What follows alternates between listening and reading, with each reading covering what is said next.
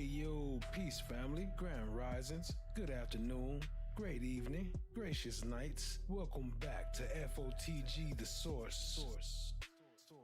So I'm sure you've been hearing about the Broke My Heart murder trial, and today we put the entire story on the table. This isn't just a trial, it's a tragedy of heartbreak and fire. This entire case centers on Latoshia Daniels, accused of shooting and killing the beloved Memphis executive pastor Brodes Perry and injuring his wife Tabatha Perry inside their Collarville apartment back in 2019. The motive? A devastating emotional confrontation over their affair. The core evidence the state used: the gun purchase, the text messages, and the infamous chilling words Latoshia screamed right before opening fire. "You broke my heart!" That was the state's entire case for the first-degree premeditated murder. But the defense countered with emotional warfare. They argued this was not a calculated murder, this was an emotional collapse. We showed you the verdict: guilty of second-degree murder and reckless endangerment. That means the jury rejected the state's premeditation argument, but they accepted that Daniels acted with malice and extreme recklessness. This is the full story of how a secret relationship ended with the beloved pastor dead and his wife shot. Get ready, fam, cause this is the raw testimony that sealed her fate. But we here to watch it, so hit that subscribe, stay locked in, tap in, share with a friend. Let's get it, family. And don't forget to hit that like button too. Let's get it!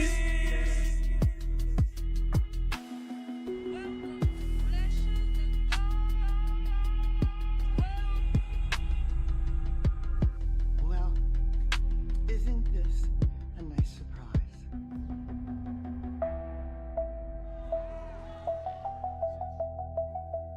Now, Latoshia Daniels was convicted of shooting and killing Brodes Perry at his Collierville apartment. This was in April of 2019. That shooting also left Perry's wife injured. Next month, Daniels will learn how long she'll serve in prison for that shooting. And ABC 24's Ezekiel Telemacco breaks down the verdict and the punishment each count carries. Ezekiel? Yeah, Lauren, after 4 days and hours of deliberation, the jury has finally reached its decision in the Latoshia Daniels murder trial. Now, the Arkansas woman was accused of killing Mississippi Boulevard Christian executive pastor Brodes Perry, and now we all know her fate. Now, Daniels showed little reaction as the verdict was read in court. Daniels was initially charged with first-degree murder and attempted murder in the 2019 shooting that killed Perry and injured his wife. Now, prosecutors say that while they were hoping for a first-degree conviction, they still believe that justice was served. The difference between first and second degree murder is premeditation, and the jury, it seems obvious to me, that just made a determination that we had not met our burden of proof on premeditation. We had proved that it was a knowing killing of another person, but we just didn't quite get there on premeditation. And like I said, we can disagree with it and respect it at both at the same time, and that's where we are. It's not exactly what we asked for, but it's not a bad verdict. Defense attorney Arthur Horn said that he believes that the jury understood that this case was a crime of passion. I have mixed feelings. From day one, we believe that this was a voluntary manslaughter. We believe count two, the reckless, was criminal intent reckless homicide was a fair verdict, and we were happy about the not guilty verdict on count three. So again, we always thought that this was a crime of passion and that there was adequate provocation based upon his manipulation and the things that he did to her during the course of their relationship. And defense attorney Lauren Fuchs explained what this verdict means for Daniels' sentencing range. Second-degree murder in Tennessee has, for someone with no prior criminal history, has two potential ranges of punishment. There's a mitigated range that carries 13.5 years, and then there is a standard range one offender for someone with no prior felonies. That carries 15 to 25 years. Now, Daniels has been in custody since her arrest in 2019. Been in custody since, no, she was out on bond. She wasn't in arrest. This is kind of old, I think, because she revoked her bond at the sentencing hearing. Unless that was just for the cost. What up, though, Risa? I see you. And Trakisha, what up, though? I see you, family. Appreciate you letting me know the volume was low. Had to fix that, but appreciate y'all. Getting into it. We're going to start off with the opening statements. Make sure y'all hit that like button, hit that subscribe, and let's keep it going. Opening statements. Let's get it started.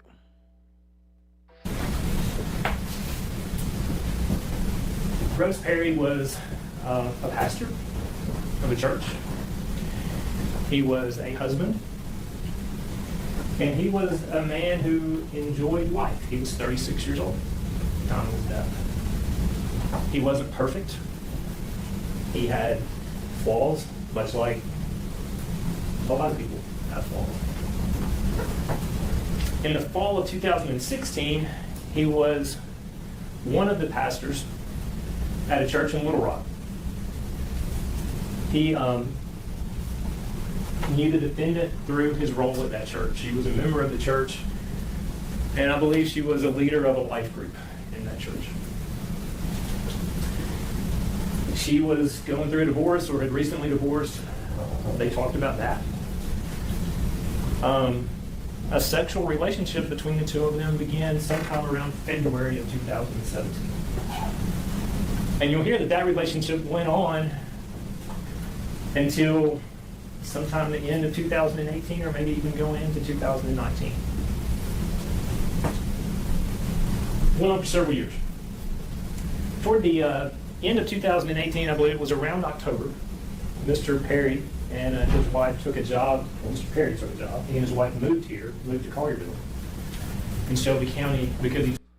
What up, Allie? I see you. Appreciate you joining. That's the sound of the police. Took a job at the Pacific Boulevard Church here, also working as, I think, an executive pastor at that church. So not the senior pastor or the preaching pastor, but he was working with that church here in Shelby County. So they left Little Rock and moved here. That resulted in the relationship between the defendant and Mr. Perry became strained. He decided he didn't want to be in that relationship anymore. They lived away from each other. I don't know the reasons that he decided that, but he did when they moved back here. On April the 4th of 2019, the defendant left Little Rock. She stopped at a gun store in Sherwood, Arkansas, where she purchased a Ruger 9mm handgun, and she purchased ammunition.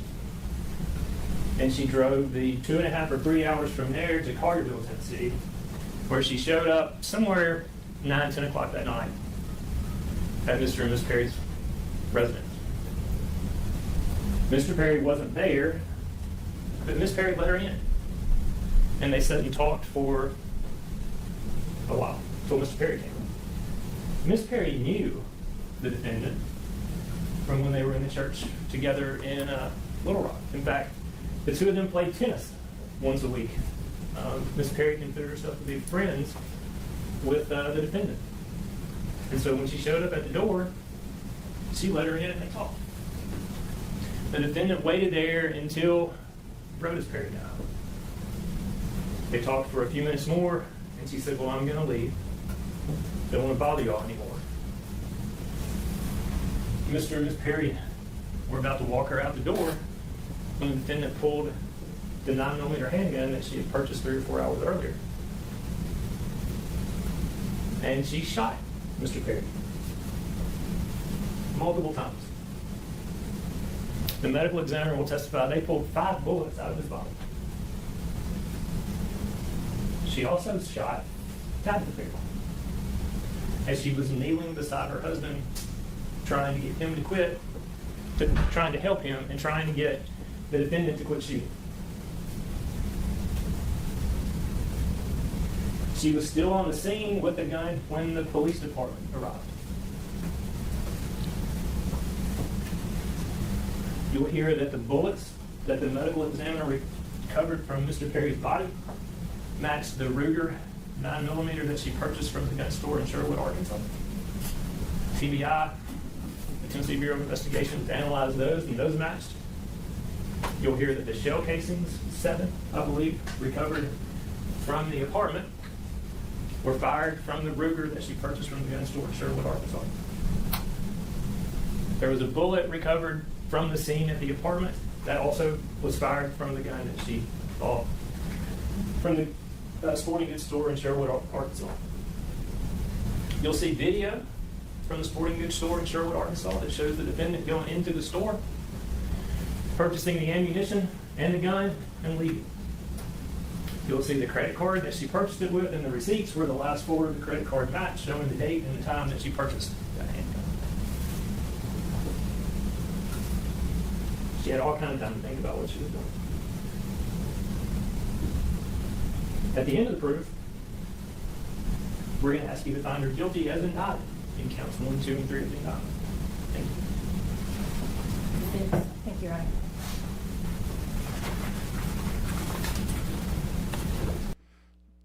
That gotta be one of the shortest opening statements I ever seen. Let me see how long we've been. We ain't even been live 10 minutes, and I had an intro, and we played a news clip, and he already done with his opening statements.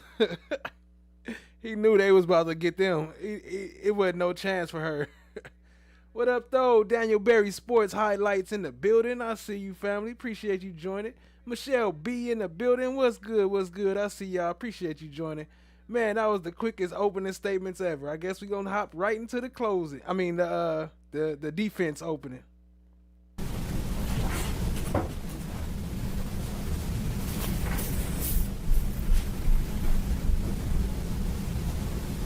Latoshia Daniels is a woman who has spent her life surrounded by men who hurt women. Not all of those were physically abusive. Some were emotionally abusive. But from a very young age, Latoshia listened at night with her 2 little sisters as her father beat her mother. Dang, she went back to the childhood, getting beat from a child. She's saying, well, her father beating her mama when she was a child. Chad My Black is golden in the building. Peace, Queen. Good to see you. Much love. Her father was a minister in the church, well respected in the community.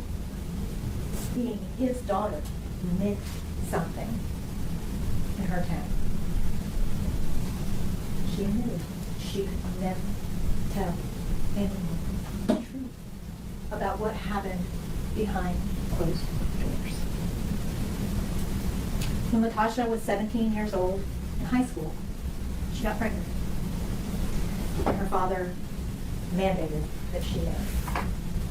So at 17 years old, she married a man named Rodney. She and Rodney were married for a while, and then he eventually strayed in the relationship. She caught him cheating on her, and she was devastated. And that was the first time that Latoshia tried to commit suicide. She felt like she had failed her marriage, kids, her father, her family, and that they would all be better off without her. She tried to take her life. The ongoing struggle with mental health would continue throughout Latoshia's life. Her next marriage was to a man named Brian. Brian was not physically abusive. But very shortly after Latoshia and Brian got married, he completely shut her out emotionally. When she would come home, she would sit in the parking lot or the driveway and cry. And she knew when she walked into that house, a house that is supposed to be a home filled with love and filled with comfort and acceptance, she would get her husband would sit on the couch and watch TV and would sleep on the couch. And that went on for 8 years. And at a certain point, Latoshia found herself so starved for love and for attention that she sought out counseling. She tried to get her husband to go with her to marriage counseling, and he wouldn't. So Latoshia decided that she needed spiritual guidance. She needed to know that if she was going to be getting divorced, that she could find that amends with God for another marriage family. Now, Brodes Perry was an assistant pastor at St. Mark's Baptist Church in Little Rock, one of the biggest Baptist churches in Little Rock. So I heard a church is doing marriage counseling. They do divorce counseling too? You could go through when you get to divorce and be like, I'm struggling. Pastor, help me. He was one of the pastors that selected, among the thousands of church members, selected about 40 people to be life group leaders.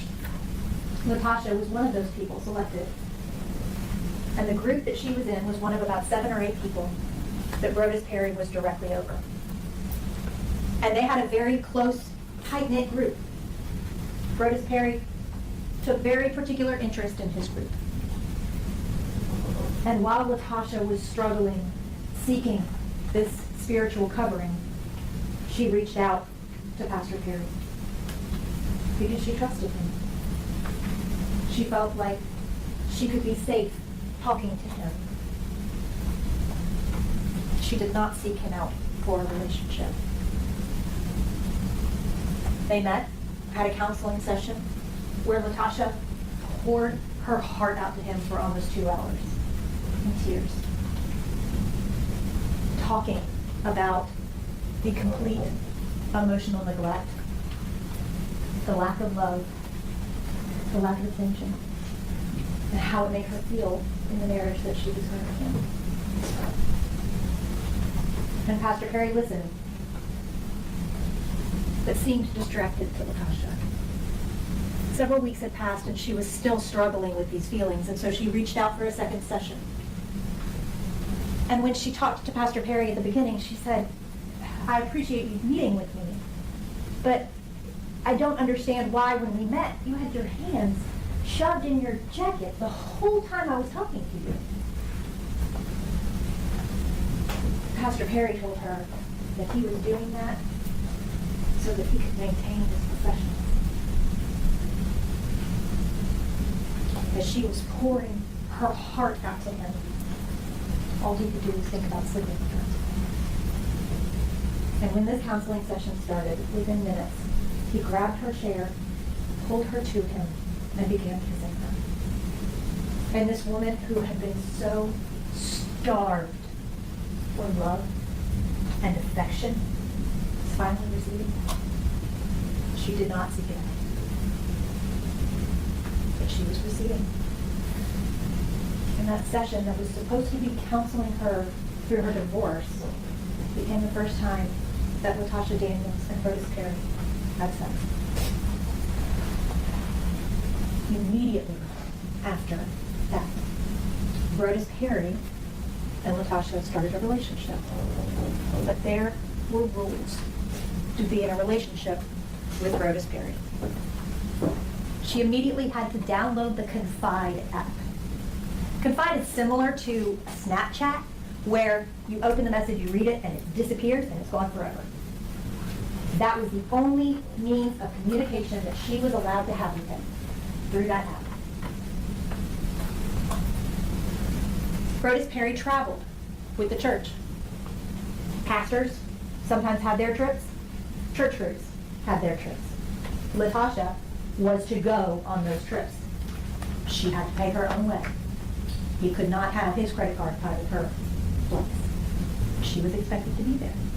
And while they were on trips, they would stay together in a hotel room.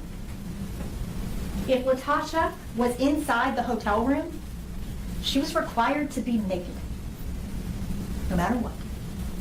She was inside that hotel room. And She was required to be naked. As soon as you get in, take them clothes off. It's a requirement. You see the rules right here? Don't spill nothing. Ask me if you want something to drink and be naked. if she had the audacity to put on clothing inside a hotel room, he would get angry with her. He went so far as to say, if we are ever together and I am suffering from a medical emergency, do not call 911. You call Pastor Poynter. He will get me help. You don't do it. You get as far away from me as you need to get for nobody to find out about this. By the end of their relationship, one of the rules was that Latasha was required to answer him with either yes, sir, or no, sir. Brodes had a lot of rules. And Latasha had fallen so deeply in love with him after being so starved in her past relationship that she was willing to follow him. She was willing to do whatever he wanted her to do because he loved her. She loved him. There was a lot of guilt and a lot of shame around this relationship, though, because she knew that he was married. Now, she was in the process of a divorce, but she knew Tabatha.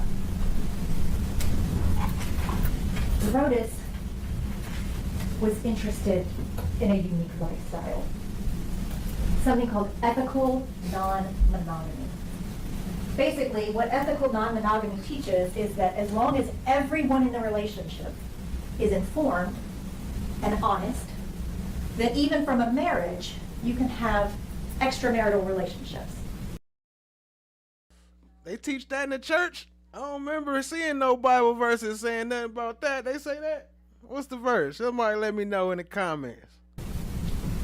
Brodes told Latoshia this is a lifestyle that he wanted, and that Tabatha would allow him to have it. She was willing to let him engage in this ethical non-monogamy. And Brodes told Latoshia, you and Tabatha will be sister wives. You will live with us. We will have a life together. I just haven't told you, but I will. But I will. And so despite the shame and the guilt from this relationship, Latoshia proceeded to be there.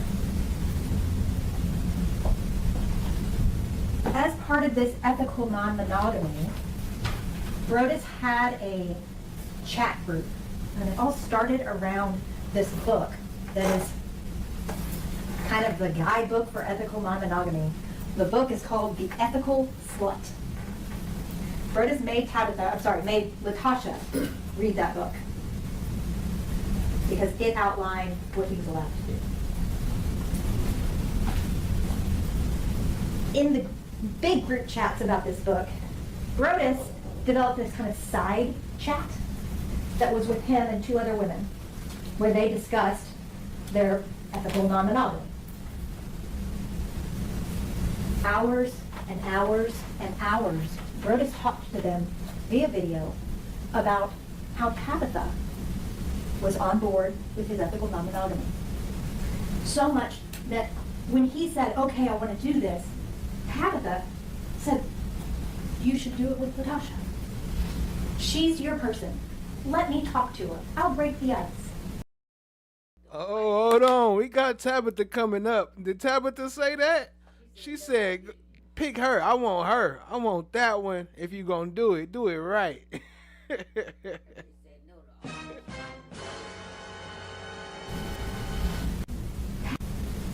So much that when he said, okay, I want to do this, Tabatha said, you should do it with Latoshia. She's your person. Let me talk to her. I'll break the ice. Tabatha selected Latoshia, is what Brodes was telling the other women in this group. And that Tabatha was completely on board because he was being so honest and so open and so truthful with her, that he was so honest that not only could he have Latoshia, he could have another woman too.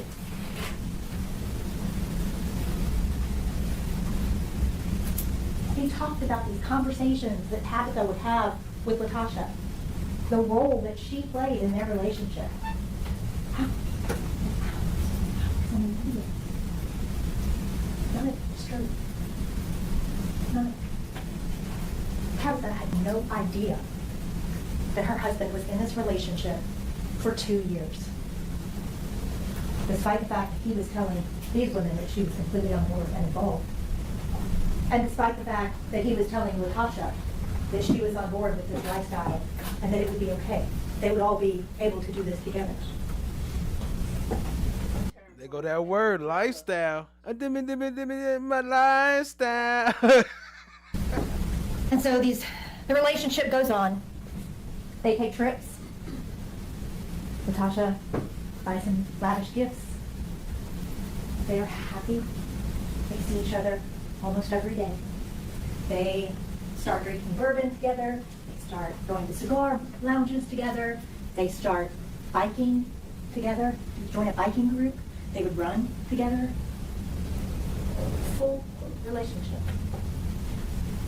That Latoshia thought Tabatha had sanctioned. You know, she didn't know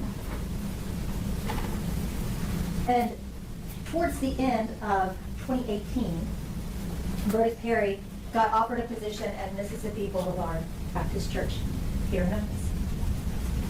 He's a big church here in Memphis. It's a prestigious church to be a pastor at here in Memphis. And Brodes talked to Latosha about whether he should accept this offer. And she said, yes, this is a huge opportunity, absolutely.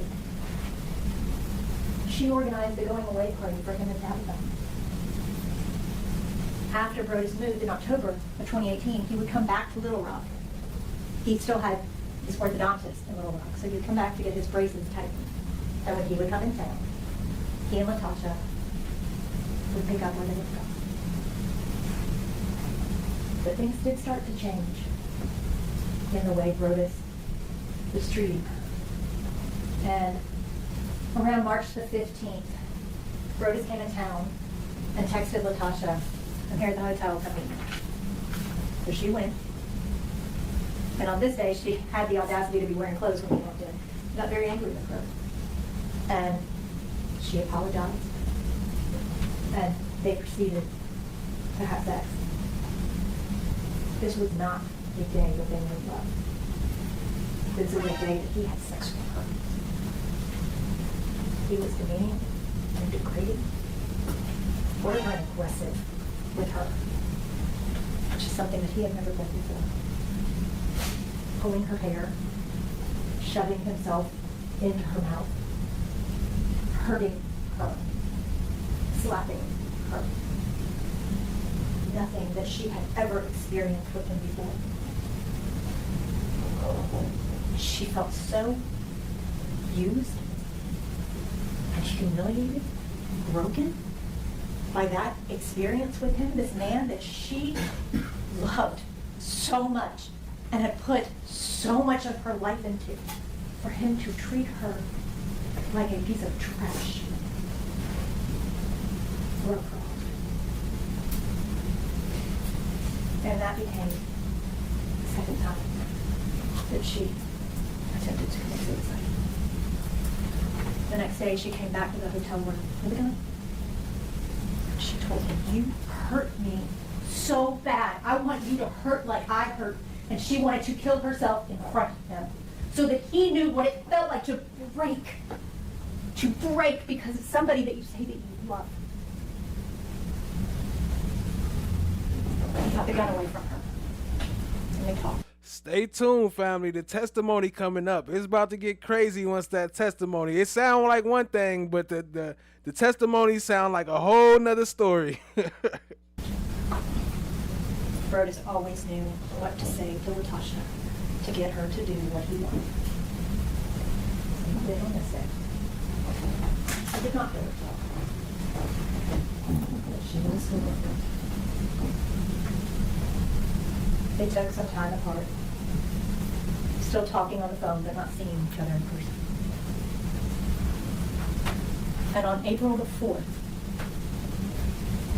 Latosha of 2019, Latosha opened her Confide app and saw a message from Brodes. It said something to the effect of, "Our time has come to an end." And it is a good. He ended their 2-year relationship. So it was supposed to be a life with a disappearing past. And Natasha said, "That was right when he died." And she found herself so deep down in that dark hole that God could not reach her. She didn't think that she deserved for God to reach her. Ooh, not deep down in the dark hole. Why she put her there? Deep down in the dark hole. Risa in the building. Hey, NJB Nene, what's good, family? I see you. Appreciate you joining. It's just getting started, family. Miss DB, what up, though? What up, what up, what up? Appreciate you joining. She didn't have a gun anymore because Brodes had taken hers. Around 3 o'clock that afternoon, she wrote a letter to her family and left it for them in her room. She told them goodbye. She told them that she was sorry. That she knows that they will be better without her. Her life will never. They will be better without her. 4 o'clock that afternoon. She didn't even take her purse with her to that gun store. She took her license and the deck card. She went and bought a gun to end her life. She had chosen a place that was of significance to her to go and commit suicide. It was in Jacksonville, Arkansas. She chose a place 3 hours away, right where the dude was, but decided to stop by his house first. Oops, spoiler alert. Stopped and parked. And as she was driving down the interstate, she just kept thinking, if I could just see him, if I could just talk to him, he would understand. We can be okay again. This doesn't have to happen. I need to see him one more time. Even if this is where this goes, I just need to see him one more time. And she looked up and saw the exit to Memphis.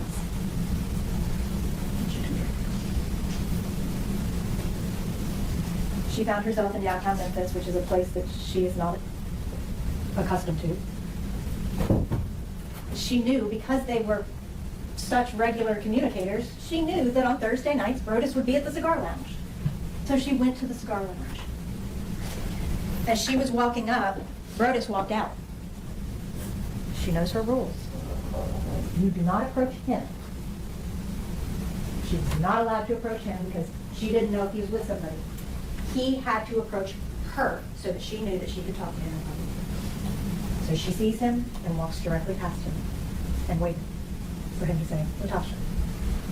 When he did that, she came back and talked to him. And they talked for a while. She was telling him how heartbroken she was. And he said, it doesn't make any sense that my wife is okay with me having other women, but my girlfriend isn't. And she said, I'll be okay with it. You can do it. If that will fix it, I will do that. We'll give you that. And just like she had so many times in this relationship with him pressuring her to get a watcher or to have a threesome or to engage in this ethical non-monogamy, she gave in. Because she loved him so much that she was willing to do whatever she had to do to keep him. And he said, you haven't been willing to do that so far. She said, well, you haven't even told Tabatha about this. You know, how can I think that you're going to be honest with me when you haven't even told her? And so Berta said, fine. You want to tell her? We'll go tell her. Go to my apartment. Talk to her about tennis. Tell her you're in town for a convention. I've got to run an errand to Pastor Turner's house. I'll be there soon. You go tell her. And yeah, Latasha said, no, you need to be the one to tell her. I'll be there. I'll go there. But we need to tell her together. And so Latasha went to their apartment, where she had never been before. He gave her the address. He had actually given it to her before they even moved out of Little Rock. And so Latasha arrives at this apartment complex that she's never been to at night. She's not from here. She doesn't frequent Memphis. She doesn't know the difference between downtown Memphis and Carterville. She just knows it was dark outside.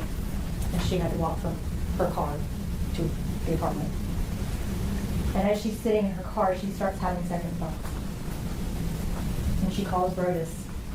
Are you sure you should do this? I'm scared.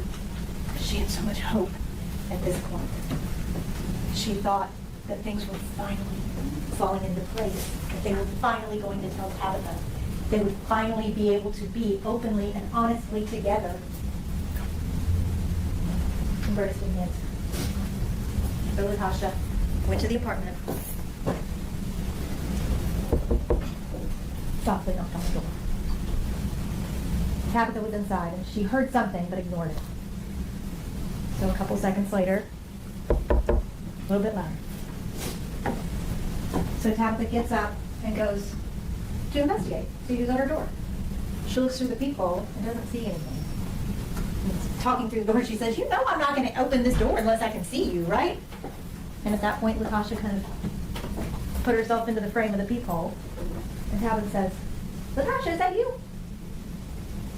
She She opens the door, gives Tasha a hug, invites her in. And they talk about tennis, and they talk about her being in town for a conference. And they sit in the living room and chat.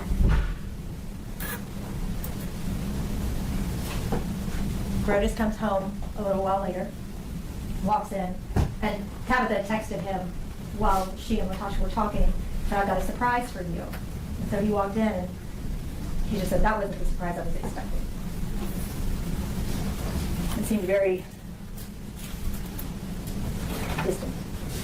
So he sits, kind of makes some awkward conversation with Latasha, small talk, but he won't look at her. He will not acknowledge the elephant that Latasha knows is in the room. He offers her some bourbon. She says sure. Tabatha said no because she had been drinking on there and so she didn't want any more. And Brodes poured himself some. And they chatted for a few more minutes, but Brodes really started completely ignoring Latasha there. And she saw the writing on the wall that this wasn't going to happen. He wasn't going to tell her. And so she said, "You know what, I'm not going to keep going." But she wanted to talk to her. She wanted to find out why. She said, "Brodes, walk in that car." Don't forget, she stopped and got that pistol on her way though. She got that new Glock before she went up in there. Southern hospitality, you're the man. Will you walk into my car? He said, "No, Tabatha will walk you in." She said, "No, be a gentleman, walk me to my car." And he said, "No, Tabatha did it." So Tab got up, started walking out. She did not even understand the enormity of that moment behind her. When he wouldn't even walk outside and take a moment to talk to her. She put her hands in her pocket and she felt the gun was in there as she was reaching for her keys. She did not think about what was happening. This was not what she came there to do. In that moment, she broke. And she did shoot Brodes Perry. While screaming, "He broke my heart." And Tabatha ran to shield him and jumped in front of him. And that is when she got struck in the shoulder. And Tabatha said to her, "Latasha, you shot me." And Latasha said, Tabatha should have got a badge. They didn't give her no badge, no rescue. Oh wait, no, she didn't save him. Never mind. Scratch that. "No, I didn't." She said, "Yes, you did. She took a bullet for him though, but she didn't save him. So. Me. And Latasha said, "I didn't mean to shoot you." And Tabatha said, "Just go, leave. The police are on their way. Just go." Because Tabatha, when all this started, was already outside. She ran to the neighbor's house, knocked on the door, and said, "Call 911," and then ran back in. Latasha had never threatened her, never tried to shoot her, nothing. This was a moment that broke between Latasha and Brodes. But it was not a moment of cool, calm judgment. It is not what that night was supposed to be. That night was supposed to be a start, not an end. But that night, she broke. And she sleeps with that every day. And it hurts her.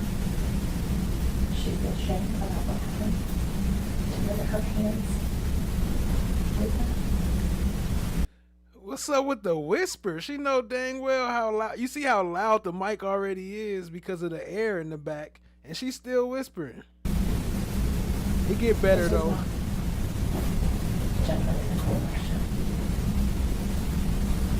This was a thing.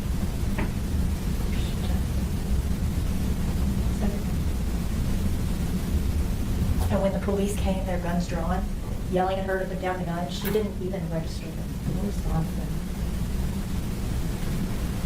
Tabatha said that she was bringing the gun to her head, towards her mouth, not even acknowledging the police. And in assessing the situation, police determined that they should use a non-lethal round. And they shot Latasha in the chest with that non-lethal round. She was thrown to the ground. Did not.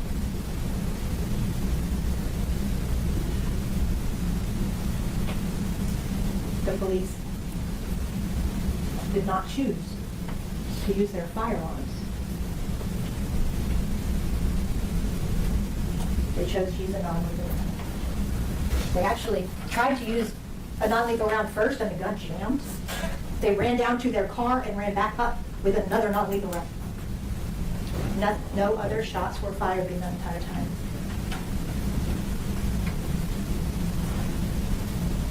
This was not what this night was supposed to be.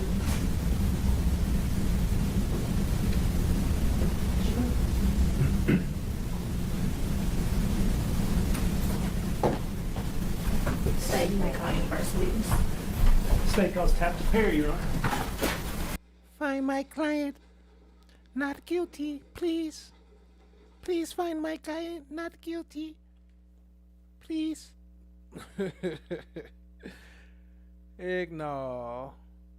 That was the opening statements.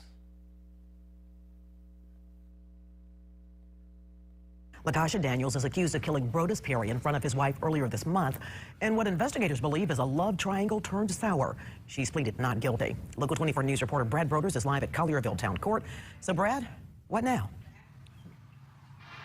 Well, Katina, this case now moves to a preliminary hearing next month, where Latoshia Daniels' attorney said it's likely that Brodes Perry's wife will testify. Train said, "Yo, news broadcast." In an orange jumpsuit, Latoshia Daniels visibly fought tears in this Collierville courtroom this afternoon. Earlier this month, investigators said Daniels opened fire at the Collierville apartment where...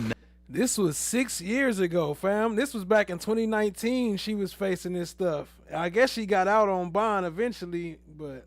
Memphis pastor Brodes Perry and his wife Tabatha lived. Perry's wife told police Daniels said, "You broke my heart," to the Mississippi Boulevard Christian Church executive pastor as she shot him at least 3 times. Records show Daniels is a certified anger management specialist and licensed social worker. Other records show she was a member of Perry's former church in Little Rock, Arkansas, and worked with him at a nonprofit organization. She's not used to being where she is. She's not feeling very well. She's accused of the most serious crime a person can be accused of. She understands the gravity of it, and I think her emotions are appropriate. Shout out the flesh of the gods. Tell everybody. Well, I still fight through the devils, man. Like, they be trying their best to hold me back, but y'all got to give the people what they want, bro. You know what I mean? The people want some real, man. It's time for the real people who ain't pretending to be in position. All right, family. Now we're going to move on to her, the first witness. The first witness is the pastor's wife. They opened up with her, got straight to it. This is a crazy testimony, so let's tap in, family. Appreciate y'all being here. Let's get it.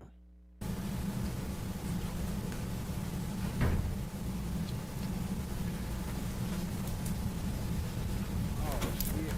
This ain't how it started. Well, guess we starting with the pastor then. She is on the stand.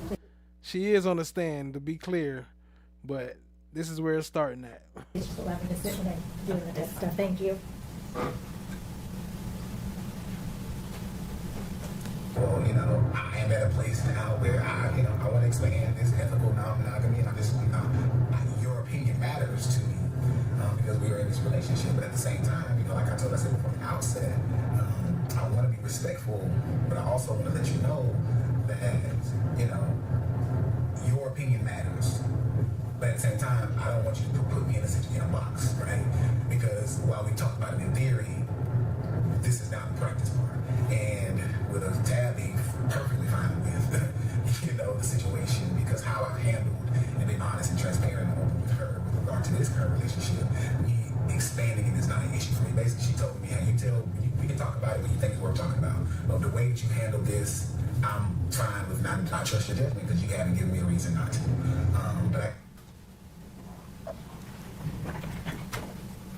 So this clip is him talking about Latoshia not being okay with the ethical non-monogamy, and you being perfectly on board with it. Was that true? No. Did you believe that Brodes was being open and transparent and honest with you about his relationship with Latoshia? What relationship? He wasn't being open with you about his relationship with Latoshia, right? That there was a relationship at all. Right. He was not transparent about that. There was nothing, to my knowledge, there was no relationship. And you never said, because he was so open and honest and transparent with you, with his relationship with Latasha, that you were okay with him then adding another girlfriend? No. That didn't ever happen? No. Okay, I think that's actually skipping, so we're going to switch over. Hold on. Let's skip some stuff.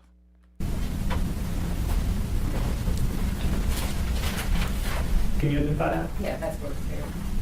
So no, that's that big mark. State's Exhibit 1, please. No objection. I will show the photo of Brodes Perry as Exhibit 1. 4. April 4th, 2019. Okay. And that's the day he died. Correct. Were you there when that happened? Yes. Where were y'all living at the time? Colville, Tennessee. That was the day he died. He took a picture the last day he died.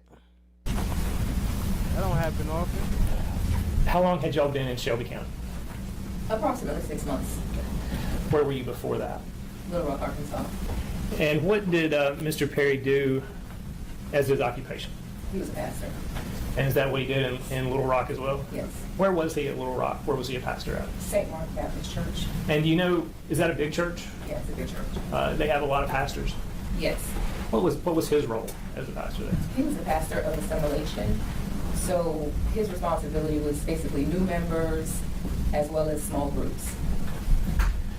Did he do any counseling or anything at that church? No.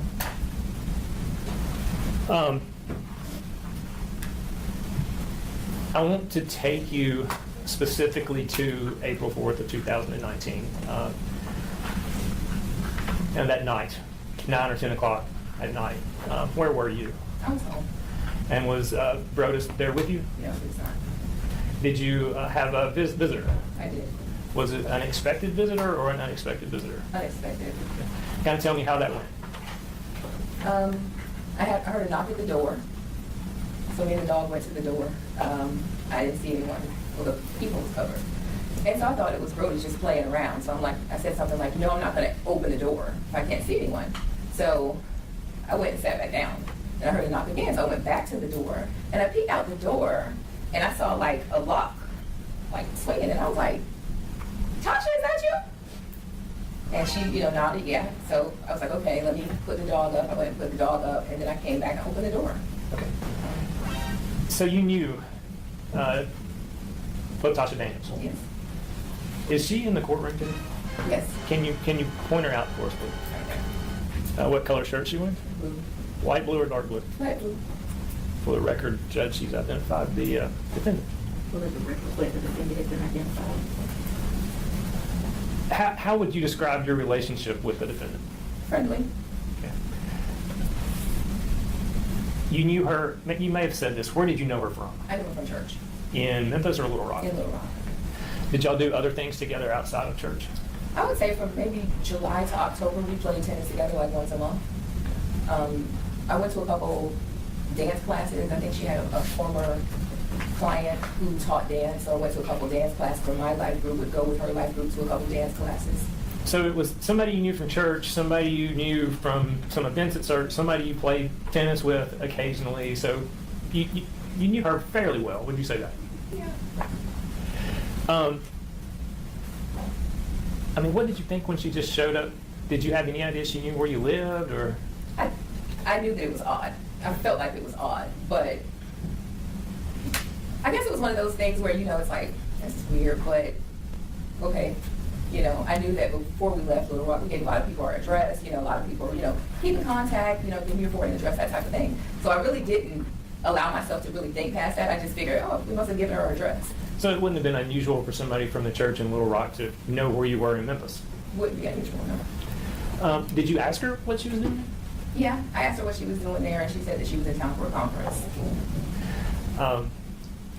So what y'all did after you welcomed her in, and what happened then? I invited her in, and we just sat on the couch and just kind of caught up.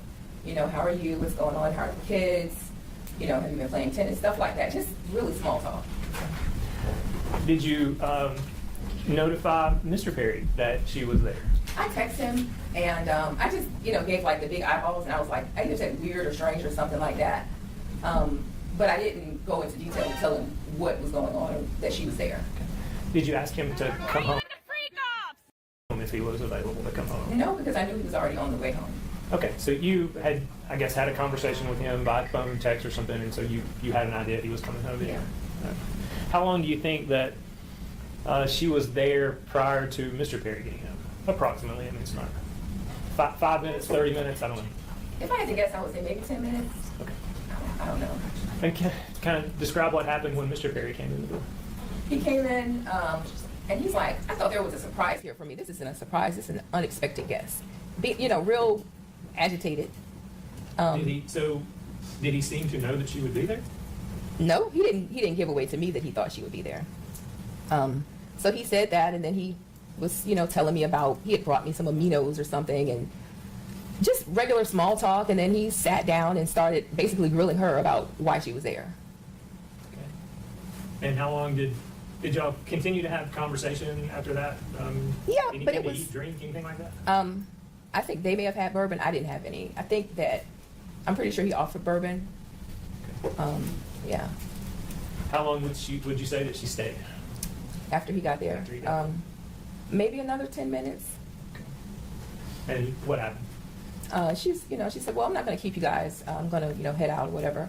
So we all got up to walk to the door, and I led, and she was behind me, and he was behind her. And I walked to the door, and I'm just giving this little spiel about not speeding in the area, just making small talk as we go to the door. I open the door, and I go out. We're on the second floor.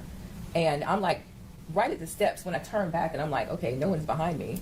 And then I see her pull out her gun and start shooting. Was she inside of the apartment or out? No, she was outside of the apartment, and he was like standing in the doorway, like in the threshold. Whoa. Wait, she didn't see her behind her, but she saw her pull out a gun and start shooting? Wait, what?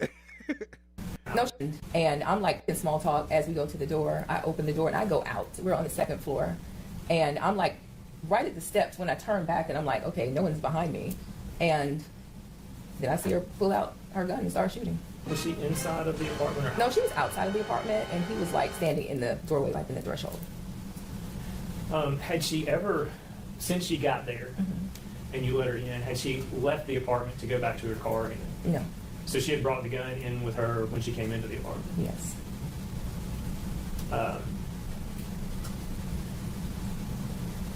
So when she pulled the gun out, what happened next? She started shooting. He hit the ground, and I started running toward him, and she told me, like, basically back off. So I stopped, and I ran to the neighbor's door, and I banged on the door, called 911. She went back into the apartment, so I went back into the apartment because I'm just trying to figure out what is going on. Like, why is this happening? So I'm, screaming naturally, why is this happening? What's happening? Why are you doing this? So do you think your neighbor called 911 at that point? One of them did. Somebody called. When you got back into the apartment, did the defendant still have the gun in her hand? Yes. And what was going on then? I guess at that point, I'm basically pleading, like, what's happening? Why are you doing this? Please leave, and she's, kind of pacing a little bit, with the gun. At some point, the gun was reloaded. So she fired until she ran out of bullets? Mm-hmm. Were you ever shot? I was shot. Tell me about that. When did that happen? Where were you? Well, at some point I got on the ground, and I can't remember if I got on the ground immediately, but I was on the ground and I was kind of hovering over him, kind of in my mind. I'm like, let me cover his head, so he doesn't get shot anymore. And, she was yelling at me to move, and I wouldn't move. So I got shot. Where'd you get shot? In the shoulder. Tell me about those injuries. Where and how were you treated? What have you had to deal with since being shot?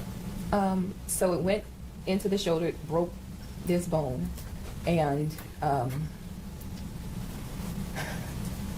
so at the emergency room they decided that they wouldn't remove the bullet because, take your time. They felt like it wasn't going to move, so they just didn't remove it. But when I got to Jacksonville, I know that's home, Florida, I went back home, and they noticed that the bullet had started moving. So the first doctor I went to was like, this bullet is too close to your lung, so it's going to have to go. And I went to it. First I went to the orthopedic doctor, then I went to another doctor. And they decided to just remove it. And by the time it was removed, it was coming out of my back. So the bullet was had punctured the skin and was poking out of my back, so I had to have it surgically removed. Shit, so that made the removal easier then, huh? Your body was already pushing it out. She's too nonchalant. So did that cause you a lot of pain the night you were shot? Yes. A lot of pain between being shot and having the bullet removed? A lot of pain. Look, she heard you. Look, she tried to correct it. You seen that, NJB? She said, yes. And so did that cause you a lot of pain the night you were shot? Yes. A lot of pain between being shot and having the bullet removed? A lot of pain. And then the surgery was also not comfortable, I'm guessing, as well? Right, and then the shoulder is still broke on top of that. The bone here, you know, it was still broke the whole time, so there was the bone healing on top of the surgery and everything else. Does it still cause you pain even today? Sometimes, depending on what I'm doing, I'll get like a sharp pain. There is a... I mean, we've talked about this since, but, and I don't know, do you dispute the fact that Mr. Perry and the defendant were involved in a extramarital affair at the time this happened? I don't now, no. Prior to Mr. Perry's death, did you have any idea that the defendant and Mr. Perry were involved in any kind of an inappropriate relationship? No. I can see her. I mean, I can't see her, but I can hear this lady behind the scenes sounding like Samuel Jackson. Like, I'm glad he died, and I hope he burned in hell. Did Mr. Perry at any time have any conversation with you about he would like to have a relationship with Latoshia Daniels? No. Did he at any time have a conversation with you about he wanted to have a relationship with anyone other than you, a sexual relationship with anyone other than you? One time he told me about a book that he wanted me to read. Right. That was about the extent of it. Is that me to read with anyone other than you? One time he told me about a book that he wanted me to read. That was about the extent of it. Was it a Zane book? Was it by Zane? A marriage where you would agree to allow your spouse to have a sexual relationship with somebody else, anything that you would ever agree to? No. And by saying that, does that mean you never agreed to that with Mr. Perry? I did not. And you had no idea anything like that was going on? I did not. The truth is that you are a liar.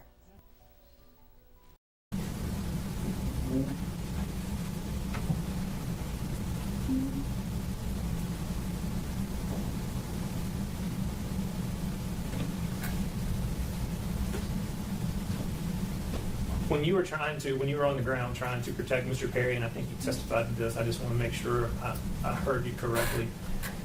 Did you say that the defendant was telling you to move? Yes. And you refused to move? Yes. And that's when you were shot? Correct.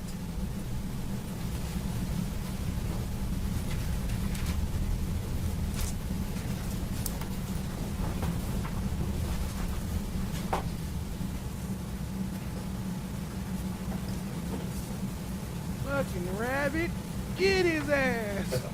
Cross-examination? Yes, Your Honor. May I have just a moment to get text situated? Yes. Thank you. The math ain't mathing, family. I don't know what's going on, but something ain't adding up. Appreciate y'all being here, you dig?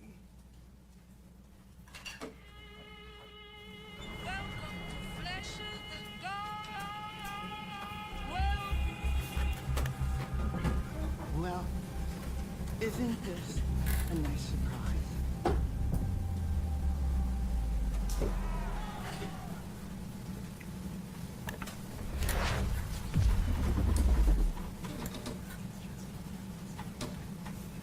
Welcome to the most interactive trial watch. Shan said, I'll tell you another meeting later. Welcome. Pastor lost his life over some cat. Please, I apologize. I defer to Perry. Hey, that's like a theme of this past week, huh? We got the adult film star who the son I think went crazy and helped do that to his own dad, which was some crazy cat situation, and now today we have another crazy cat situation. Because that was just what I've known you as. Please feel free to correct me, okay? I want to talk to you about some things regarding this case, okay? First, I want to talk about ethical non-monogamy. Okay. When you were on direct, you told Mr. McAlbin that there was a book he wanted you to read. That book was called The Ethical Slut. I guess. I don't think I ever considered it enough to know the name, but hold on. it is. Don't tell me that was the name of the book. Don't tell me that was the name of the book. Hold on. Where my one at? Oh shit, wrong button. Oh damn, I done fucked up. The ethical slut. She was allowed to have it through that app. Hold on. Oh damn. 9 or 10 o'clock at night. I think they may have had bourbon. I didn't have any. I think that I'm pretty sure he offered bourbon. First I went to the orthopedic doctor, then I went to another doctor, and they decided to just remove it and figure out what is going on. Like, why is this happening? So I'm, screaming naturally. He came in, and he's like, I thought there was a surprise here for me. This isn't a surprise. This is an unexpected guest. Real agitated. Did he seem to know that she would be there?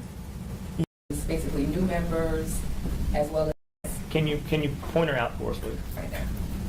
She was there.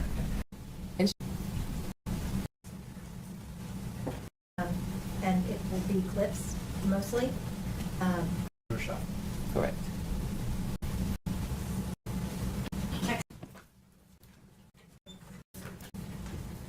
Okay, I think this is where she first started, so it should be around here. Okay. The ethical slut. That caught me off guard. It threw my whole focus off. Now you see what I mean, Shakisha. I was trying to push the smile for the puppet. And I end up pushing the wrong thing. Let's get it. Okay. First, I want to talk about the. I don't think I. And that was something that book was called The Ethical Slut. I guess. I don't think I ever considered it enough to know the name. Ethical. You told Mr. McAlbin that there was a book he wanted you to read.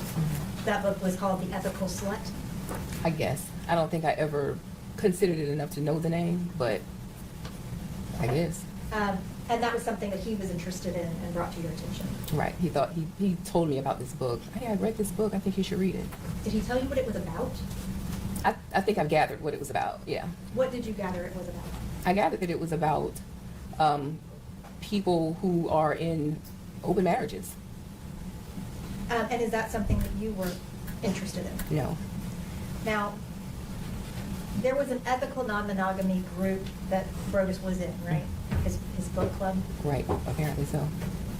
And did you know about the chat group that he had with 2 other women regarding that book? Not at the time. This is something I learned about maybe 2 years after his death. I knew that he was in a book club.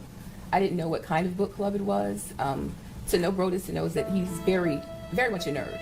I would say after he died, I probably gave away 1,000 books. So to say I'm in a book club didn't seem out of the ordinary to me. So, did you know that he was on? What up, Kristen Fortunato? Welcome to the channel. Appreciate you joining, family. On this, and this was on the Marco Polo app that he was talking to these women, right? Did you know that he was talking to people on that app? I did know, because I asked him, why are you always on this app? And he said, well, I'm in that book club, and instead of constantly typing back and forth, we just get on the video and chat about the books that we're reading. And you saw him on there a lot? Like, when you log on, you can see who else is on. So I'm like, why are you always on the app? Did Brodes ever talk to you about bringing a watcher into your relationship? No. Did he ever talk to you about Ms. Daniels being a watcher in your relationship? No. Did he ever talk to you about wanting to have a girlfriend outside of having you as his wife? No. Did you select Ms. Daniels for Brodes to have a relationship? No. I'd like to show you some videos. The truth is, you are a liar. And it will be clips mostly. And then I'm going to ask you some questions about those clips, okay?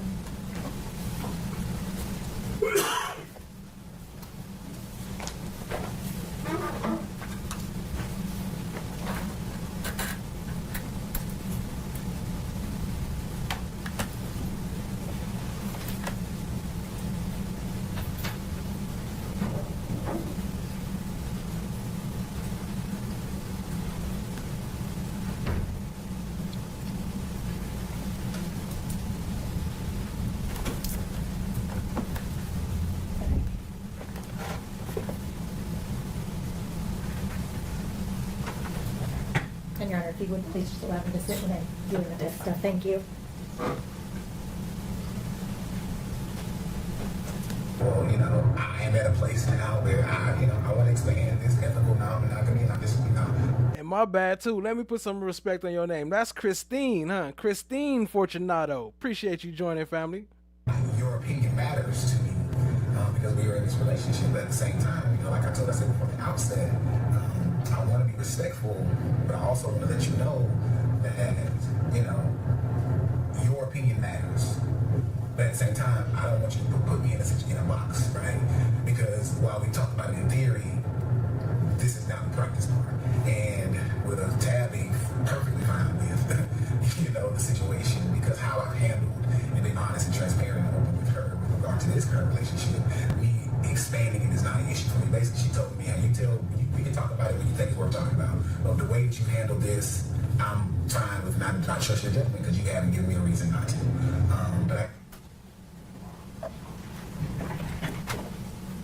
So this clip is him talking about Latasha not being okay with the ethical non-monogamy, and you being perfectly on board with it. Was that true? No.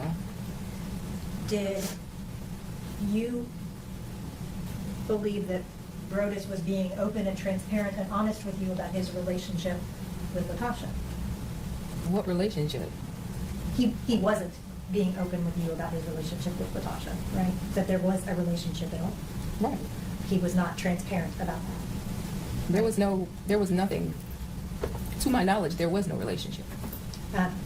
And you never said because he was so open and honest and transparent with you with his relationship with Latasha that you were okay with him then adding another girlfriend? No. That didn't ever happen? No.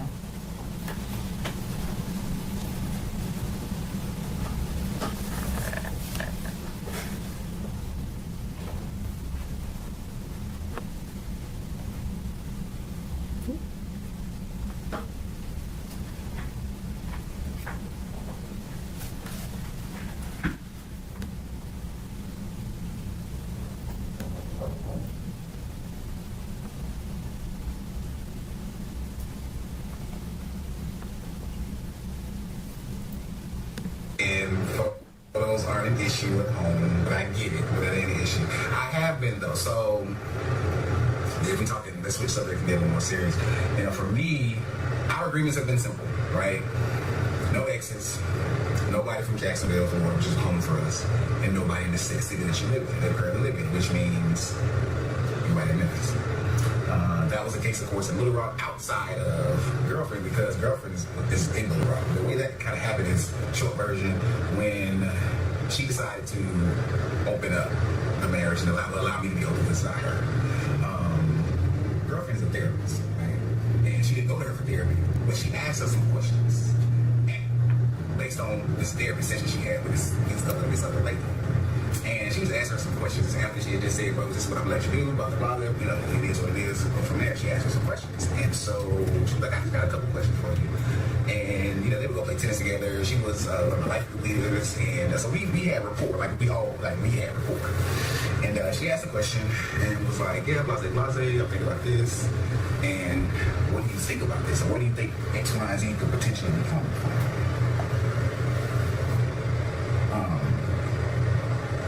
And I'm sorry, I'm looking to see who was in the cigar lounge because this is not where I really frequent there. So I'm kind of careful about who potentially is in here because I don't want to pass out past them. You know, I really want to go in and go chill in the back, but I'm not a member. But yeah, I'm trying to make it over in there now. But anyway, so the next thing that she shared with her was, you know my husband like you, right? He thinks you're attractive. And she was like, what? He's like, yeah, I know what he likes, and he thinks you're attractive. Not that he's been rude or anything like that. We've had conversation. Well, you know, we did, because like one time we was sitting around having a watch. And she asked me, I was like, well, you gotta get her. I ain't gonna get it. I'm coming across this creepy guy, right? We're trying to spice things up. In that regard, even though that was even somewhat limited with the idea of somebody watching it, maybe, okay, so that's neither here nor there. But when the question came, just to pause it for a minute. In your relationship with Brodes, did you make those rules up? No. So that was not true. Not true. Were you the one who initiated the conversation about Latasha? No. Did you ever reach out to Latasha about Brodes engaging with her? No. Did he ever talk to you about wanting a watcher, as he described here? No. Did you ever agree to having a watcher, as he discussed here? No. And look, it was her. Right there, shit she asked. Wait, sounding kind of fishy. You know what I mean? I don't know. That's what he's saying. I don't know what's going on, but that's what he's saying. What up, Aubrey? Y'all, I see you, family. Appreciate you joining. And Starfish and Coffee. Let me see. All right, we let it through. Some tried to block it, but we let you through. Appreciate you, family. Much love. Let's get it. Well, who would you want? And that was the first thing I said. She's like, I know you like her. I know her. So anyway, so she said, like, you know, and she said, well, if you were interested, just, I'm not saying that you are, but I'm also saying I've given him this X, Y, Z, and he may come your way. And she did. She was like, okay, cool. So we had a conversation. And after that, that's when the whole nobody in the city thing came. But it was more like, I'll give you a pass with her because I essentially gave you value. But nobody. So I'm trying to figure this. So fast forward, that's a whole lot of shit, right? Trying to figure out. So I've been thinking about the past couple weeks in terms of expanding, my ethical non-monogamy. It's kind of something. However, right now we were chatting today. I was like, well, baby, I got a couple questions. I'm just curious. She knows about the everything like that. So I was like, what do you think you want to? Just to ask a couple questions real quick. Did you ever have that conversation that he talks about with Latosha? No. Did you ever have that conversation that he talks about with him? No. Did you ever give him the XYZ that he was talking about? No. Did you ever give him a pass for Latosha? No. Did he ever talk to you about further expanding ethical monogamy in your relationship? No. No. Like, when do you want to know that there's someone who has my interests or someone who I would like to pursue? Do you want to know the moment that I feel like it's more than just banter? Do you want to know at the moment that I would like to begin to banter? Do you want to know once I feel like it might be a thing beyond banter? Or what? Because this is kind of new for us, right? Because girlfriend, Tasha, that's easy. That's been 2 years. That's been it for the most part. Outside of me going, that's how. Reese say the pastor was living a double life. He was living his best life. But it's kind of been easy in that regard. So trying to figure out what does that look like. So I'm just kind of really thinking through where I am with that, right? Where I am in terms of those. So there's a lot of newness.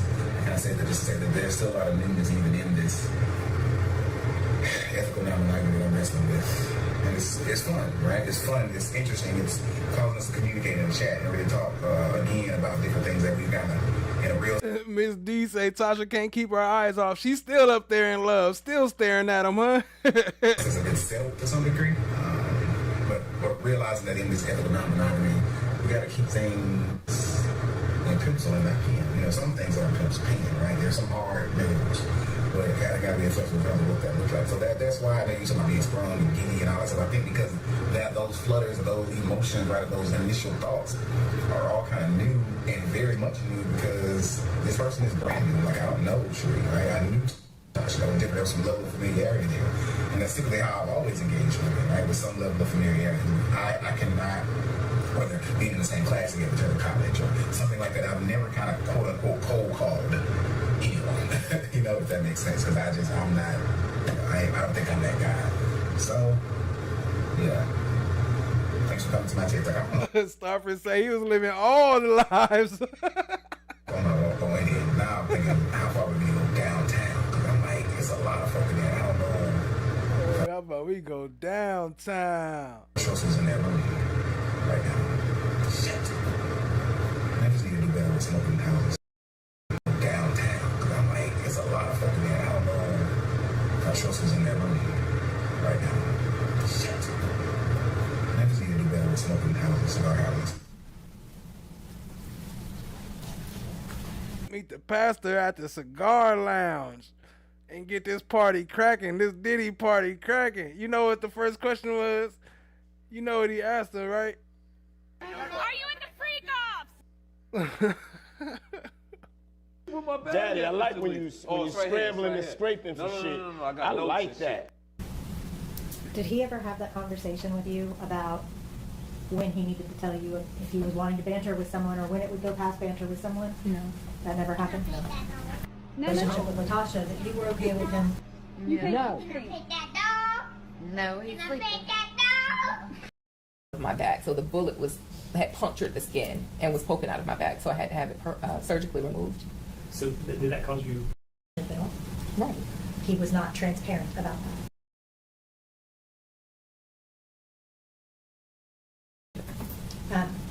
And you never said because he was. Well, you know, I am at a place now where I want to expand this ethical non-monogamy, and I'm just, your opinion matters to me because we are in this relationship. But at the same time, like I told us from the outset, I want to be respectful, but I also want to let you know that, your opinion matters. But at the same time, I don't want you to put me in a box, right? Because while we talk about it in theory, this is not the practice part. And with a Tabby perfectly fine with, the situation, because how I've handled and been honest and transparent and open with her with regard to this current relationship, me expanding it is not an issue for me. Basically, she told me, we can talk about it when you think it's worth talking about. But the way that you handle this, I'm fine with not trust your judgment because you haven't given me a reason not to. But No. No. So this clip is him talking about Latasha not being okay with the ethical non-monogamy and you being perfectly on board with it. Was that true? No. Did you believe that Brodes was being open and transparent and honest with you about his relationship with Latasha? What relationship?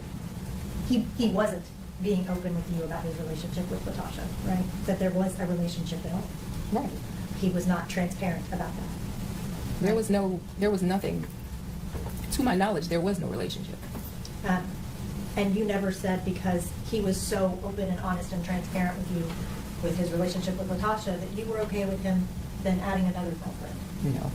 That didn't ever happen? No.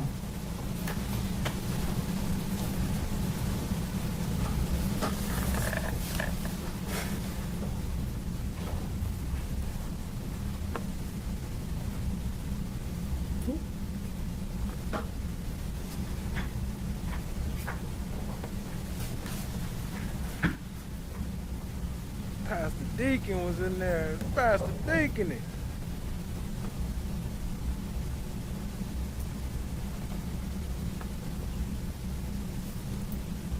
And photos aren't an issue at home, but I get it. That ain't an issue. I have been though. So if we're talking, let's switch subject and get a little more serious. For me, our agreements have been simple, right? No exes, nobody from Jacksonville, Florida, which is home for us, and nobody in the city that you live in, that currently live in, which means nobody in Memphis. That was the case, of course, in Little Rock outside of Girlfriend, because Girlfriend is in Little Rock. The way that kind of happened is, short version, when she decided to open up the marriage and allow me to be open inside her. Girlfriend is a therapist, right? And she didn't go to her for therapy, but she asked us some questions based on this therapy session she had with this other lady. And she was asking her some questions after she had just said, bro, this is what I'm gonna let you do, blah, blah, blah, it is what it is. And from there, she asked her some questions. And so she was like, I've got a couple questions for you. And, they would go play tennis together. She was one of the life group leaders. And so we had rapport, we had rapport. And she asked a question and was like, yeah, blase, I'm thinking about this. And what do you think about this? Or what do you think X, Y, and Z could potentially become?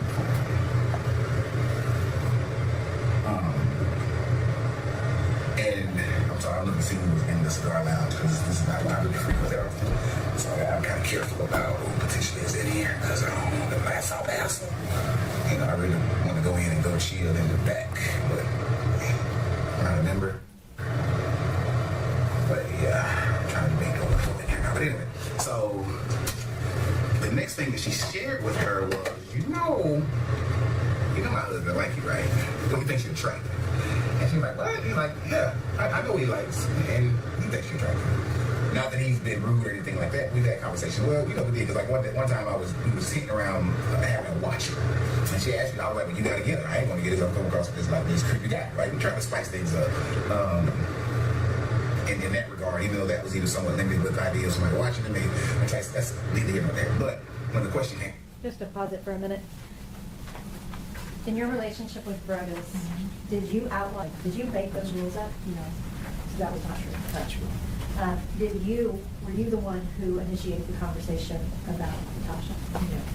Did you ever reach out to Latasha about Brodes engaging with her? No. Did he ever talk to you about wanting a watcher, as he described here? No. Did you ever agree to having a watcher, as he discussed here? No. Came up, it was her, right there, she asked, well, who would you want? And that was the first thing I said. She's like, I know you like her, I know her. So anyway, so she said, like, you know, da, da, da, and she said, well, if you were interested, just, I'm not saying that you are, but I'm also saying I've given him this X, Y, Z, and he may come your way. And she did. But she was like, okay, cool. But we had a conversation. And after that, that's when the whole nobody in the city thing came. It was more like, I'll give you a pass with her because I essentially know, and she did. But she was like, okay, cool. But we had a conversation. And after that, that's when the whole nobody in the city thing came. It was more like, I'll give you a pass with her because I essentially gave you the alley. But nobody. So I'm trying to figure this. So fast forward, I'm trying to do it. So I've been thinking about the past couple weeks in terms of expanding, my ethical non-monogamy. Just kind of, so her and I were chatting in bed, like, well, baby, I got a couple questions. I'm just curious, She knows about the everything like this. So I was like, when do you want to? Just to ask a couple questions real quick. Did you ever have that conversation that he talks about with Latasha? No. Did you ever have that conversation that he talks about with him? No. Did you ever give him the XYZ that he was talking about? No. Did you ever give him a pass for Latasha? No. Did he ever talk to you about further expanding ethical monogamy in your relationship? No. No. Hey, Michelle, I ain't gonna lie. When I first heard him say that, I said, well, not even the book. I didn't even know the title. Before I even heard the title, when I heard that, I heard her say, he gave me a book to read. My first thought was, I bet it wasn't the Bible. When do you want to know that there's someone who has my interest or someone who I would like to pursue? Do you want to know the moment that I feel like it's more than just banter? Do you want to know at the moment that I would like to begin to banter? Do you want to know once I feel like it might be a thing beyond banter? Or what? Because this is kind of new for us, right? Because girlfriend, Tasha, that's easy. That's been 2 years. That's been it for the most part. Outside of me going, that's how I remember thing. But it's kind of been easy in that regard. So we're trying to figure out what does that look like. So I'm just kind of really thinking through where I am with that, right? Where in terms of those. So there's a lot of newness. And I said that just to say that there's still a lot of newness even in this ethical non-monogamy that I'm wrestling with. It's fun, right? It's fun. It's interesting. It's causing us to communicate and chat and really talk again about different things that we've kind of, in a real sense, have been felt to some degree. But realizing that in this ethical non-monogamy, we got to keep things in pencil and not pen. Some things are in pencil pen, right? There's some hard news, but it got to be inflexible in terms of what that looks like. So that's why I know you're talking about being sprung and giddy and all that stuff. I think because those flutters or those emotions, right, those initial thoughts are. Real quick, the wife is on the cover. I'll pull it up right now. I don't got other pictures of her. I only grabbed one. I'm sure it's more out there, but you can get a sample of what she looked like on the cover. New and very much new because this person is brand new. Like, I don't know Tree, right? I knew Tasha. That was different. There was some level of familiarity there. And that's typically how I've always engaged with her, right? With some level of familiarity. I cannot, whether being in the same class again, or college or something like that, I've never kind of quote-unquote cold called anyone, if that makes sense, because I'm not, I don't think I'm that guy. So, yeah. Thanks for coming to my church. Like, I don't know if I'm gonna go in here. Now I'm thinking, how far would we go downtown? Because I'm like, there's a lot of folk in there. I don't know if I trust who's in that room right now. Shit. I just need to do better with smoking houses. It's about how he's. Did he ever have that conversation with you about when he needed to tell you if he was wanting to banter with someone or when it would go past banter with someone? No. That never happened? No. Did he ever, did you hear him reference going out of town on his birthday? Y'all know why they hiding? Because they know this is YouTube primetime material, and they don't want to be the hot topic of the week. That's why the cops is hiding, all the witnesses is hiding. Nobody want their face shown because they know it's buzzing right now, and they going to be on prime time. I heard that. Did he ever tell you about a threesome out of town on his birthday? No. Did you hear him mention the name Cherie? I did hear that. Do you know who Cherie is? I don't believe so. Did y'all ever talk about how ethical non-monogamy could make your relationship better? No. None of that ever happened? No.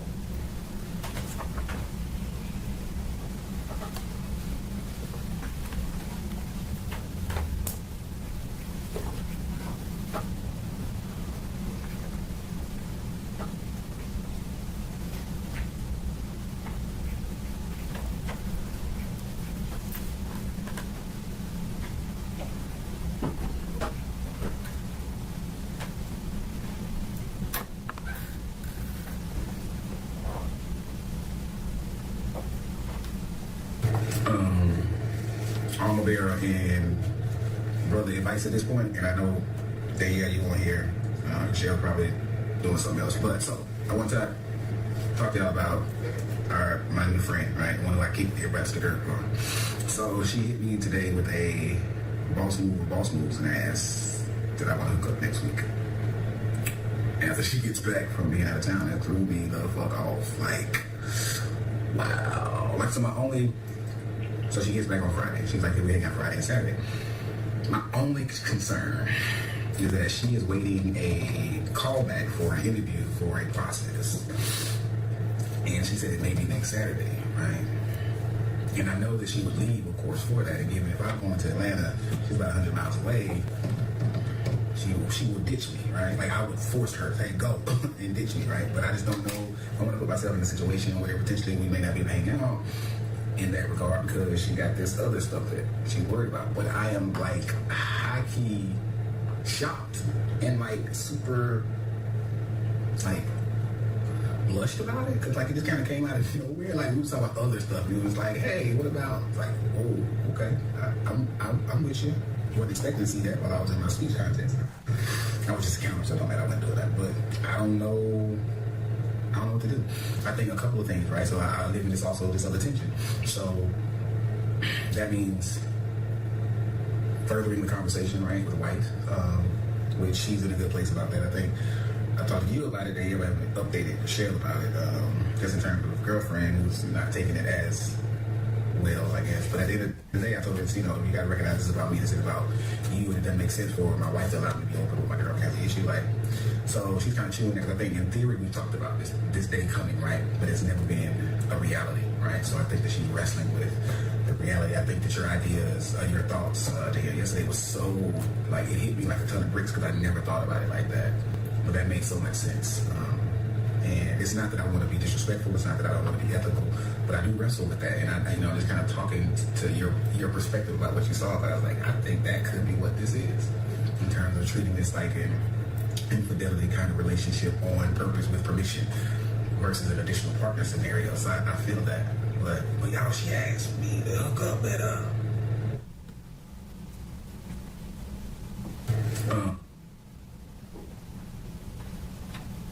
Did Brodes ever talk to you about engaging with a woman in Atlanta? Yeah. Was he open and honest and transparent about that? No. Did he,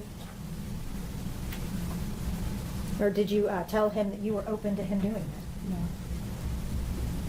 Had y'all been talking about that day coming where he would further expand to another girlfriend?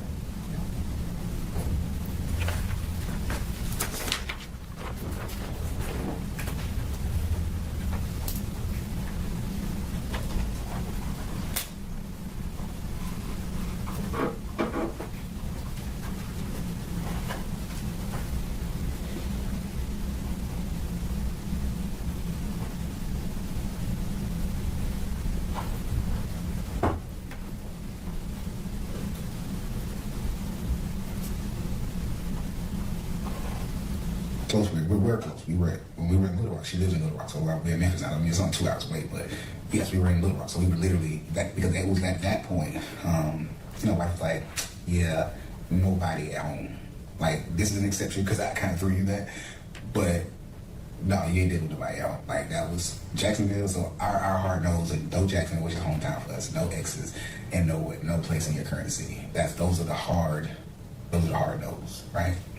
She got an exception because it was there that she realized, well, yeah, I don't think I want him to be dealing with all these people, all these women, and no doubt these women would be in the church because that's all we do is kind of hang around, or in the community or close enough. So it was kind of one of those things. Was Latoshia Daniels an exception to your rules? No. Did you create rules about Jacksonville? No. Did you create rules about exes? No. Did you create rules about the city that you live in? No. Were those hard no's for you? No. Was any extramarital affair a hard no for you? They were all hard no's for me.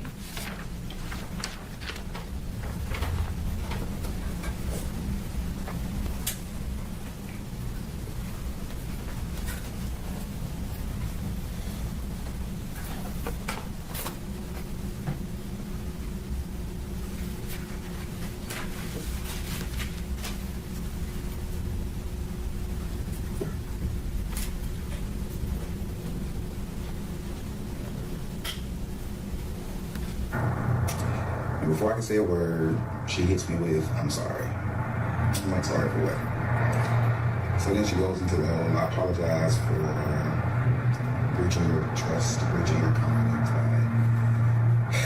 telling my former boss before, about the situation. Her reasoning was that she felt like if, like you all said, if he could appeal to my quote-unquote greater senses, that I would realize the mistake that I would be making by losing such a wonderful woman. She also apologized. I said she apologized to Tabatha. When Tabatha talked, she told me that Tabatha told her that their conversation was their conversation until she revealed it, so she was not going to talk about the contents with which what they discussed. She basically said, I feel like I know what you're going to tell me. And at this Who is P? He is our friend and former pastor. Is that Philip Pointer? And he was also a pastor at St. Mark's? Correct. Did you know that Pastor Pointer knew about the relationship with Latasha? No. Did Latasha reach out and apologize to you after she threatened to commit suicide? No. Did you ever have a conversation with her about that? No.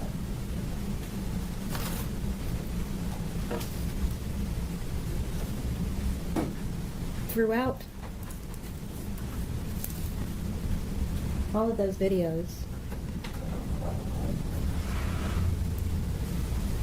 it's very convincing talking about those things. Would you agree? I would agree.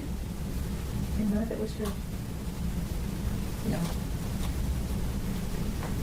I want to talk to you about your relationship with Brodes, okay? You all were married for about 5 years. How long did you date before you got married? About a year. You were a second wife? Correct. And at no point during your relationship, with you at least, did he discuss this watchers or non-monogamy? No.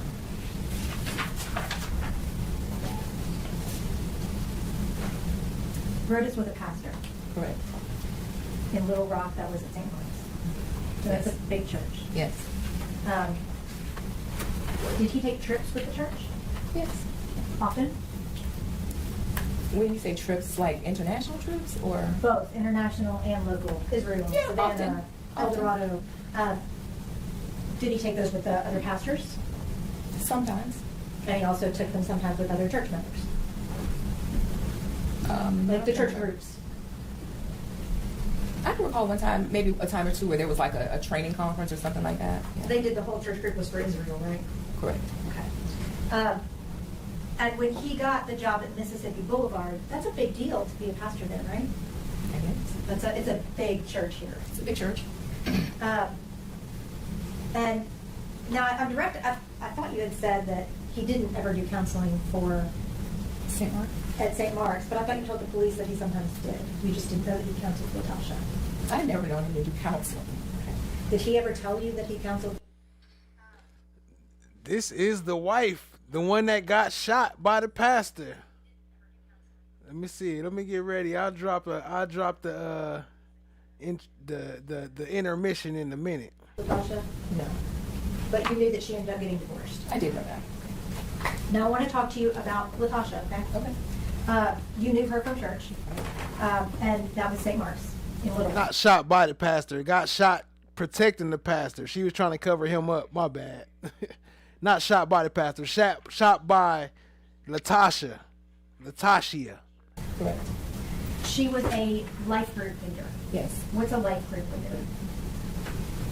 It's a person that leads a group of people that get together and do Bible study. And that was a group that Brodes was over, right? Correct. And before his relationship with Latasha started, this was a tight-knit group, right? Yes. He was very involved with that group. Yes. And it was about 7 or 8 people? In that group, there were probably 6 or 7 groups. Yeah. But in that particular, the group that Latasha was in, Yeah. a couple of people. And those groups were selected from the whole church membership, right? Based on who showed interest. It wasn't like people came and showed interest. Yeah. There's thousands of church members at St. Mark's. Sure. And I think, about 40 or 50 people were selected to be life group leaders? I guess. I don't know for sure. And that's okay if you don't know. And you and Latasha were fairly friendly. Yeah. You played tennis once a month for a couple months? Mm-hmm. And then at some point, after Brodes got the job at Mississippi Boulevard, y'all moved from Little Rock to Memphis. Correct. And at no point were you aware of their relationship? No. Were you aware of any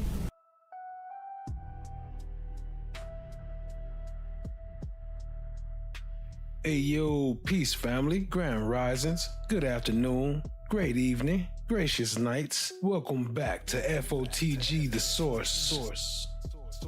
So I'm sure you've been hearing about the Broke My Heart murder trial, and today we put the entire story on the table. This isn't just a trial, it's a tragedy of heartbreak and fire.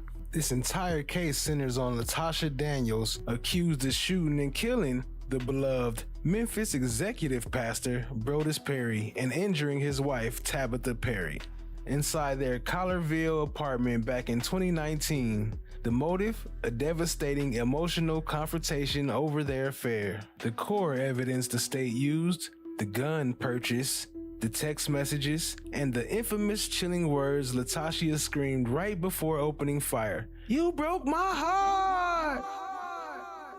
That was the state's entire case for the first-degree premeditated murder. But the defense countered with emotional warfare. They argued this was not a calculated murder, this was an emotional collapse. We showed you the verdict: guilty of second-degree murder and reckless endangerment. That means the jury rejected the state's premeditation argument, but they accepted that Daniels acted with malice and extreme recklessness. This is the full story of how a secret relationship ended with the beloved pastor dead and his wife shot. Get ready, fam, cause this is the raw testimony that sealed her fate. But we here to watch it, so hit that subscribe, stay locked in, tap in, share with a friend. Let's get it, family. And don't forget to hit that like button too. Let's get it!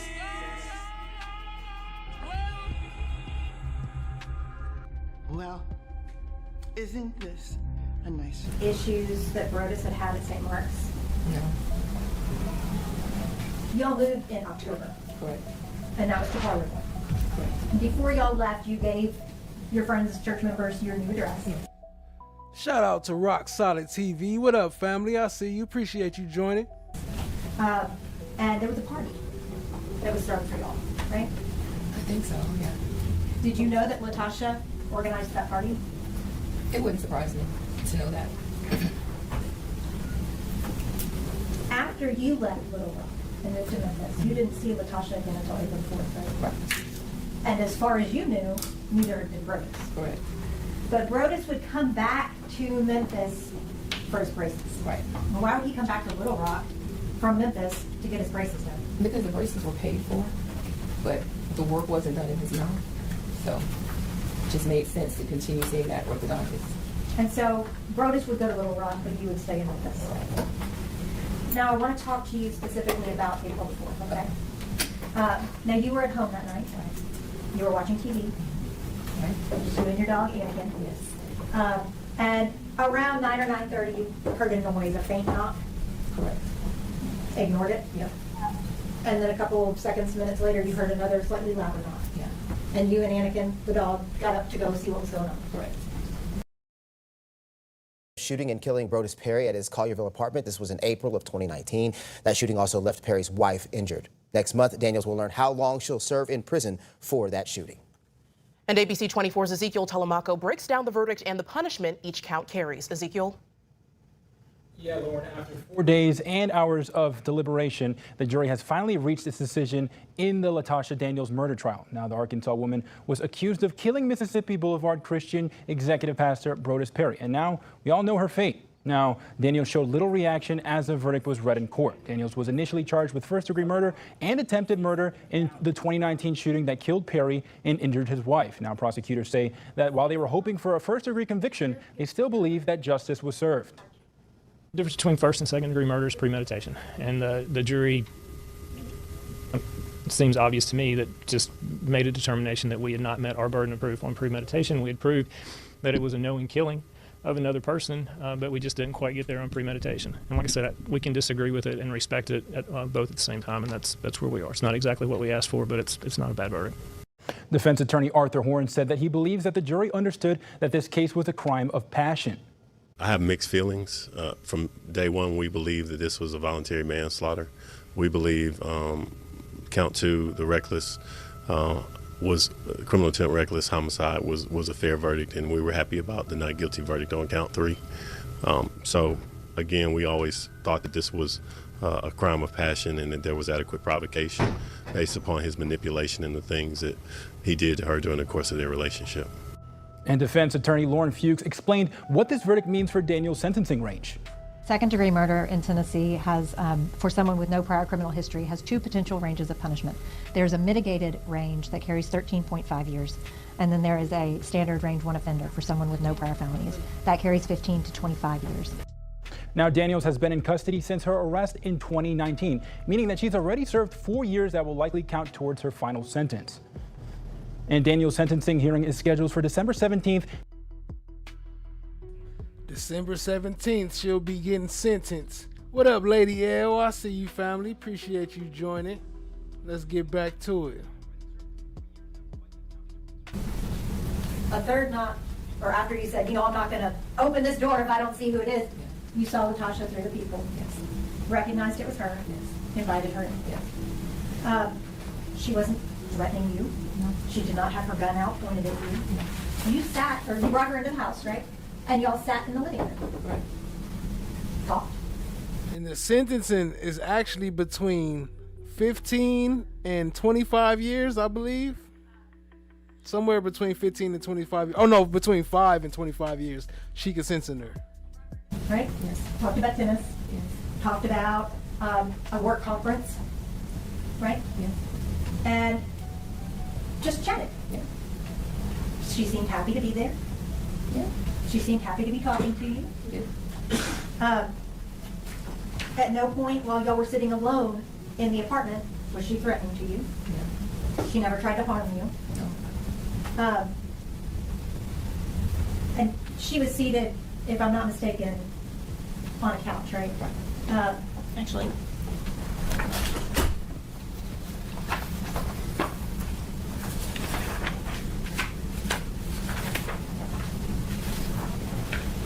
You're in a mad approach, Whitney. Yes.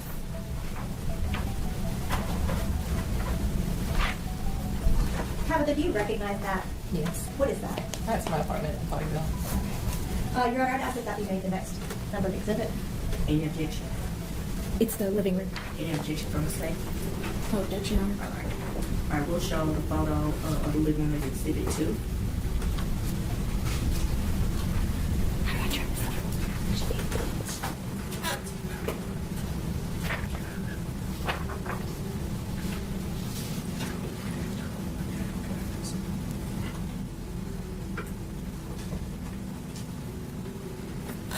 Your Honor, if I may publish this to the jury? Yes.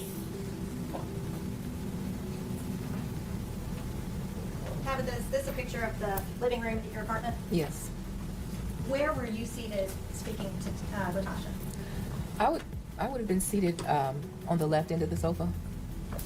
So, okay. I think we'll work on the screen. So like here? Yes. Okay. And where was Latasha? On the opposite end. About here? Right. Next to these other chairs? Yes.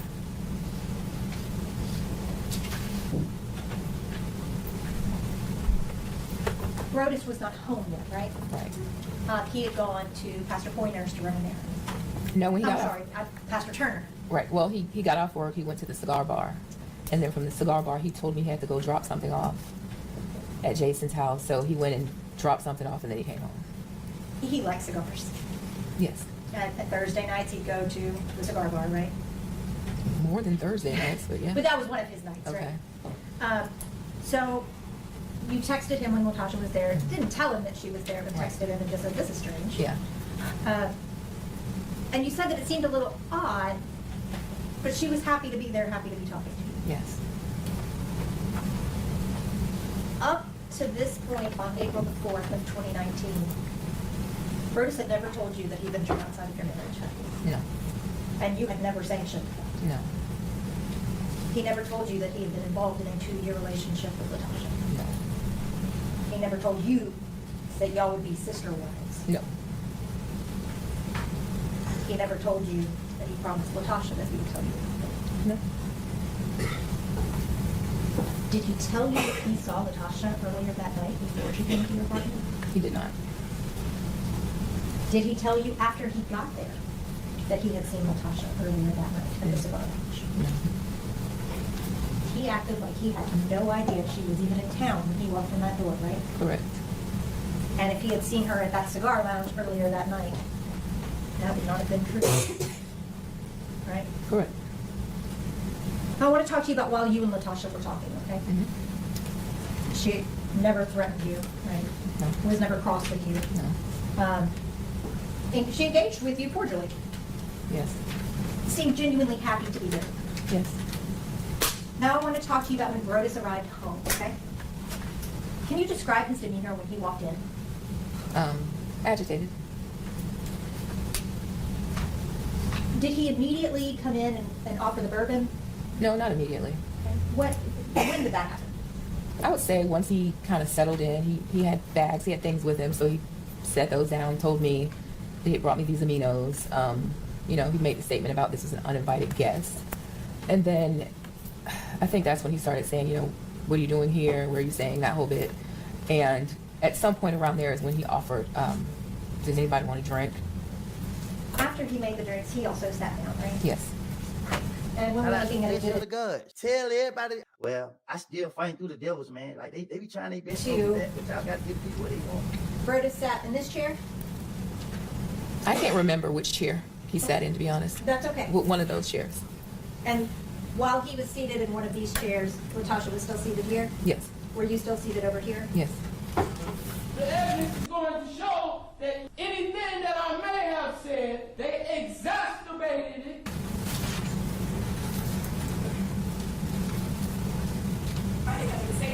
I don't remember what I said, but I was high every day for a whole year, and I was at anything. I was at done anything to get out of here. Brodes made himself a drink? Yes. And he made Latasha a drink, right? And you didn't want a drink? Right. You had had some champagne earlier in the night and you were done? Fine, yes.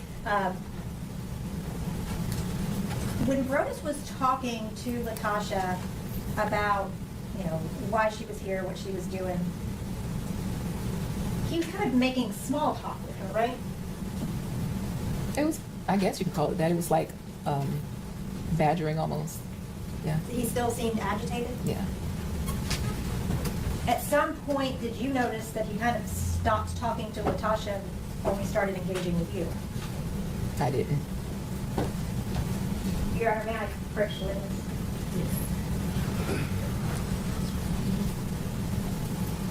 Your Honor, I have a transcript of her statement. I previously provided a copy to the state, but I have a bound copy to provide them for ease of reference. Could you look at page 8 for me. Lines 8 through 17. Okay. And just read those for me, let me know. What line is 18? I'm sorry. It's not numbered. May I approach? Yes, it should be. It's just hard to see. Oh, okay. I'm glad she said it's not numbered, because she said, what line is 18? I'm like, I'm pretty sure they got numbers on them if she said 18, but yeah, that's their fault, not hers. I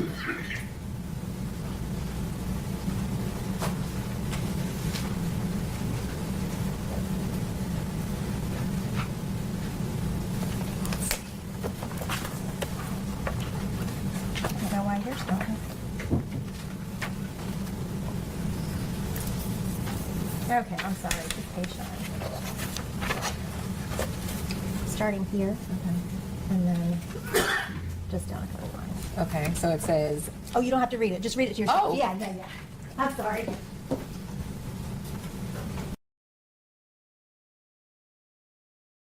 Shout out the flesh of the gods. Tell everybody. Well, I still find. Talking to her and started engaging.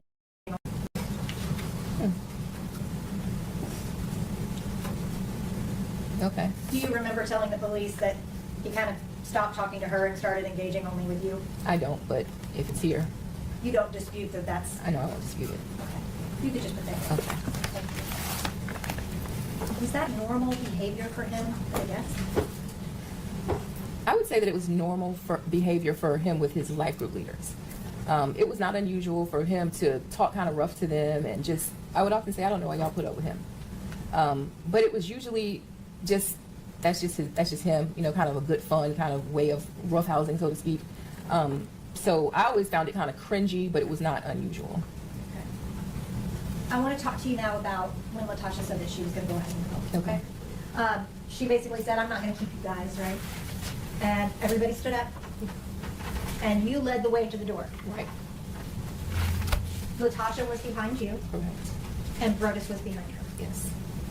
And you got all the way outside, right? I mean, to the stairs of the apartment complex. Right. And Latasha and Brodes were still back towards the apartment. Correct. Latasha right outside the door, Brodes in the door. Right. Did you hear her ask him to walk her to her car? No. When they were over there and you were at the stairs, they were kind of had their own thing going on over there while you were trying to walk on out, right? I don't know, because my back was turned, so. Right. You know, it wasn't until I turned around that I realized they weren't right, you know, behind me. And you were telling her, just don't speed, be careful, if you've had something to drink. Right. Right? You had no idea what was going on behind you. No. So then I want to talk to you about when you turned around and saw Latasha, okay? Mm-hmm. She was still at the door of your apartment. Well, she was out from the door, yeah. And that's, your door is right next to your neighbor's door, right? No, it's across the hall. Okay, thank you. So she is standing right outside the door. Brodes is standing in the door frame. Mm-hmm. So she was closer to Brodes than you were. Yes. Do you remember how far away you were? So from our front door to the stairs might be from here to the beginning of this green partition. So it's not, we're not very far from the stairs. Yeah. So if this is the front door, those are the stairs. Okay. So if I'm there, Brodes is here, she's maybe here. So it's like, you know, equal space between all three of us. It's not a lot of space. 12 feet? I don't know. I don't know. I'm not good at guessing either. Somewhere 10 to 12 feet, maybe 10 to 15 feet? Does that look like a good guess to you? This looks good to me. She don't know. She That's- can't answer. She can't. I can move on.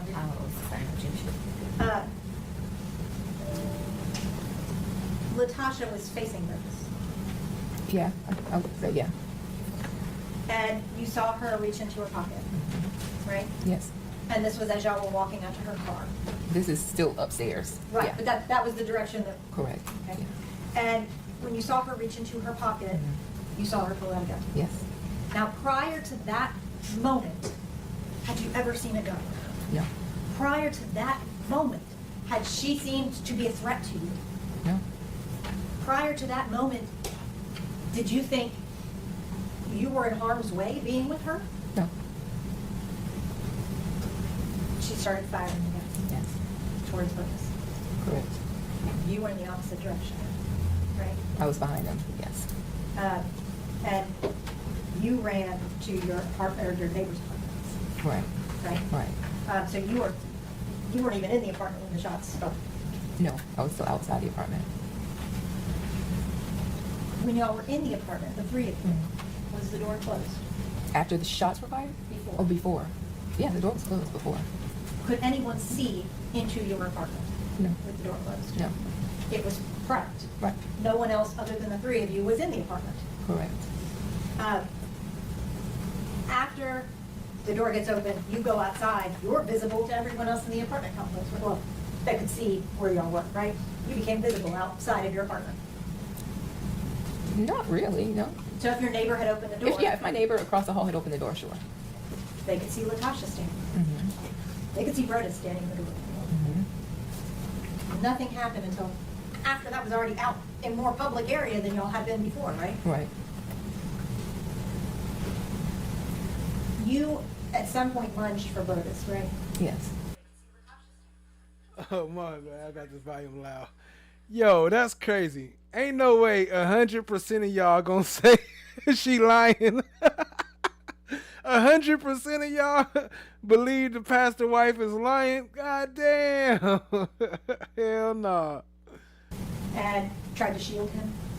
Well, this was after the shooting had occurred, yeah. Once we were back in the apartment by then. Prior to that point, prior to you trying to shield him, she had not fired any shots at you, right? No.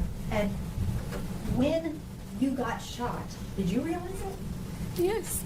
Did you grab your shoulder? Yeah, the bullet moved me. The shot threw me, yeah. And you were right against Brodes at that point too, right? Until I got shot, right. And then you said, Tasha, you shot me. Mm-hmm. What did she say back to you? Something to the effect of, I didn't mean to. And then you told her basically, like, go, leave. Yeah, just get out of here. Just get out of here. I won't tell them it was you. Just go. Mm-hmm. Correct. She didn't move. No. And at some point, you could hear the sirens coming. Yes. And Latasha still never moved. Right. She never put down the gun. No. And when the police came up, they had their guns drawn. Correct. And she Truth still is, didn't you put down are the a liar. their guns drawn. Correct. And she still didn't put down the gun. Correct. And in fact, she pointed the gun at her own self. Yes. Towards her mouth. Yes. Towards her head. Yes. Against her chest. Yes. And the police were trying to talk to her to get her to put the gun down. Right. And she wasn't even really interacting with them.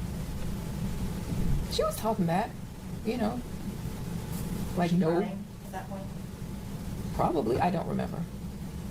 Do you remember her saying, "What have I done"? No.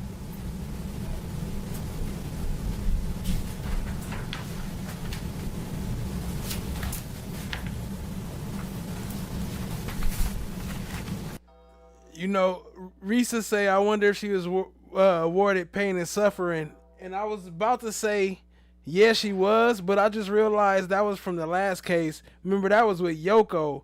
And Yoko got paid $2,500 for her son dying.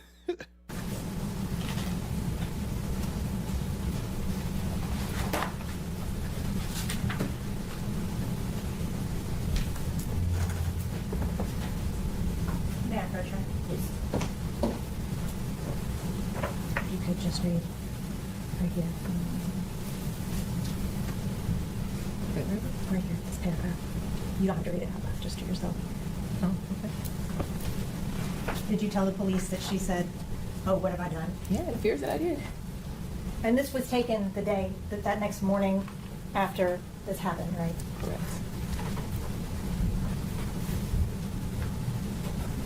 One of the main things that you heard Latasha saying during this was that he broke her heart. Right. And that was the main thing that she said to you? Yeah.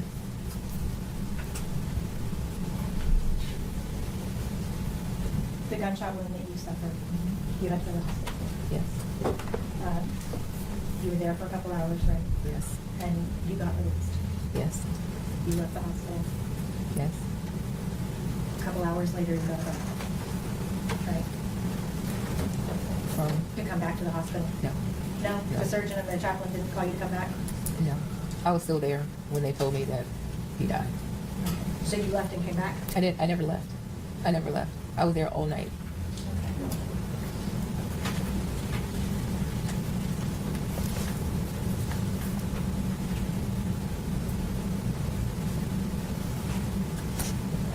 Yeah, Bridget?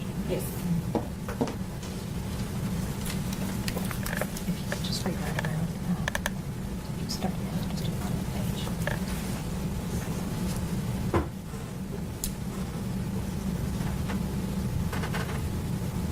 Oh no, this is the detective saying this is when he left. Keep reading. Okay. I'm gonna have like a little bit. Yeah, that was home. That's the one because I didn't read the songs up when I was out. So that's just, Yeah, that's just wrong. and this was a stressful night, right? A very traumatic event. Yeah.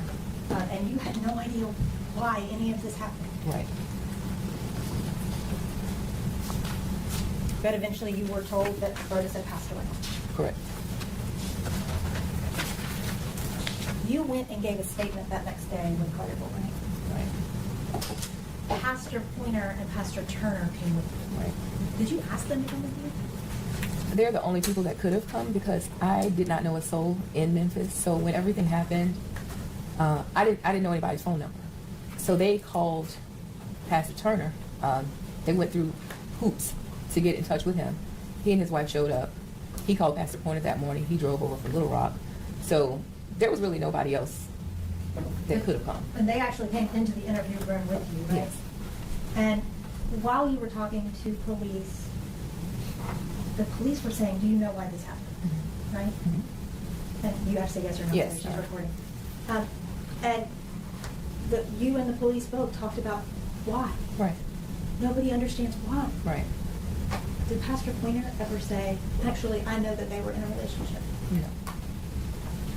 Did he ever tell you that before you went in? Objective. That's hearsay. I don't know what the purpose of it is. And it's not being offered for the truth of the matter asserted. It's being offered to show whether or not you provided that information. What approach?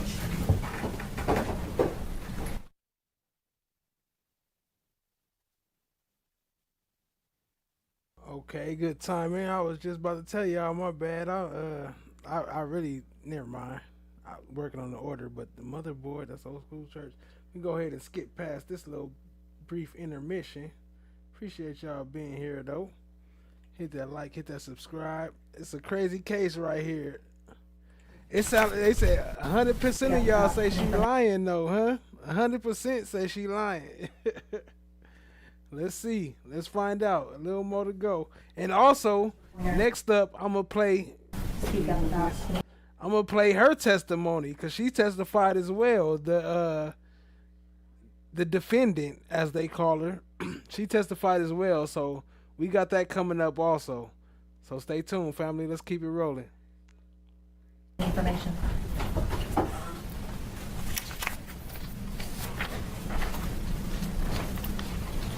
Pastor P. Pastor P was on it. The police obviously did an investigation, right? And during your statement, they kind of talked to you about things that they found in the investigation. One of the things that they found was Brodes' phone. Do you remember that? You don't remember them asking you about his passcode? Oh, yeah, I remember them asking about passcode, yes. And you have a cell phone? Yes. Do a lot on your cell phone, right? It's a form of communication, right? It's a calendar. Yes. It's a GPS tracker. Right? It's all of those things. It can be a wealth of information. Right? And the police asked you if you had the passcode to his phone. Correct. And that would be the thing that you type in to open it up, right? And you did not know the passcode to Brodes' phone. Correct. So they were not able to open it. Okay. Is that right? Correct. And so they gave you back his phone because they said we can't use it. I don't know if they gave it to somebody. I don't have it to this day. I don't know.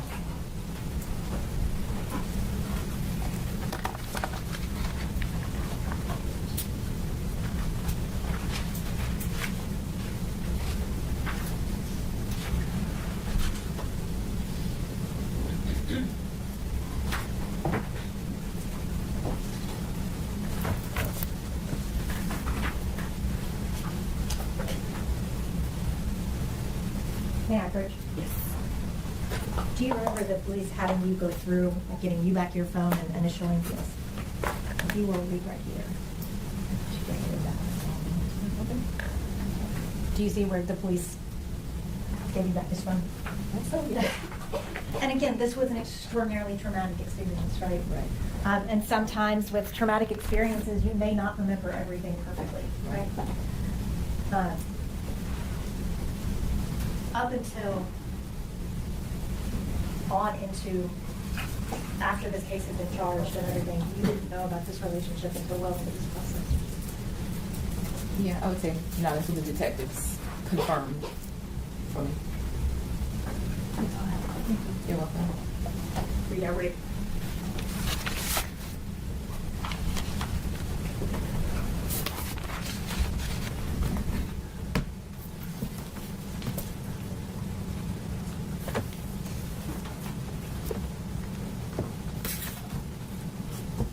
All right, you can sit down, ma'am. Anybody need to write?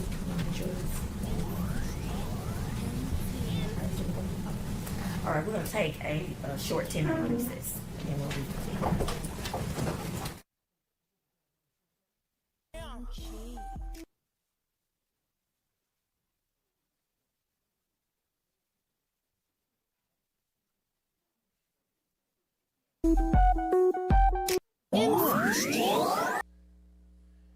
Hey, no one said fuck that. You playing this tonight. When you hear this, you ain't gonna have no choice, nigga. You playing this tonight. Shout out to that Gangsta Love. Fire. Hey, that was fire. That was fire. Y'all shout out to No One. Go sub up, man. Fire music on deck. That was fire right there. Shout out to that one. Let's get back to it. I need to swear in. Dude, you raise your right hand. Do you solemnly swear or affirm that you will take charge of this jury, that you will keep them separate and apart from all persons, that you will not allow them to communicate in any manner with anyone, nor anyone with them, and as it concerns the matter on trial, nor with you, nor you with them, and that you will deliver them safely into court, so help you God? I do. Okay, Thank you. all right, Yo, we gotta make a video to that one, family. We gotta make a video for that one. I got you. I don't even need no vocals. Just let me make your video. I got you. It might be like a... We talk about it later. We talk about I'm it. going to call the jury again. That was fire. That was fire. Give them some admonitions, and then we'll start back in the morning at 9:30. Yes. Well, and so I'm just, and we've talked a little bit about this. I've got the next 3 witnesses are Carterville PD officers, which are easy to get back and forth. But the 3 after that, particularly the 2 after that, one's coming from Arkansas. Based on our progress thus far, I'm not confident we will get to the 4th witness tomorrow. And I hate for him to have to come from Arkansas 2.5 hours, go back to Arkansas 2.5 hours, and come back the next morning. And I sure don't think we'll get to 5. But sure as I say that, we'll be sitting here at 2 o'clock and we'll be out of proof. So I guess what I'm asking the court is, would you be okay if I have the 3 Collierville officers here and the guy from Arkansas? If it looks like we're going to run out of time, I'll take the guy from Arkansas out of order, but I'm not going to ask TBI from Nashville to come tomorrow. If we get through those 4, we'll be down to 2 Thursday morning for me that I think are pretty short. And if we run out of time, it's on me, but I didn't want to run out of time. If we finish earlier, it's on me, but I didn't want you to look at me like, why are you not having your witnesses here? Okay, that's fine. Okay. We have no objection to taking that witness out of order. Okay, that's fine. That's fine. Okay. All right. I'm gonna call the jury in, and I'm gonna give them some admonitions, and then we'll reconvene for tomorrow. So if you can get the jury in. Yes, ma'am.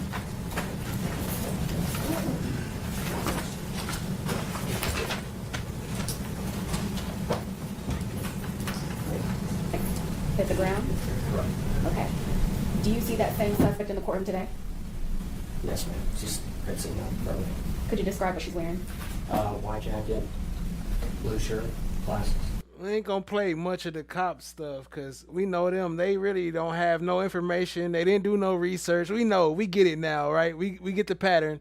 You didn't do nothing. You didn't see nothing. You just came and you didn't even write reports and all that type of stuff. I don't know, but we play a little bit. I'll skip past. This is day 2.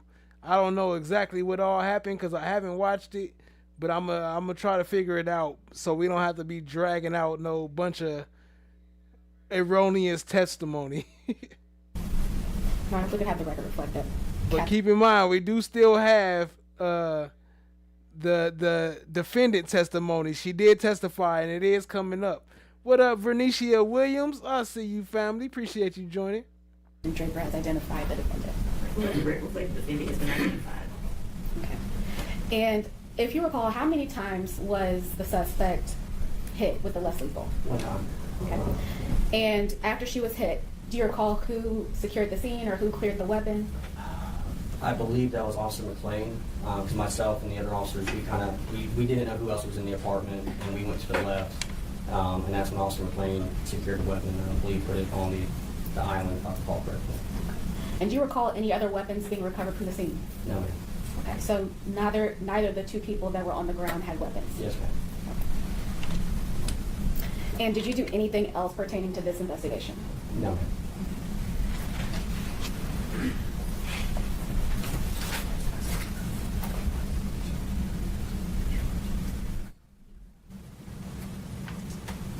And this apartment complex that you responded to, you said it was on Elkstone Place? Yes, in the Meridian Apartments off of Shea Road. Okay, is that in Shelby County? Yes, ma'am. I'll pass the witness, Your Honor. All right, cross-examination. Thank you, Your Honor. Good morning, Captain Draper. Good morning. I just have a couple of questions for you, okay? On April the 4th, you responded to a shots fired call, right? Yes, ma'am. And you had information that there were 2 people down. What I recall, there was just shots fired and there was screaming. Okay. How many officers arrived at the scene? Initially, I want to say it was myself, Officer Dunlap, and Officer McLean, but there was additional officers that showed up shortly after. Do you recall how many officers total responded? No, ma'am. Do you recall how long you were there prior to the firing of the less lethal? No, ma'am. Now, when you arrived on the scene, you had your sidearm. I had my rifle. Okay. I thought you had both. Well, yes, but I had my rifle in conjunction to my sidearm. So you had, it's a Glock that you carry? Yes, ma'am. And a Bushmaster rifle? Yes, ma'am. And when you went up the stairs, you had your Bushmaster rifle? Yes, ma'am. In your hands? Yes, ma'am. And when you went up to where that apartment is, when you came to the doorway where you could see in, and you saw that Miss Daniels was standing there with a weapon, you raised your gun, right? Yes, ma'am. Because you had a person inside with a weapon. Yes, ma'am. Now, you are trained in dealing with that kind of situation, right? Yes, ma'am. Y'all get training in what's called the use of force continuum, right? Yes, ma'am. And that goes from no force at all to deadly force. Yes, ma'am. And less lethal is below the deadly force. Yes, ma'am. Less lethal can include the super sock that you were talking about, or the rubber pellets, things like that. Yes, ma'am. But the deadly force would involve typically your sidearm.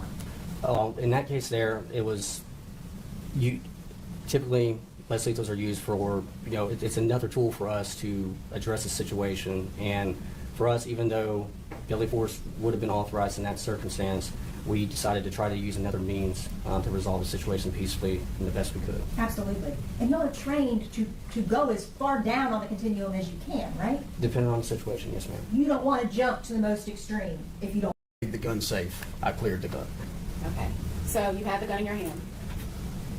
Yes. Okay. And what did you see when you had the gun in your hand? There were several rounds in the magazine and not one in the chamber.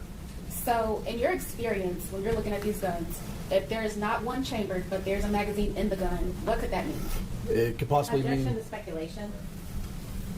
What was the question? I asked, in his experience, what would it mean if there was one chambered and if there was a magazine in the gun? He's testifying to his experience. Yeah, I think he can, if he's familiar enough with guns, that foundation could be laid that he could say, if he pulled the trigger, what would happen? But I don't think that he could speculate about why something would be that way. Just like a proper foundation. If there was nothing chambered in the gun and there was a magazine in the gun, and if it was fired, what would happen? It would go back. Chambered would be that way. What would happen? Yeah, I think he can, if he's... And if there was a magazine in the gun, he's testifying to his experience. Yeah, I think he can, if he's familiar enough with guns, that foundation could be laid that he could say, if he pulled the trigger, what would happen? But I don't think that he can speculate about why something would be that way. Just like a proper foundation. If there was nothing chambered in the gun and there was a magazine in the gun, and if it was fired, what would happen? It would go boom, and a round would go somewhere. Even though there was not one chamber? Oh, I'm sorry, I didn't hear the question correctly. If there was not one chambered, the gun would basically click, and there would be no explosion or round going through that gun. Hold the fuck on. You see how easy they lie? Did you see that? Did you see how easy they lie? You see how easy they lie? Did you catch that? Did you or did you not? He said, hold on, I didn't hear your question.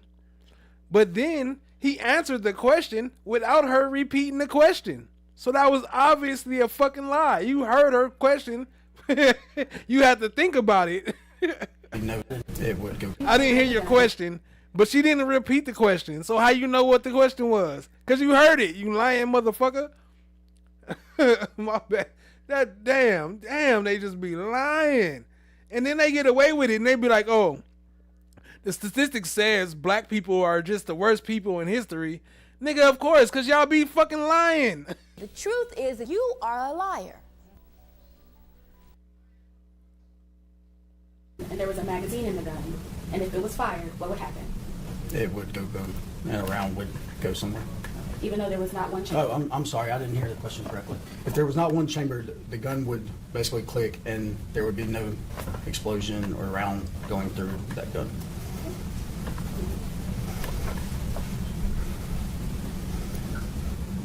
I'll pass it with sir. Sorry, cross-examination.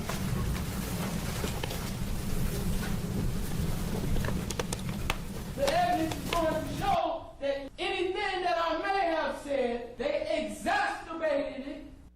Everything you say can and will be used against you, motherfucker.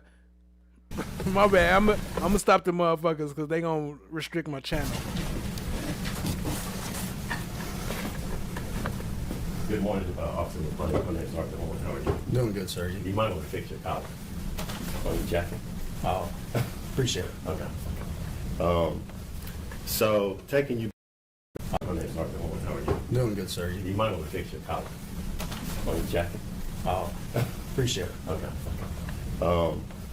So taking you back to April 4, 2019, you get a shots fired call. Were you in your vehicle solo, or were you riding in the parking? I was solo. Okay. And you get this call, and you arrive at the scene of the Meridian Apartments, correct? Yes, sir. And when you get there, who's there with you? Officer Dunlap and Draper. Okay. When I first arrived. All right. Did you grab your 12 gauge, or did you go straight to the apartment with just your standard Glock issue? Standard Glock issue. Yes. Did the other officers go with their standard weapons, or did they go? Officer Draper had his SWAT issued rifle, and I'm not sure about Officer Dunlap. Okay. Was Officer McClain there at that point? Was who? I mean, not Officer McClain. Was Officer Jenkins there at that point? She arrived within a few seconds to a minute right behind, if I recall correctly. Okay. And you go up the stairs to this apartment, and when you first walk into the apartment, you see a female subject on the ground, correct? I did not walk into the apartment. I was in the stairway. Okay, in the stairwell. Could you see the female subject on the ground? Yes, sir. Could you see the male subject on the ground? Yes, sir. Could you see Miss Daniels? No, sir. Okay. At any point, could you see Miss Daniels? Daddy, I like when you scrambling and scraping for shit. No, I like that. Said earlier, I might have peeked in so that I could radio to our dispatch and other officers what was going on. Okay. So when you peeked in, did you see Miss Daniels? For maybe a brief second. Okay. And when you observed Miss Daniels, she never raised a gun at you or any of the other officers? As far as I can recall, I never saw that. Okay. I can say I saw that she had a gun in her hand. Okay. Did you see her point the gun at herself? I cannot testify to that. I did not see that. So you never saw her point the gun at her mouth, her chest, or her head? No, sir. I cannot testify to that. Did not see it. At some point, well, let me stop you. The truth is you are a liar. In the use of deadly force, correct? Correct. You've been with the Collierville Police Department, and now you're with the Shelby County Sheriff's Office. Yes, sir. Right? And it's called the deadly force, use of deadly force continuum. Mm-hmm. Correct? And there's sort of two extremes. There's the less lethal, correct, all the way over to deadly force. And you were the one that made the decision to use the less lethal means to try to take Ms. Daniels down, correct? We all decided that, Okay. but it is a tool to use other than deadly force. Okay. It was an option to have. Okay, and it was an option, and you guys, you called for it. I think you testified earlier, Yes, correct? sir. Mm-hmm. And were you the one who made the first attempt? Firing the less lethal? Yes. No, sir, I was not trying to fire a less lethal. Who was the first person to make that attempt? Officer Jenkins. Okay, and she tried that twice? Yes, sir. And it jammed? It misfired. Misfired? Yes, sir. Okay. And then at some point, did you run down to get another 12 gauge? Yes, sir. To do the less lethal? Yes, sir. And you came back upstairs, and you did it? No, sir, I gave it to Officer Jenkins. And Officer Jenkins did? Yes, sir. I was not trained in less lethal. Okay, but Officer Jenkins was? Yes, sir. How much time elapsed between the first attempt and the second attempt? As in when we had to change out less lethals? Correct. 5 seconds maybe. Okay. And from the time that you got there until the time the less lethal, the second less lethal means was employed, how much time passed? Can't recall to exactly that. Okay. 5 minutes? Probably, possibly less than that. Okay. And when Officer Jenkins did it the second time, she hit Ms. Daniels, correct? Yes. She fell to the floor. Yes. Did you clear the weapon, or did someone else clear the weapon? I cleared the weapon. Explain to the jury what clearing the weapon. Yes, sir. So basically it means clearing the firearm, which makes it safe. You remove the mag, you pull the slide back, slide lock, and you check to make sure there's no round in the chamber or anything like that. Okay. And earlier you were asked a question about having a bullet in the chamber Yes, sir. versus having them in the magazine. Yes, sir. On that particular weapon, you would have to clear the slide to get the bullet into the chamber, correct? Yes, sir. Okay.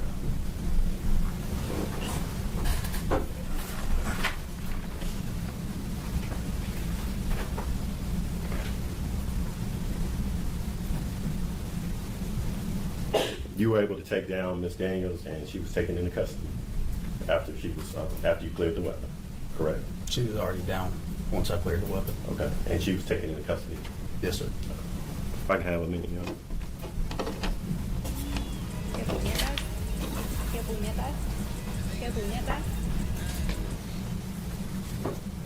I'll pass it with you. Y'all ready? Let's step down. All right, thanks, ma'am. They called Detective Chris Roberts. Yeah, could we approach briefly before these problems thing? Yes.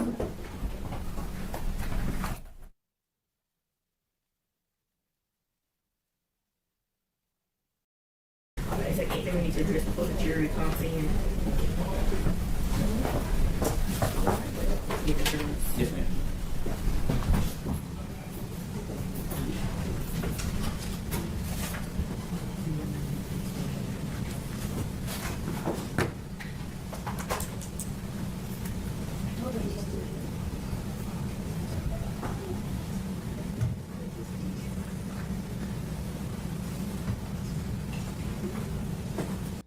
Thought this was the sandwich trial for a minute.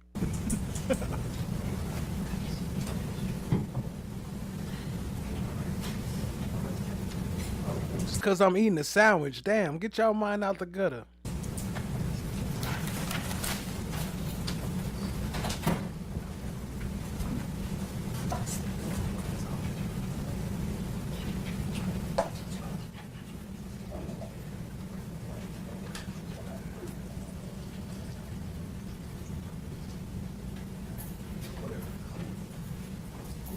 The other jury in court at this time. Watch that.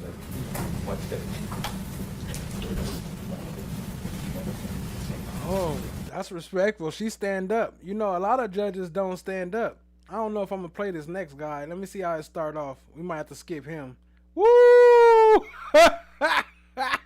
Hold on, we gonna play a little bit. Hold on, let me see what he's talking about.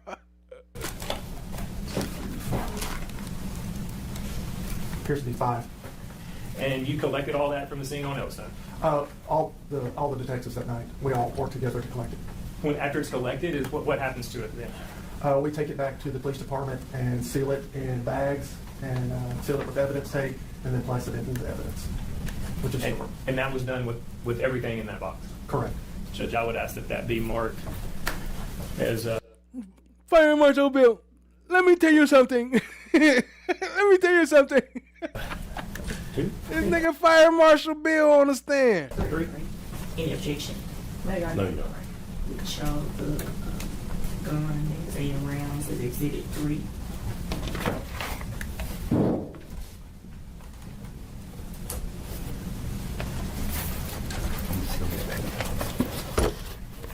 That boy head of the investigation.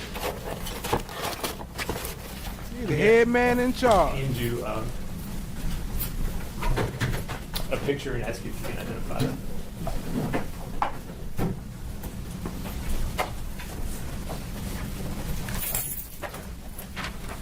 Let me tell you something. This is a picture of the handgun that we located at the apartment that night. Judge, I would ask that be marked Exhibit 4, please. Any objection? No objection. And may I publish that? Yes. The photo of the gun.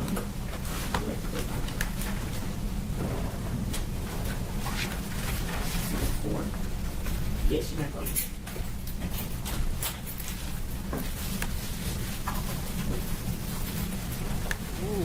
Ooh, they got serial numbers. Photo. Be careful, they got serial numbers. That's proof of purchase. What was the purpose of taking that photo? It showed the model, it's a Ruger handgun, and it shows the serial number that is associated with that handgun. So what is the serial number on there? It is 455-51219. And is that number unique to that handgun? Each handgun has a unique serial number. So no other handgun in the world has that serial number? It should not.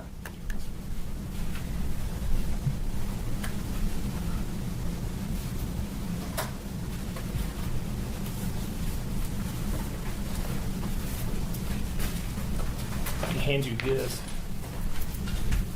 I'm going to ask you, I don't know if you want gloves, it doesn't matter to me, and don't know if you have anything to open that up, but I want to ask you to open that up and identify what's on the inside of it. Hey, can I ask y'all a question real quick? They always say we got speech problems, right? But how you spell doesn't matter to me. Look, so it ain't just black people. This is a white dude that said that. How you spell doesn't matter to me.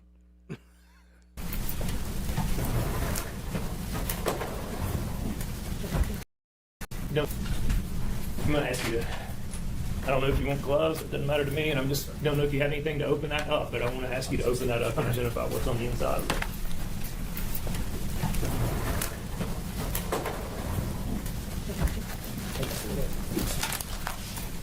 Thank you.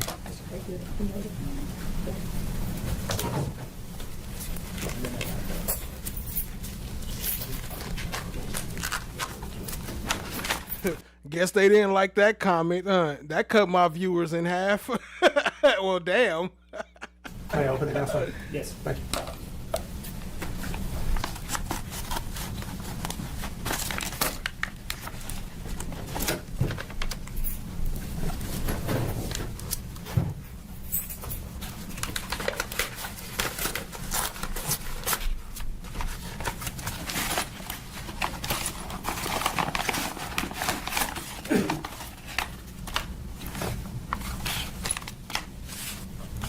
You recognize those items? Yes, sir, I do. And can you tell, ladies and gentlemen, what they are? These are the shell casings and a spent round that we've located right inside the apartment.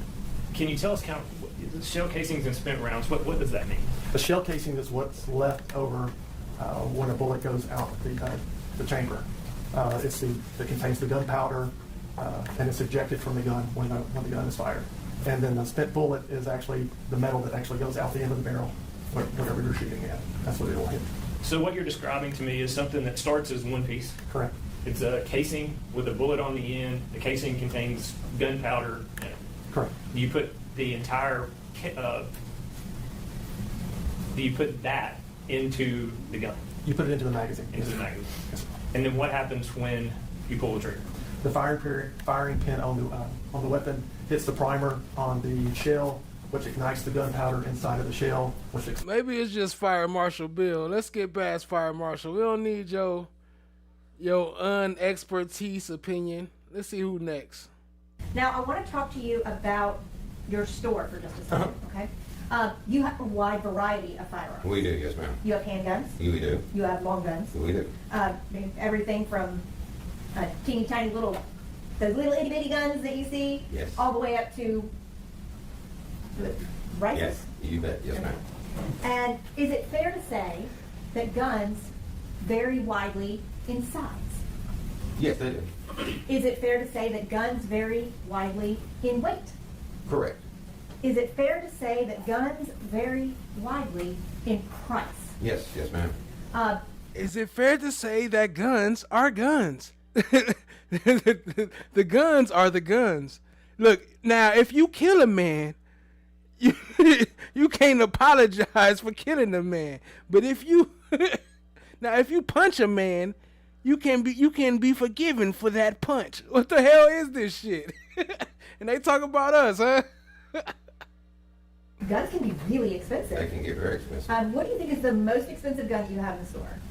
Probably now, roughly, and I could be off, but we have a Beretta shotgun in there that's around $6,000. Yeah, if you punch a man, you can be forgiven. But if you kill a man, hell no. Skip past this one too. We might have to go to the next day. Let me see. Oh, it's one more. We skip past that one. Fuck all that. Skip past the past the pleasantries. My bad. Skip past the pleasantries. Yes, it's a picture of the graze wound that was on the front of his left wrist, yes. I'd like to make that the next exhibit, Your Honor. No objection. We got Latasha coming up next. Be patient, y'all. We got Latasha coming up next. I'm going to start prepping it up right now. Show Exhibit 19 and the graze wound on the left wrist. And may I publish that for the jury? Yes.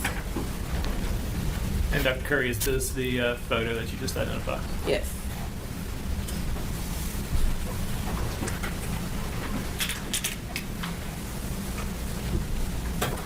And tell us what happens when you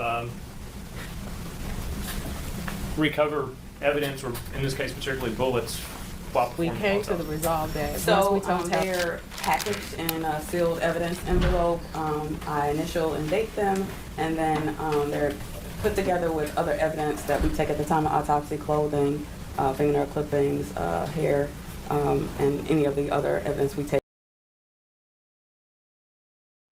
Okay. She ain't talking about nothing either. She ain't talking about nothing but fingernail clippings and evidence that they gathered, which we know is pretty much the same as every other case, which means they ain't got shit. So, let's skip past the pleasantries. Wait, hold on. Skip past the peasantries. Oh, that's a good one. Skip past the peasantries. Defense calls Latoshia Daniels.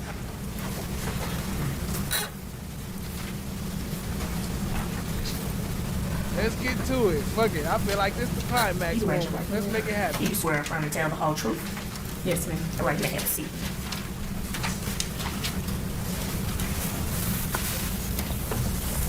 Can you please state and spell your name? Latoshia, Latoshia, Daniels, Daniels. Before we get into all of the allegations here, have you ever testified in a situation like this before? No, Is this a comfortable situation? not at all. Please let me know if you need anything, okay? I want to talk to you about, first, your childhood. Your childhood, okay? Okay. Can you tell me about your parents? My parents, my father was retired military and a minister, and my mom, she was my mother. Was your biological This is technically the bonus chick. father the man that you call dad? No, I was raised by my stepfather, and so I called him father, and my biological father I called Papa. Now, the dad you lived with, right? What did he do for a living? Once he retired from the military, he was, from my knowledge, he worked at MM Combs, and he retired from there. And then he began to work for the Salvation Army, where he ran the community community center where the youth would go. And so once he retired from there, he was just home, sitting on the porch and buying land and doing gardens. At any point, did he become an ordained minister? He did. I was in elementary, but I do recall him becoming an ordained minister. What would you consider his reputation to have been within your community? He was highly respected in our community. Everyone knew of my father and respected him well. And did they know that you were your father's daughter? Oh yes, to the point of where, like, if anybody seen my sisters and I, they would say, "That's Mr. Briggs' daughters." Like, they knew that who we were. Did that mean something in that community to be his daughter? Most definitely, and we carried ourselves accordingly. Now, how were things at home outside of public? Things at home wasn't as what they seemed in public. My father did physically abuse my mother, and I was the one who would at nights wake up and beg him to stop.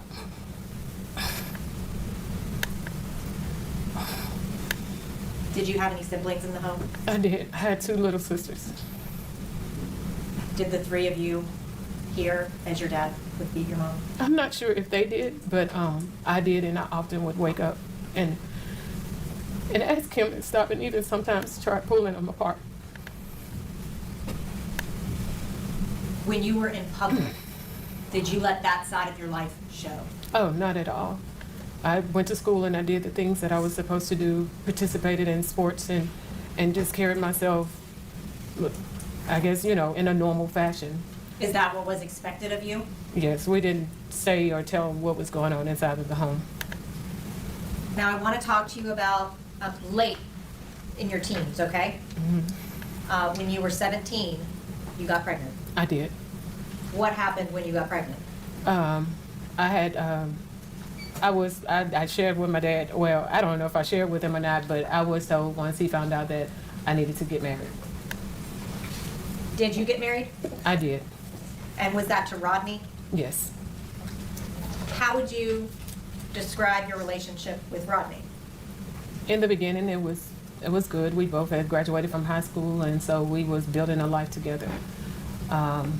We moved from our hometown to Little Rock, Arkansas, and purchased a home, and we were doing well. Rodney decided to go to police academy, and during that time I helped him. I made sure he studied. I did everything that I could to ensure that he made it through police academy and was successful. Once he, probably months after joining the force, things began to shift. He would ask me to do certain things that I was like out of the norm, but I was in college, and so he would then say, well, you're probably gonna want somebody from college, and I didn't understand it because like I loved Rodney. I wanted our family. But even though we didn't argue, we grew distant, and I never understood why until I found out that he was having an affair. Did you actually catch him in the act? Not in the beginning, but during, he decided that we was going to separate, and one day while I was at school, he had packed up all my stuff, put it in a U-Haul, and drove it to my mom's house. How long were you married to Rodney? For 4 years. Did you eventually get divorced? We did. Now, after that divorce, did you attempt suicide? I actually did it right before we actually finalized the divorce. Did you commit suicide because of the divorce? I'm sorry, attempt to commit suicide because of the divorce.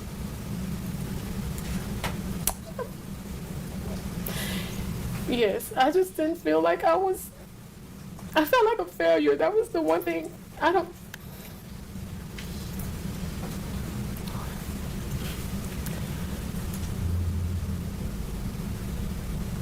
felt like a failure. I didn't think that I was enough.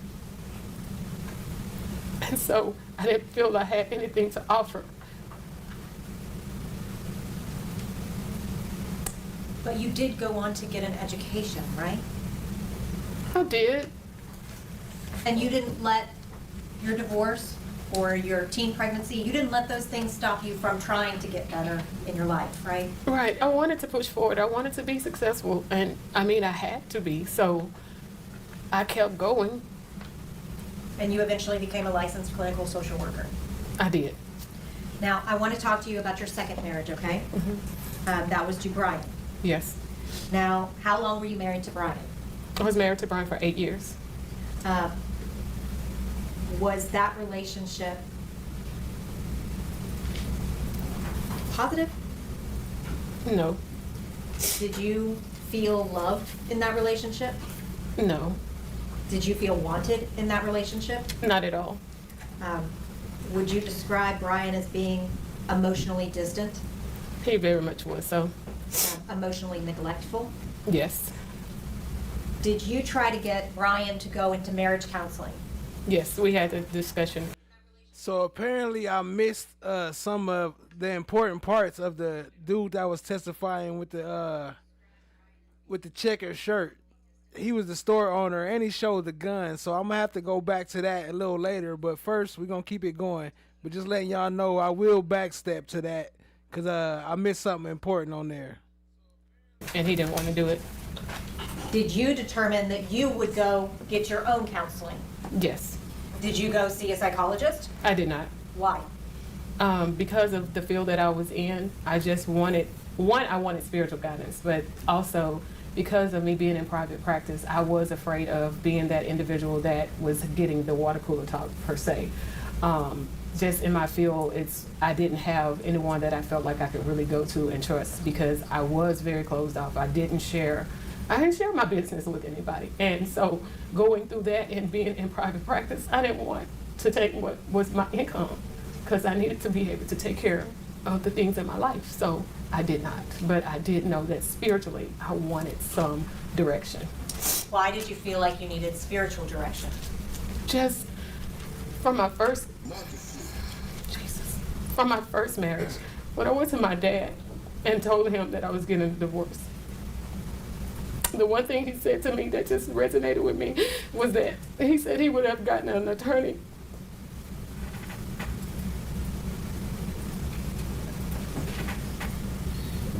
I'm taking away my children, but it was all just like, I just felt like it was like a punishment from God. And so I just didn't want to be in another failed marriage. I just didn't.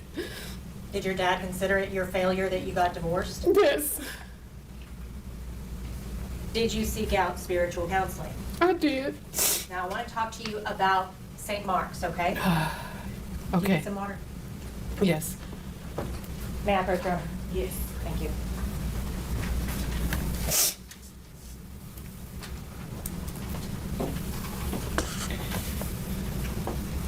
What is St. Mark's? From the purchase, did you provide him the video of the individual who purchased the firearm that he was inquiring about? We did, yes, sir. Let me, this has previously been marked as Exhibit 7. I just want to ask you if that is the receipt that you in fact gave to Detective Brodes. That is it.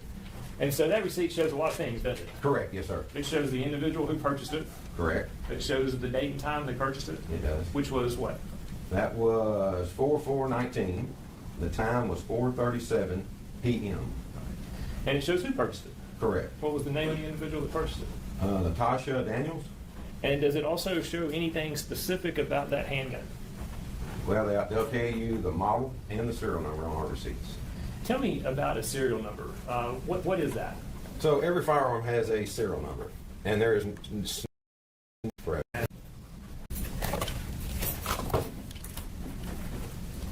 that is a Ruger EC9S 9mm.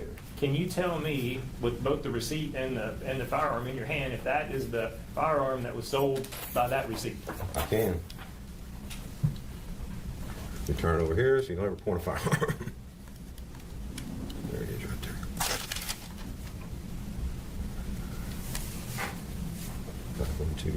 This is it, yes, sir. So you can confirm based on that information that Latoshia Daniels purchased that firearm on April the 4th, 2019 at 4:37 p.m. from your store in Sherwood, Arkansas. Correct, 100%. Allie, I don't know, man. You stay dropping stuff. Don't drop your phone to phone. Don't drop your phone to phone. One more thing I want you to look at. When Detective Roberts initially contacted you, did you take some still shots from your store video surveillance system? Correct. Our IT gentleman did, Steve. And is that one of the still shots that you provided to Detective Roberts? Yes, sir, it is. And what you're looking at, it's already been published, but that did come from your store at that time? 100%, yes, sir. That's all the questions I have. Yes, sir. Good afternoon, Mr. Palladino. Good afternoon. Had to make sure. Yes. I just have a couple questions for you, okay? This 4473 that you talked about, can you tell me a little bit more about what that is? So what it is the background check. First of all, you have to have a state picture ID issued. You fill out the background check. We run it through, it's called a NIC system, all right, which is a National Tracing Center background check. And you get proceeded, or you may get delayed, or you may get denied, or what have you.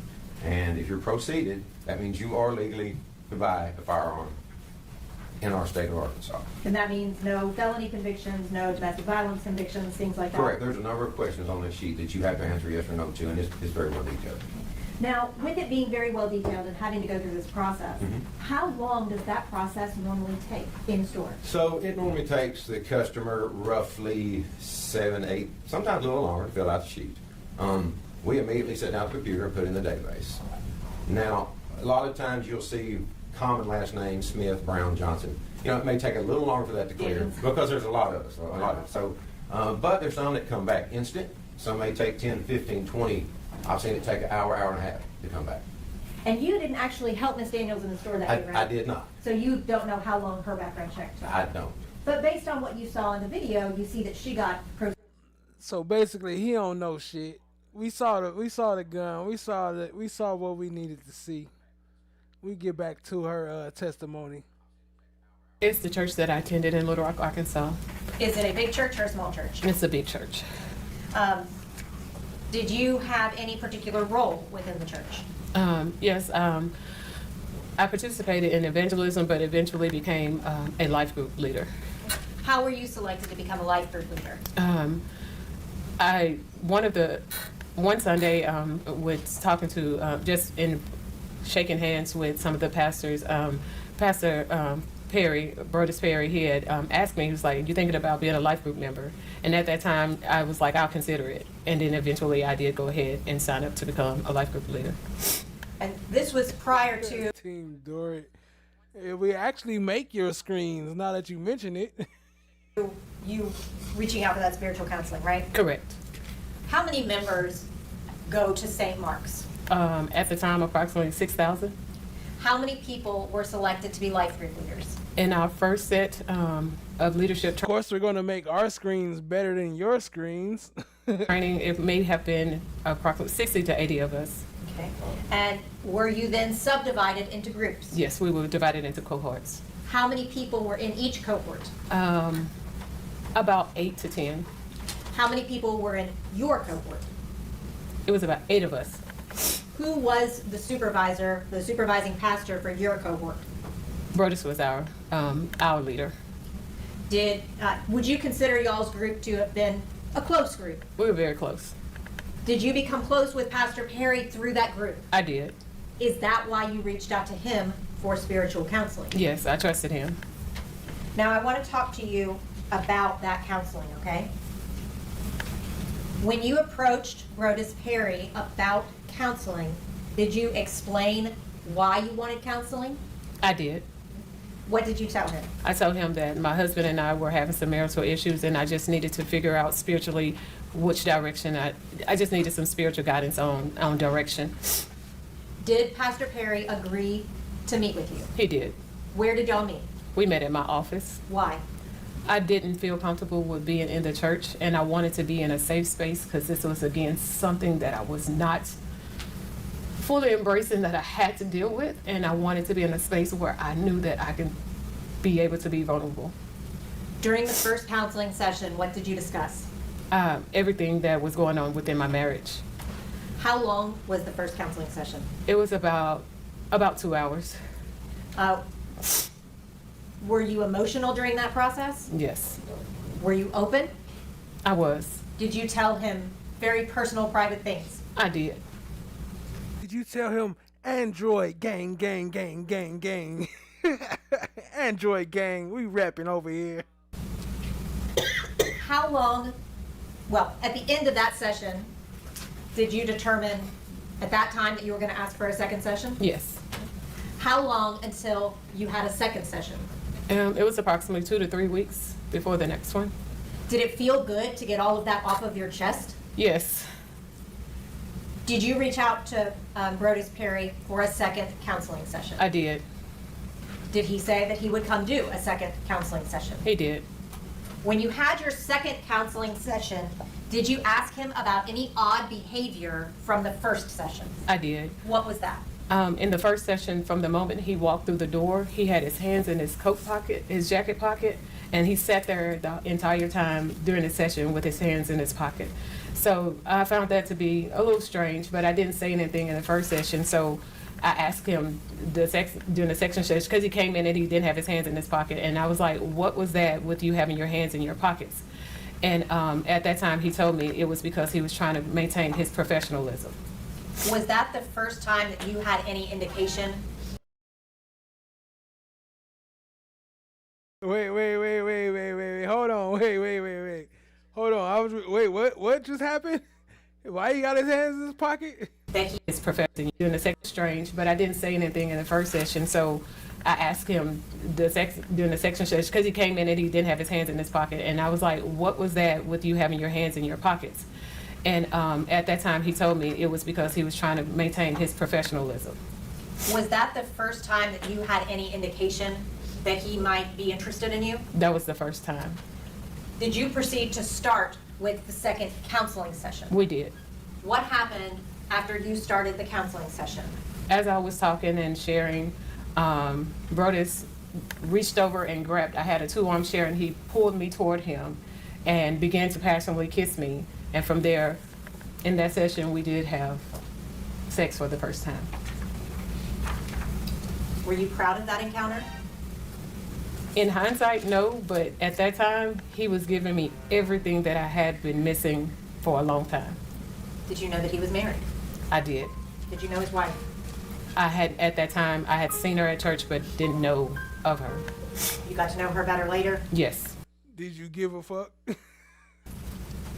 How did you feel about the fact that Brodes was married? At that time, honestly, I did not think about it. I knew that we both were married, and I was engaged in what he was giving me. Had you... So the answer is no. She did not give a... Had any attention like that in a long time? No, I hadn't. Had In you years. had any emotional attention? Not in years. Physical attention? Not like that. No. After your counseling sessions, did you end up getting divorced? That was in February, and I did end up getting divorced in December of that year. That's when it was finalized? Yes. And did Pastor Perry encourage you to get divorced?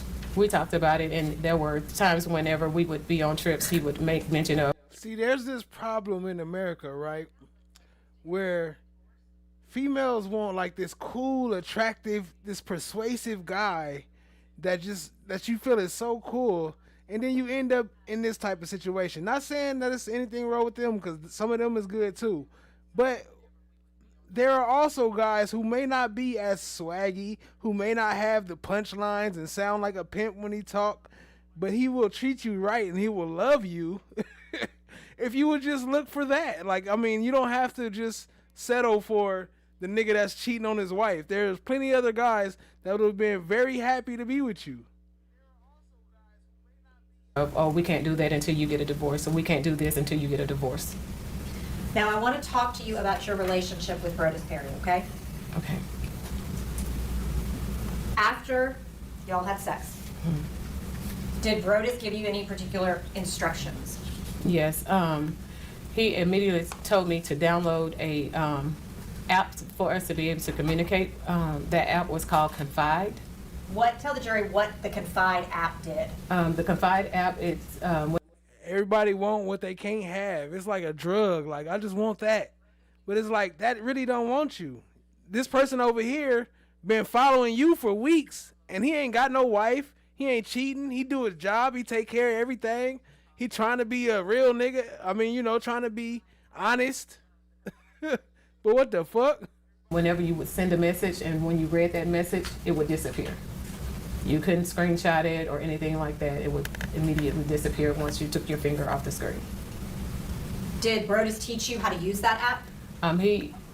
As we continued the app, it was probably maybe a week or two later, he found out that if you had, like other people had your phone number in your phone and they had that app, then they could see you on it. So he had me to change my name on it and also change the way that I attached it to my account. So I went from having my phone number to coming up with a email address. So I made a new email address to be able to attach it that nobody else had. And he taught you what all you needed to do for that app to do that? Correct. So that it could not be traceable back to you? Correct. And he did that all very quickly? Yes. Did he have, or was it almost a rule? Was it a rule that you had to use that app to talk to him? Most definitely. That was our main form of communication as the relationship went on. If he wanted to use a different form of communication, like an email or maybe even direct messaging, he would then tell me, go to this platform or go to that one. But it was not, if I was to reach. Hey, Miss DB, I didn't say you got to keep buying phones. I got an old phone too. But it's 2 years old. It ain't 5 years old. It's 2 years old, but I just ain't fucking with no iPhone. Reach out to him without him reaching out to me first. I had to use the Confide app. Did he set any other rules for your relationship? It's like choosing prison because they make it sound better. Oh, we got the best this, but really technically they don't have the best nothing. Yes. As far as it came to trips that he wanted me to go on with him, I was the one who had to pay my way as far as airfare or travel, and then he would, you know, his words would, he would then take care of the rest, meaning that I would have somewhere to stay. When I was in the hotel rooms, I was to stay naked. I couldn't have on any clothes. I had to and somewhere to stay. When I was in the hotel rooms, I was to stay naked. When I was in the hotel rooms, I was to stay naked. I couldn't have on any clothes. I had to, and the only way I would have clothes on is if, like, you know, we were getting ready to go out. But other than that, when in the hotel room, I had to be. Show the guts. Tell everybody. Well, I still fight through the devil, man. Like I couldn't. If something was to have happened to him, as far as medically, he did not want me to call 911. I would have to call who we referenced him as the professor, but it was Pastor Pointer. I would have to call him in order to get him emergency attention. He said verbatim. He said, "Get bucket naked." Lots of times, do not call 911. Did he add any rules towards the end of your relationship? At the end of the relationship, he wanted me to say yes, sir, and no, sir to him. Now, I want to kind of break those down individually, okay? Okay. You were required to use the Confide app. Yes. I want to talk to you about the travel, okay? What kind of trips did Brodes want you to come on? The very first one was to Vegas. He had some convention or something that he was at, and so that was the first one. He had invited me to go to Cuba with him that year, but he ended up right at the last minute changing it, saying that Tabatha wanted to go with him, so she went with him, and he was like, well, since you're not going to Cuba, go ahead and sign up to go to Israel for the church group trip. So I signed up to go to Israel and paid my way for that. I traveled with him to Savannah whenever he would go with Pastor Pointer.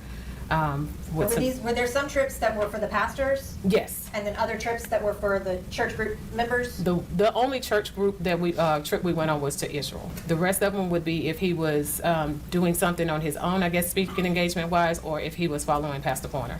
And then were there also personal trips? And then we had personal trips. If Brodes told you that he wanted you to go on that trip, was it expected that you would be on that trip? I was on that trip. Now I want to talk to you about the hotel room rule, okay?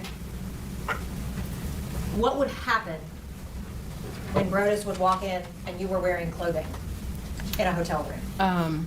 Once I did it and just I don't know if I was cold or what, but when he was like, why do you still have on clothes? And when that happened, he withdrew affection from me. Like he was very cold, didn't want to be intimate until after I got undressed. But even then, it was then like a punishment I had to wait for him to decide that he was going to then give affection. Now I want to talk to you about Pastor Pointer, okay? Okay. You called him the professor? Yes.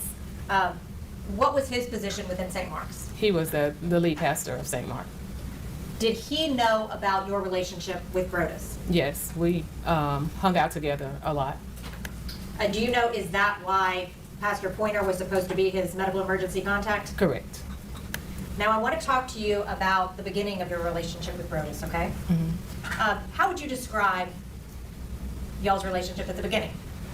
At the beginning, it was, I'm gonna have to say, amazing. I felt beautiful. He showed me so much attention. We did all kind of things together. It was, even we gelled intellectually. It was a great relationship. Everything that you didn't have before? Everything I didn't have before. Even to the fact I show up in my office and he had me a dozen of roses sent to me. It was just like everything that I wanted, everything that I even shared with him that I didn't have, he was giving it to me. Did you also give him my wish? things? I did. What kind of things did Brodes like? As the relationship progressed, he got into cigars, and that was a big thing for him, to the point to where he had someone to draw him up a logo, and then I selected the name, so he became the Smoking Savant. You draw my wish. And so the more expensive the cigar, the better for him. Then it went from cigars to bourbon, and he had to have the best of the bourbons. Did you buy him the best of the bourbons? Yes, I did. Did you buy him the best of cigars? I did. Did you buy him other things? He wanted this Toomey briefcase for work. I think it was like $400. I got him that. He was working out, and so he needed. Hold on. Slow down. You're going too fast. Hold on, slow down. Did she just say she bought this nigga a $400 briefcase? Briefcases cost that much? I mean, I usually ride with backpacks, so I don't know, but $400, is that cheap or is that normal? The cigars? I did. Did you buy him other things? He wanted this Toomey briefcase for work. I think it was like $400. I got him that. He was working out, and so he needed more workout clothes, and so I purchased him like $400 worth of gear in Nike gear. There was a time when he wanted to redo his closet and get some things organized, and Tabatha was tripping. Hey, Tabatha, I don't know. I'm confused because it sounded like you was with it. But if you wasn't, Tabatha, you should have been. Like, she buying this nigga a $400 briefcase. She would have bought you shit, too. I bought all the organization things to make sure that whatever he needed, I did it so that he could be good. Did he also expect you to do? Right. It's not all about the money. It's just making sure that you good. There was a time when he wanted to redo his closet and get some things organized, and I bought all the organization things to make sure that whatever he needed, I did it so that he could be good. Did he also expect you to do that? It got to a point to where it did become an expectation. At the beginning of your relationship, at some point, did Tabatha go to Florida? Yes, in 2017, it was around, I think, October. Brodes said that he had sent Tabatha back to Florida and that they were separated. He said that he just needed, he was feeling this urge of, he had this thing of saying that he was always wanting to be single. He never knew what it meant to be a single man. And so in that instance, he was sending her back so he could explore that to some degree. Did he indicate to you that they were separated? Yes. How long was she in Florida? At least till after Christmas. So over a month? Yes. 2 months? Yes. So during that period of time, Were you staying with him a lot? Yes, I stayed probably about 3 or 4 nights with him during that time, and we also went out of the country. Now, I want to talk to you about when y'all would travel together, kind of what you would, or I'm sorry, not when you travel together, the things that y'all would do together. Okay. Travel was one of them, right? Yes. And did you both get interested in bourbon? I did start eventually tasting them. He would always ask me to taste and try to figure out the notes or the different contents of them, but it wasn't something that I just enjoyed. What about cigars? Again, I did begin to smoke certain cigars. He picked out one that was better for me than the others that wasn't too strong. Did you go with him to cigar lounges? Yes. Everywhere we traveled, we would find cigar lounges. Did you actually pay his dues to cigar clubs? The first, I paid 2 sets of dues. The first set of dues was at Dave's and Sons, and those weren't that much. And then the second one was at a club called 1836. Were those expensive? They were $125. A month? Yes. Did he ask you? A month? Wait, what? $125 a month? It ain't a lot of money, but that's a lot of money. The fuck? You to pay that? No. You just did I to did make him because happy? yes. Did you engage in any physical activities together? We ran together. We eventually began cycling. He got upset with me because I did not purchase his bike. I was like, I can't afford your $2,500 bike and mine, and that did cause him to be upset. But he eventually got his bike and I got mine, and we joined a cycling club together. We also exercised together. We would go swimming. So we did those things. Around those kind of activities, did you have any particular rules that you had to follow? Now, if we were at the cigar lounge and we was not hanging out with a certain group, he would have me to call a certain individual to invite her to come so that it looked like it was more of a church thing than it was just he and I hanging out. And that was just kind of the case even with the running. It was going to always be somebody from the church, even though they didn't know they were a third party. It was the way of being able for us to still be together, but it not look like it was just us together. It would always be someone from the church. And who made? She was baptized in the name of funk. That rule to have somebody else always there. That was him. I want to talk to you now about ethical non-monogamy, okay? Yes. Did Brodes talk to you about ethical non-monogamy? Yes. Was this a lifestyle that he was interested in? Yes. Can you tell the jury what Brodes told you about ethical non-monogamy? What is it? Are you in the freak offs? Daddy, I like when you scrambling and scraping for shit. I like that. It is where individuals are able to have multiple relationships, but everyone in the relationship must consent. Did Brodes tell you that he had talked to Tabatha about ethical non-monogamy? He did. Did he tell you that Tabatha had said she was comfortable with it, but he just hadn't told her about you yet? He said that she had given him permission to be open on his side of the marriage. So she was not allowed to be open on her side. Correct. But he told you that she had given him permission to go outside. Yes. But he had not told her about you, to your knowledge. No, not to my knowledge. Did Brodes ever give you a book to read? The Ethical Slut is the book that he wanted me to read so that I could have a more foundation and knowledge of this lifestyle that he was wanting to be in. Did you read that book? I did. Were you interested in the lifestyle espoused by that book? No, I was not. How soon into the relationship did Tabatha Perry start discussing this concept of ethical non-monogamy? Actually, it started, so we were just having conversations about things in life that we wanted to do, bucket list type of things that we were curious in. And at that time, he was like, one of the things I want to do is have a threesome. And I was like, yeah, no, that's nothing I've ever thought about. But he was like, well, I've had one before, but I paid for it. And this time I want to have one where I don't have to pay for it. And so he began to speak about, the term he would use is Tabatha and I being sister wives. Didn't quite know what that meant, but as things went on, he would start to talk about me watching them have sex. And he was like, but I think she'll be on board with it, just give it time. But so this would be the dialogue. And that dialogue just continued on to where it went from watchers to now wanting to have the threesomes, and then that's when the ethical slut was introduced. And so it was just like a progression of this lifestyle that he wanted. So kind of breaking that down, how far into the relationship did he start discuss wanting a watcher with you? It was pretty early on. I would have to say it was before they took their trip to Cuba, which was around his birthday in May. Have been swallowed up. Have you ever been swallowed up?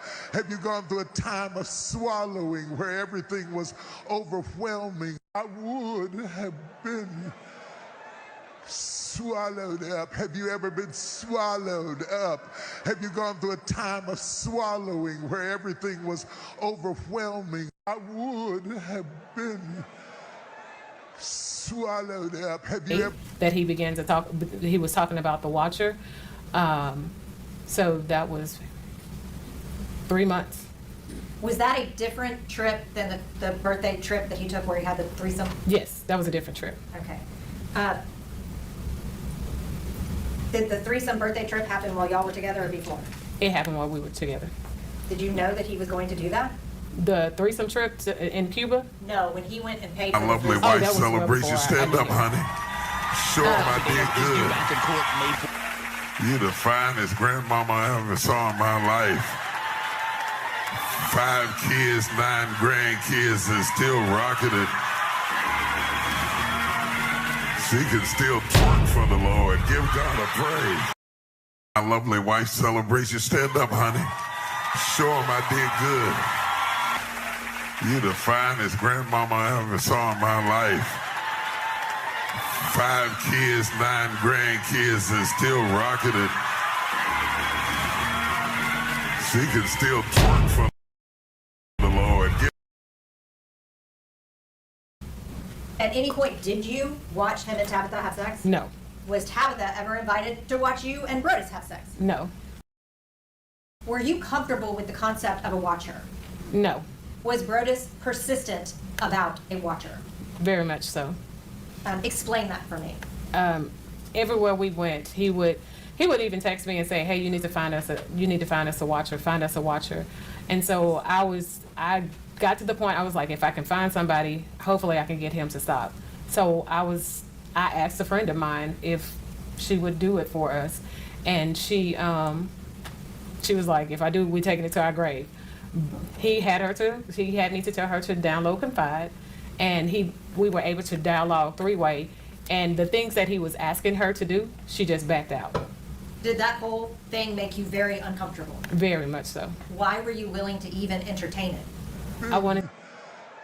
Swallowed up. Have you ever been swallowed up?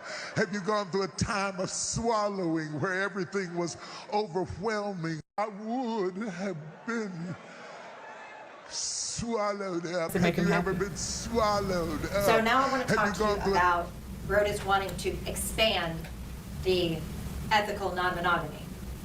Well, I guess first, was he actually engaging in ethical non-monogamy? No. Tabatha had no idea any of this was going on, right? No. As far as you knew, she knew that that's what he wanted, but he hadn't told her. As far as I knew, correct. And you've heard differently from even that here. Yes. Did Brodes ask you about expanding the relationship beyond you? He did. When he asked you about that, how did you respond? I told him I didn't want to. Did he tell you, well, my wife's on board with it, so why isn't my girlfriend? That's exactly what he said. Did that cause problems between you and Brodes? At first, no, but as it continued to go on, it did.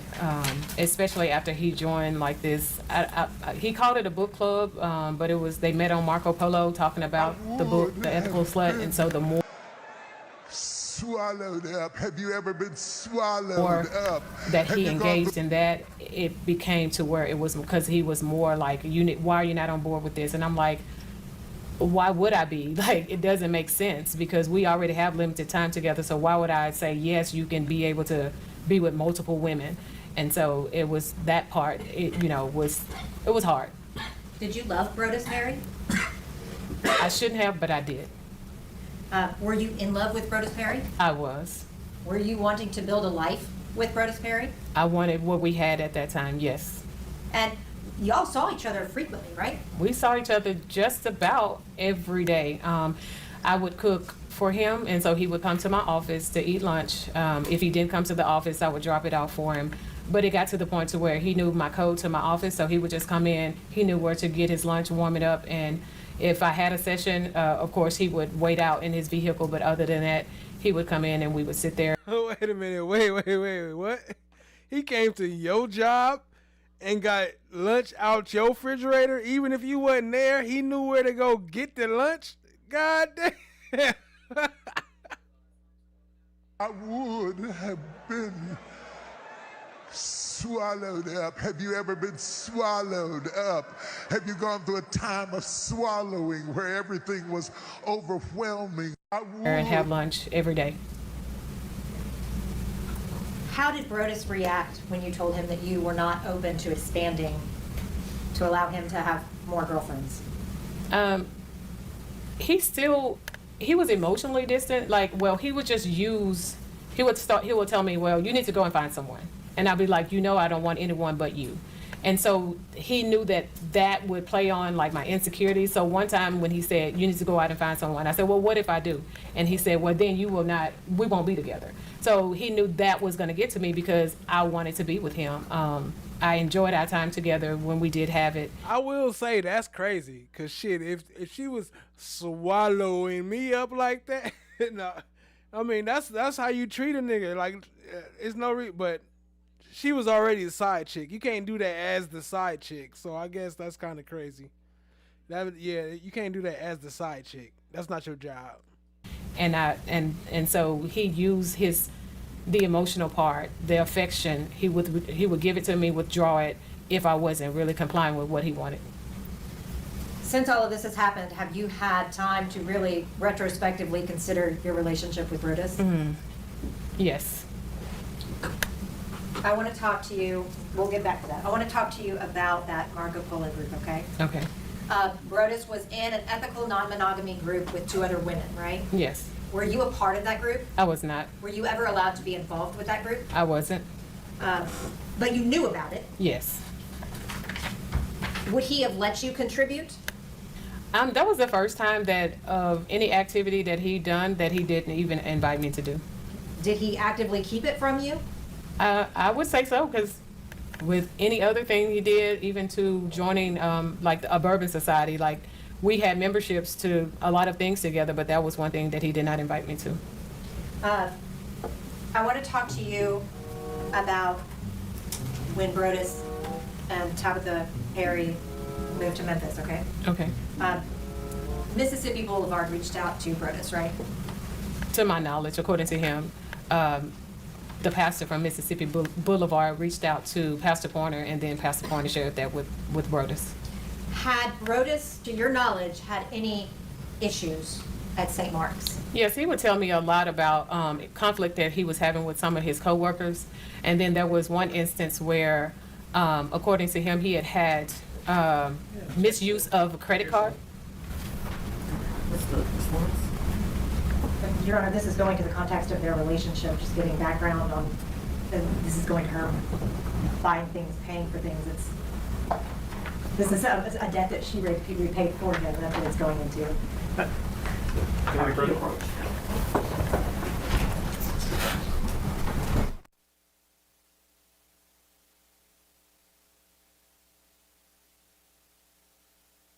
Fuck it, they got silent and I said, being the pastor blessed him with being swallowed up. He was swallowed. Have been swallowed up. Have you ever been swallowed up? Have you gone through a time of swallowing where everything was overwhelming? The debt was $2,500, but I ended up getting him swallowed up. Have you ever been swallowed up? Have you gone through a I would. Have you ever been swallowed? $2,300, and he got very upset with me about it. Why did he get upset with you about it? Because he wanted me to do the full price. And that was not your debt, right? No. So, did Brodes talk to you when this other church reached out to him? He did. Did he discuss with you whether or not he should accept it? Yes. What did you tell him? I told him I thought it was a great opportunity for him. Why? Because of the things that was being shared to me, that some things he was dealing with within the employment at St. Mark. I thought that would be a great thing for him. So he sent me his resume, told me to change it to performance-based, and I did that, and he went to the interview. Is Mississippi Boulevard a prestigious church? To my knowledge. And you're not from here, right? No. You've never. Hey, and remember, this ain't just a isolated event. How the police be like, oh no, that's not one of us. There's not. No, this happens all over America, and not even just America, all over the world now. This is a worldwide event. I've seen it even in Africa. They got a church where all they do is give you a bath and suck your titties. Lived in Memphis? I have not. In church. Did he eventually, to your knowledge, accept that position at Mississippi Boulevard? Yes. Did the church have a going away party for Brodes and Tabatha Perry? I planned a going away party. Actually, he had two. He had one at the Cigar Lounge and then one for the church. Who planned the party at the Cigar Lounge? I did. Who planned the party at the church? I did. Who paid for the majority of the gifts? I did. And then he gave me a backstory on how to be able to elicit money from the other members of the church so that he could have a certain amount of money for when he left. Deliberate on. Guilty! That nigga is guilty! Sir, settle down. You have to go deliberate. I don't need to deliberate. Hang that nigga now. I got the rope right here. What do you mean? Like it was, hey, reach out to the life groups and tell them, I'm going away and we're going to do monetary gifts. So that's what I did. Did he get monetary gifts from that? He did. Before Brodes left, did he give you his new address in Memphis? Yes. Now I want to talk to you about after they. About your arrest record. What the hell? Yo, the sign is real simple, B. It says wrap it up. Wrap that shit up, B. They moved, okay? Okay. Did your relationship with Brodes Perry continue after he moved to Memphis? Yes. Would Brodes come back to Little Rock? He would. Do you know why he would come back? Yes. The main reason why he would come back is because of his orthodontics appointments. And then also he was building up a business and a consulting business, and he was beginning to he had one client that he was coming back to begin to do some consulting with. What would happen when he came in town between the two of y'all? We would meet up at the hotel and hang out. I want to, and was that he would come in town and he would contact you? Yes. And y'all would get together? Yes. Now I want to talk to you about April the 15th. I'm sorry, not April the 15th, March the 15th of 2019, okay? Okay. Did Brodes come in town that day? He did. Did he text you? He did. Did you meet him at the hotel? I did. Do you recall what hotel? I think it may have been Spring Hill. What happened after you went to the hotel? The first time I went to the hotel, it was, just a drop off. He had asked me to. No. No. No, he's sleeping. The first time I went to the hotel, it was, just a drop off. He had asked me to bring him, to go buy him something to eat and to stop by and get him some bourbon. After I brought that to him, we made an agreement to meet up later on. I had called him and as it was getting later and say, hey, what time are we going to meet up? And he was just like, I don't know, I'll let you know. But he never called. So I was at home and I was like, I'm just gonna break up with him. Like I'm not gonna do this treatment. Like no. I went to the lounge. I still had some gifts to give him, and he was coming out. And I said, open. Messi, encara Messi, encara Messi, encara Messi, encara Messi, encara Messi, encara Messi, encara Messi, encara Messi, encara Messi, encara Messi, encara Messi, encara Messi. You unlock your car, and I started putting in the gifts in. Well, once he got closer to me, he just hugged me and gave me the key to the room and was like, go to the room. So I was like, okay, and I did. Once he hugged you, was it all better? It was. Is that kind of how it went with Brodes? Yes. So tell me about what happened after that. That was one of the times that I still had my clothes on. So of course, when he got in there, he's like, why you still got clothes on? And I was like, oh, I'm sorry, I'm sorry. I got undressed. I did tell him, I said, I was coming to break up with you because of the way you're treating me. And he laughed it off. What? I did tell him, I said, I was coming to break up with you because of the way you're treating me. And he laughed it off and was like, well, why didn't you? And I was like, because you know I really do love you. He came over to the bed, started tickling me. We laughed it off. And then as we began to engage in... Every day for a whole year, and I was at anything. I was at done anything to get out of here. I was at done anything.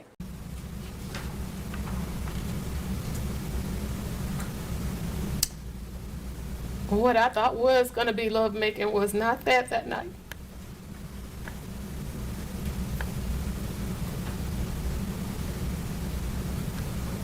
Can you tell me what happened?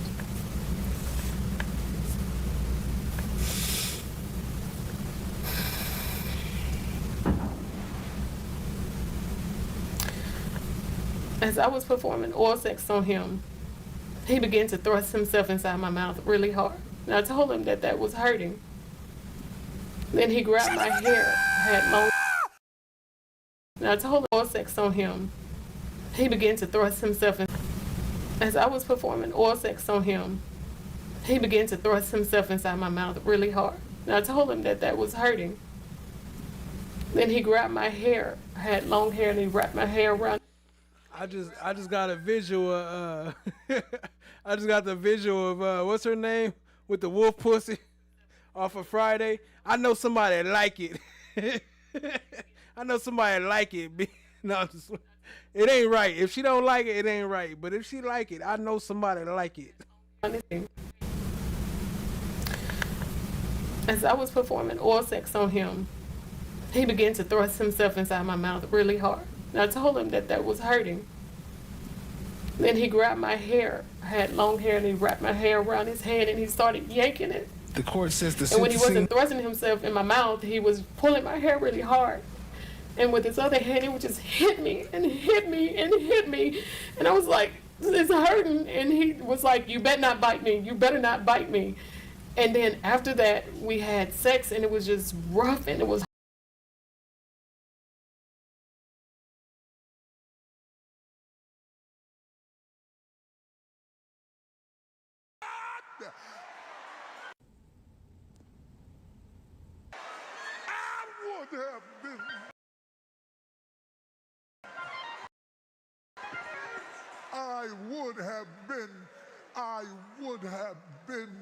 I would have been swallowed up. Have you ever been swallowed up? Have you gone through a time of... Okay, I was making fun of this video like it. Time of swallowing where everything was overwhelming. I would have been swallowed up. Have you ever been swallowed up? Have you gone through a time of swallowing where everything was overwhelming? I would.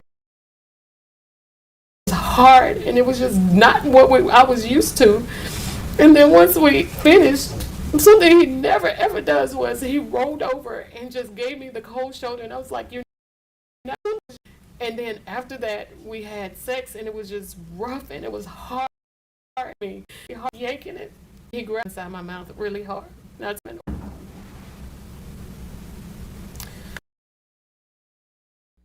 Hold on.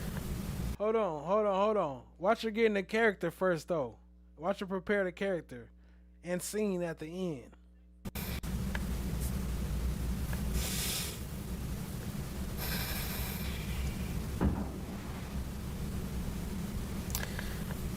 As I was performing oral sex on him, he began to thrust himself inside my mouth really hard. And I told him that that was hurting. Then he grabbed my hair. I had long hair, and he wrapped my hair around his hand, and he started yanking it. And when he wasn't thrusting himself in my mouth, he was pulling my hair really hard. And with his other hand, he would just hit me and hit me and hit me.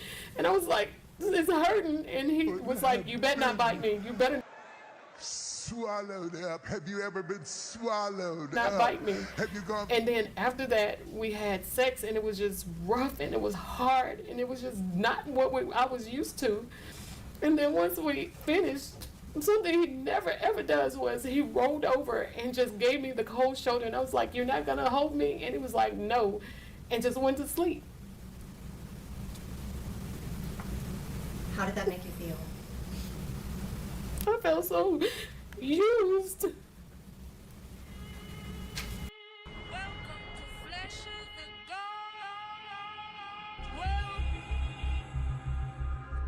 Well, the time of swallowing where everything was overwhelming, I would have been swallowed up. Have you ever been swallowed up? Have you gone through a time of swallowing where everything was overwhelming? I would have been swallowed up. Have you ever been swallowed?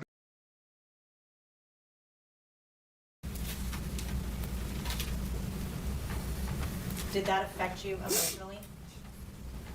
Yes. I was just like, what has always happened to me?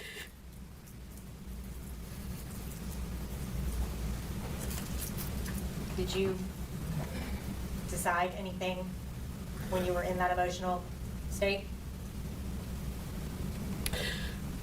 Well, that particular night, I just was, that morning, we stayed the night together, and that morning he got up and he left. He was getting dressed, and I was like, where are you going? Like, we always shower together. And he was like, and I was like, where are you going with still smelling like me? And he was like, none of your business. I was like, since when did you not tell me your schedule? And he left. Well, he was getting ready to leave, so I got up and I got dressed, and as I got dressed, I grabbed the key card for the room off the thing, and he you know, laughed it off, and I left.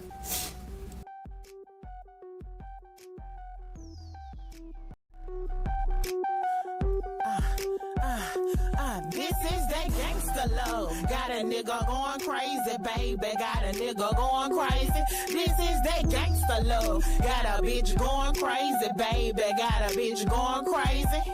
See both at the same club looking at each other. He don't know her, she act like she don't know him either. Got a nigga buying drinks all night, running tabs. See the steam off her face, a nigga getting real mad. She carry herself well, she Michael Jackson. I was like, where you going? And my real name, like all the nigga, I ain't gon' like, say. since when did you not tell me your schedule? I ain't never And he meant left. to get it. Well, he was Unit full getting of ready to G's, leave, so I nigga, got I up ain't and I got talking dressed. about And as I got it. dressed, I grabbed the key card for the room off the thing, and he you know, laughed it off, and I left. And later on, I texted and said, yes, you know, like, and I was like, where are you going with still smelling like me? And he was like, none of your business. I was like, since when did you not tell me your schedule? And he left. Well, he was getting ready to leave, so I got up and I got dressed, and as I got dressed, well, that particular night, I just was, that morning, we stayed the night together, and that morning he got up and he left. He was getting dressed, and I was like, where are you going? Like, we always shower together. And he was like, and I was like, where are you going with still smelling like me? And he was like, none of your business. I was like, since when did you not tell me your schedule? And he left. Well, he was getting ready to leave, so I got up and I got dressed, and as I got dressed, I grabbed the key card for the room off the thing, and he you know, laughed it off, and I left. And later on, I texted and said, hey, are we meeting up again? And he was like, I'll let you know. Of course, the day went on. I had rearranged everything, thinking that he was going to end up we would see each other earlier that day, but I didn't. And so that night, when I still didn't hear from him, I decided to head to the room. And as I was going, he was there. But in my wanting to head to the room, I had made the decision that I was going to kill myself in front of him, because I just wanted him to feel the pain that he was causing me. So when we got in the room, he was already in there by the time I parked and got in. And I I pulled out my gun and I told him, "You about to feel the same pain that you've been giving me." Did you ever threaten him? No. Did you threaten yourself? I told him I was going to kill myself. What did he do? He began to tell me no, and he kept saying that he loved me and that we can fix it. And I was just like, "No, you're treating me so bad." And he was just like, "That's not, I love you, I love you." And eventually he talked me into putting the gun on the counter and coming over and sitting there talking to him. Did that restore a reason for you to live in that moment? It did. Was this the first time that you had gotten to the point of hopelessness, that you felt like you needed to kill yourself? Not in a relationship, no. Have you struggled for a long time with depression and suicidal ideations? Yes. After Brodes convinced you to put down the gun, did he take the gun away from you? No. Did he take the gun from the counter? It wasn't until I got ready to leave when I went back to try to get it, and then he pushed me out of the way and he got it. He didn't want you to be able to leave with the gun? No. And was he worried what you would do with it?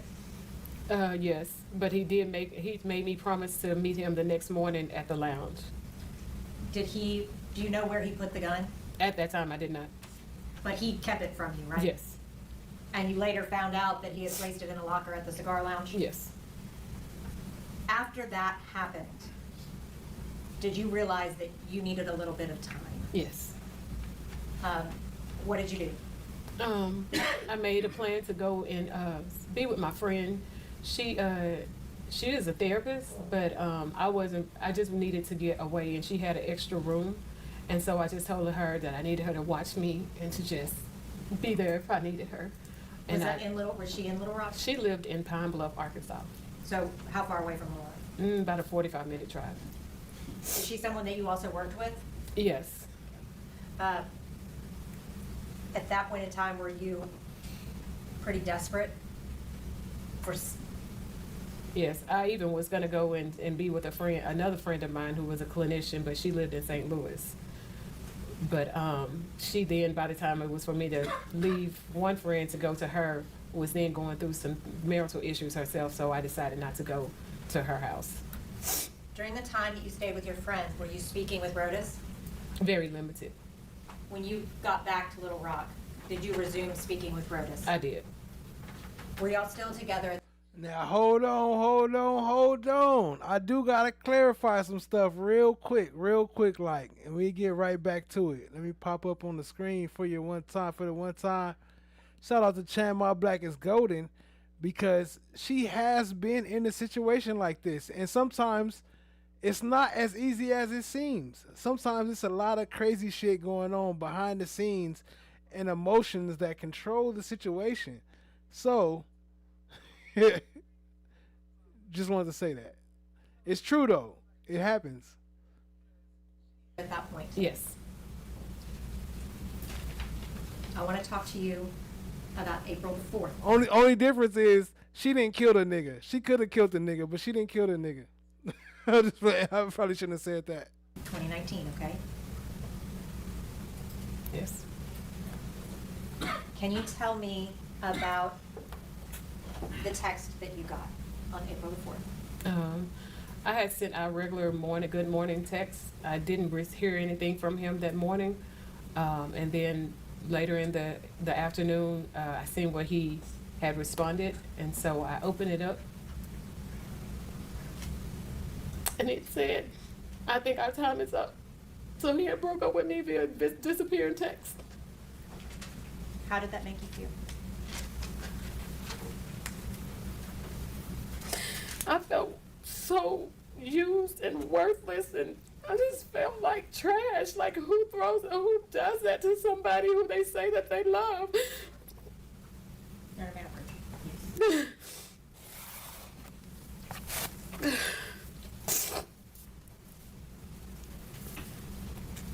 How did you react after you read that?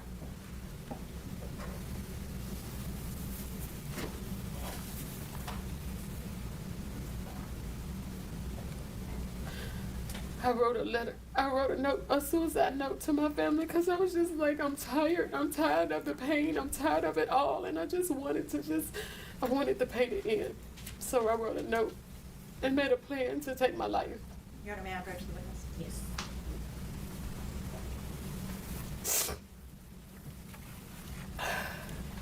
Latasha, do you recognize that? Yes. What is that? This is the note that I wrote to my family.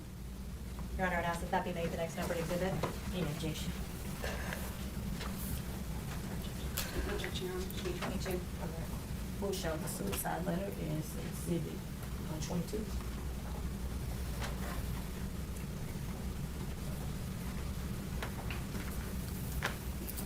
Latasha, can you tell me the date and time of that letter? Have you gone through a time of swallowing where everything was April 4, overwhelming? 2019 at 3:14 p.m.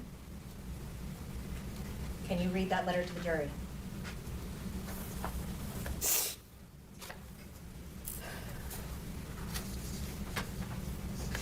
To my family, I'm sorry that I have let you down.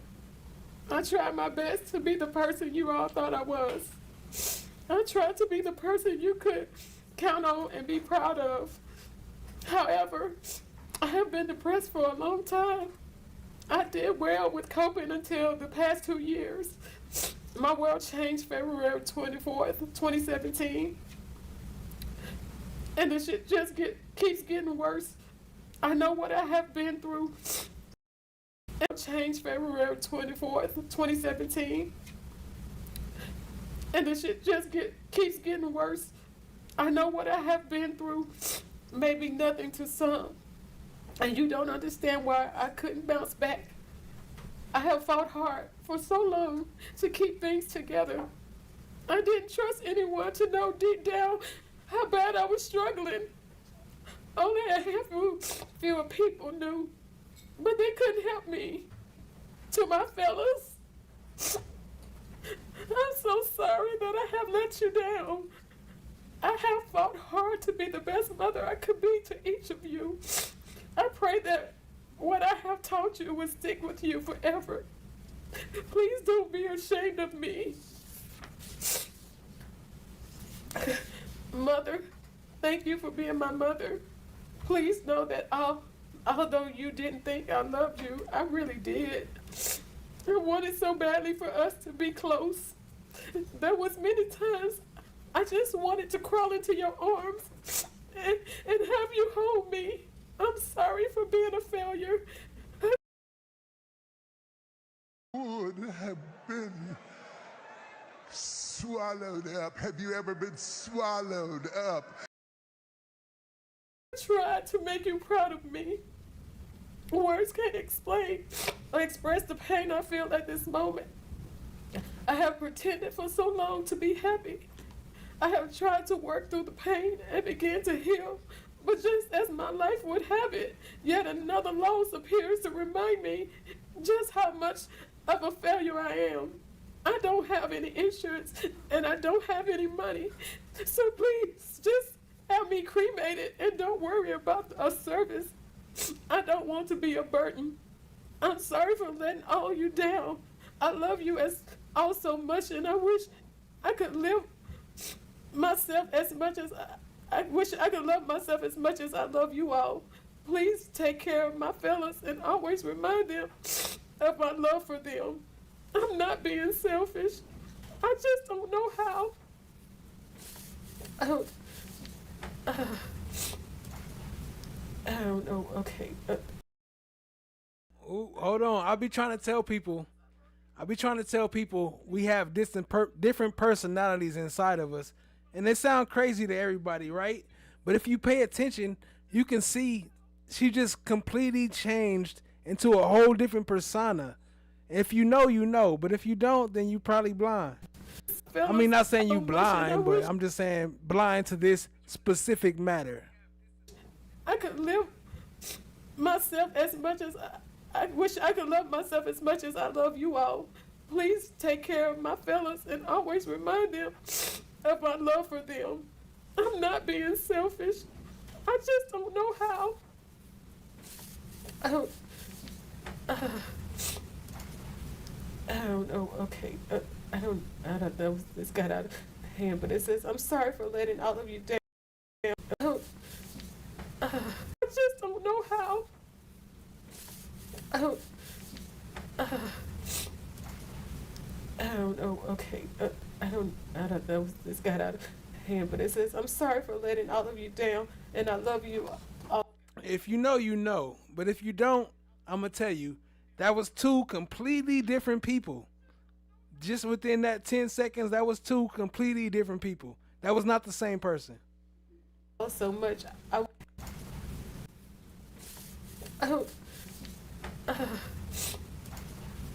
don't know. Okay, I don't know. This got out of hand, but it says, "I'm sorry for letting all of you down, and I love you all so much. I wish I could love myself as much as I love you all. Please take care of my fellas and always remind them of my love for them. I'm not being selfish. I just don't know how to continue bearing the pain I have felt for over 25 years of my life. With each loss, hurt, disappointment, etc. I've experienced through the years, it only added to my current state of mind. I thought I could continue to push through and be strong, the strong Tasha everyone know, but I can't. I'm weak, and I have been for over the past year and a half. I thought I would bounce back. I prayed consistently, but I guess God no longer hears my prayers since I wasn't doing His will. I'm not perfect. You seen the tap back in? You can see when she came back into that character. I'm not saying the character is real or fake. They all her. They all part of her. So they all part of the one. But that's completely different people. And she brought it back. I was but I can't.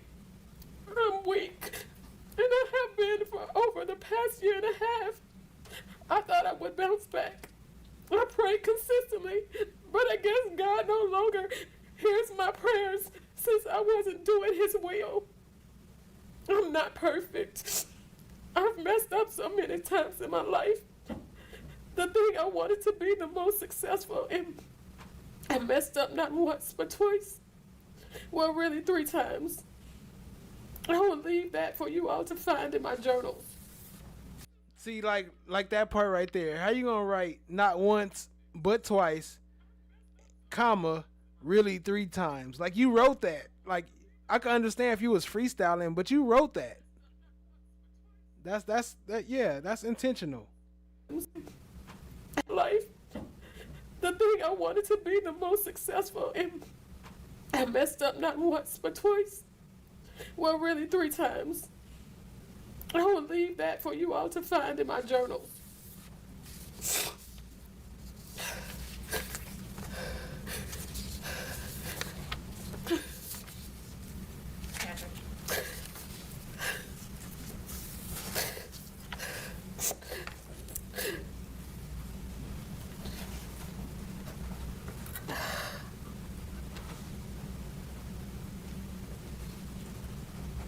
You wrote that at 3:14 p.m.? Yes. Where did you leave that? I left it in my phone because I knew my little sister would find it because she helped me with my appointments. And that's the phone she used for making my appointments. Did you leave it for her to find? Yes. What did you do after you wrote that note? I drove to Sherwood to go purchase. Trigger warning, man. I know that's a serious topic. Shout out to everybody who going through something that make you feel like this, and I don't mean to downplay that at all. So I want to send a shout out to y'all and let you know you are loved, and don't do it. Don't put yourself in this situation. Stop, take time, think about it, call somebody. They got numbers and all type of shit. Don't bring yourself here because there's more options. It's not your only option. It's a gun. Why did you go purchase a gun? Because I didn't have my other one. What was the purpose of the gun? I wanted to end my life, and I felt like that was going to be the best way to do it. When you went to that store, were you buying a gun to kill yourself, or were you buying a gun to kill someone else? I was buying a gun to kill myself. I had a whole plan. What was your plan? I didn't want to do it at my house because my son lived with me. So I decided, as I was just thinking about all the pain, to go to this park in Jacksonville, Arkansas. How far away from Little Rock was that park? Jacksonville might be about a 20-minute drive from my home. And the reason why I chose that was because that's where Brodes was. He wasn't from Jacksonville, Arkansas, but the Jacksonville part of it was attached to him. And the name of the park was Johnson Park, which was attached to...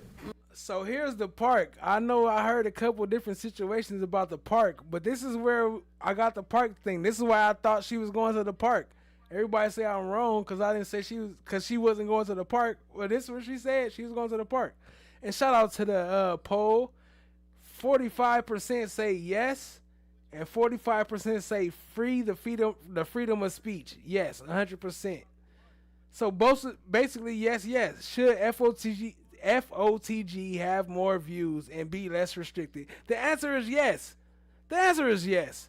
So why would y'all do me like this? Come on now. I got the poll. It don't matter. It's 100%. It's 100%. That's 100%. All right, let's keep going. My second Stop playing. Put some respect on my name. FOTG The Source. You feel me? Husband. And then Ray Road. My daddy's middle name was Ray, so I just associated with all the pain from the men in my life, and so that's where I was gonna go. How did you go there? I was gonna drive in my car. It's from my home, it would have been straight down 440. Is that an interstate? Yes. What happened while you were driving to Johnson Park? As I was driving, I saw the Memphis exit, and so then I was like, go talk to him, Tasha. Just go let him see you. Go see why. And that's what I did. I just drove so I can see him face to face and hope that I can get something from him besides the fact that he broke up with me with a disappearing text. And as I was driving, he did text me, and as he was telling me that he still loved me. So I was trying to just figure out what was going on. What did you do after you saw the Memphis exit? I took it, and I drove to Memphis. Where did you go? I went down to where I knew he would possibly be, which was a lounge. I guess it's in the downtown Memphis area called The Pocket. At the time, I think it was a fairly new lounge that he, when he got employment at Mississippi Boulevard, one of the members there had told him about. Did you go to The Pocket because Brodes told you he goes to The Pocket on Thursday? Yes. Do you remember what time you arrived? Hey, you feel me, Miss DB? Algorithm be like, I don't like all that friendly shit. Oh, you call everybody family. Oh, you cool with everybody. Why you not mad? Nigga, we need you to argue. Shut the fuck up. I argue with y'all for making me want to argue. Other than that, I got love for everybody till you give me a reason not to. Big facts. Keep them going. Both of them. I don't. I just know it was dark. And I know that I circled around for approximately 30 minutes trying to find a parking spot because I didn't know that you couldn't like park on the street. Like everything down there was paid. Like, and yeah. Just to back up for a second, when you went to the gun store to buy the gun to kill yourself, what did you take with you? Just my license and my debit card. Where was your purse? I guess I left it at home. Did you bring just necessities with you to the gun store? Yes. And you left the gun store right after you finished purchasing the gun, right? Yes. How did you select the gun? I went with what was the cheapest that was on. They have a wall that has all the guns, the names, and the prices, and I just chose the cheapest one. How did you select ammunition? Whatever the guy told me to get, I got it. Because I was about to walk out the store till he was like, do you need ammunition? I was like, oh yeah. And so he told me whatever he recommended, I was like, yes. And did you see on the video where he was showing you different types of ammunition? Yes. Is that what he was saying? Right. And I told you couldn't hear, but I was like, I don't know. Just whatever you tell me. When you left the gun store, what did you do with the gun? I think it was still in the bag. I went home because I did wanted to leave my son something. So I had stopped at the ATM and got out whatever money I could get. Did you Just whatever you tell me. when you left the gun store? What did you do with the gun? I think it was still, but I was like, I don't know. Just whatever you tell me. When you left the gun store, what did you do with the gun? I think it was still in the bag. I went home because I did wanted to leave my son something. So I had stopped at the ATM and got out whatever money I could get. And so when I got home, I put that in his room, and then I changed clothes, and I dumped some bullets out on the bed and just grabbed a handful of them and took the gun and left the house. What did you do with the handful of bullets in the gun? Once I got in my car, because I was trying to hurry up and leave because I didn't want him to come home while I was there, I loaded the gun in my car. And once whatever was left over, I put everything into my coat pocket that was sitting in the passenger seat. Now, when you parked downtown, where did you go?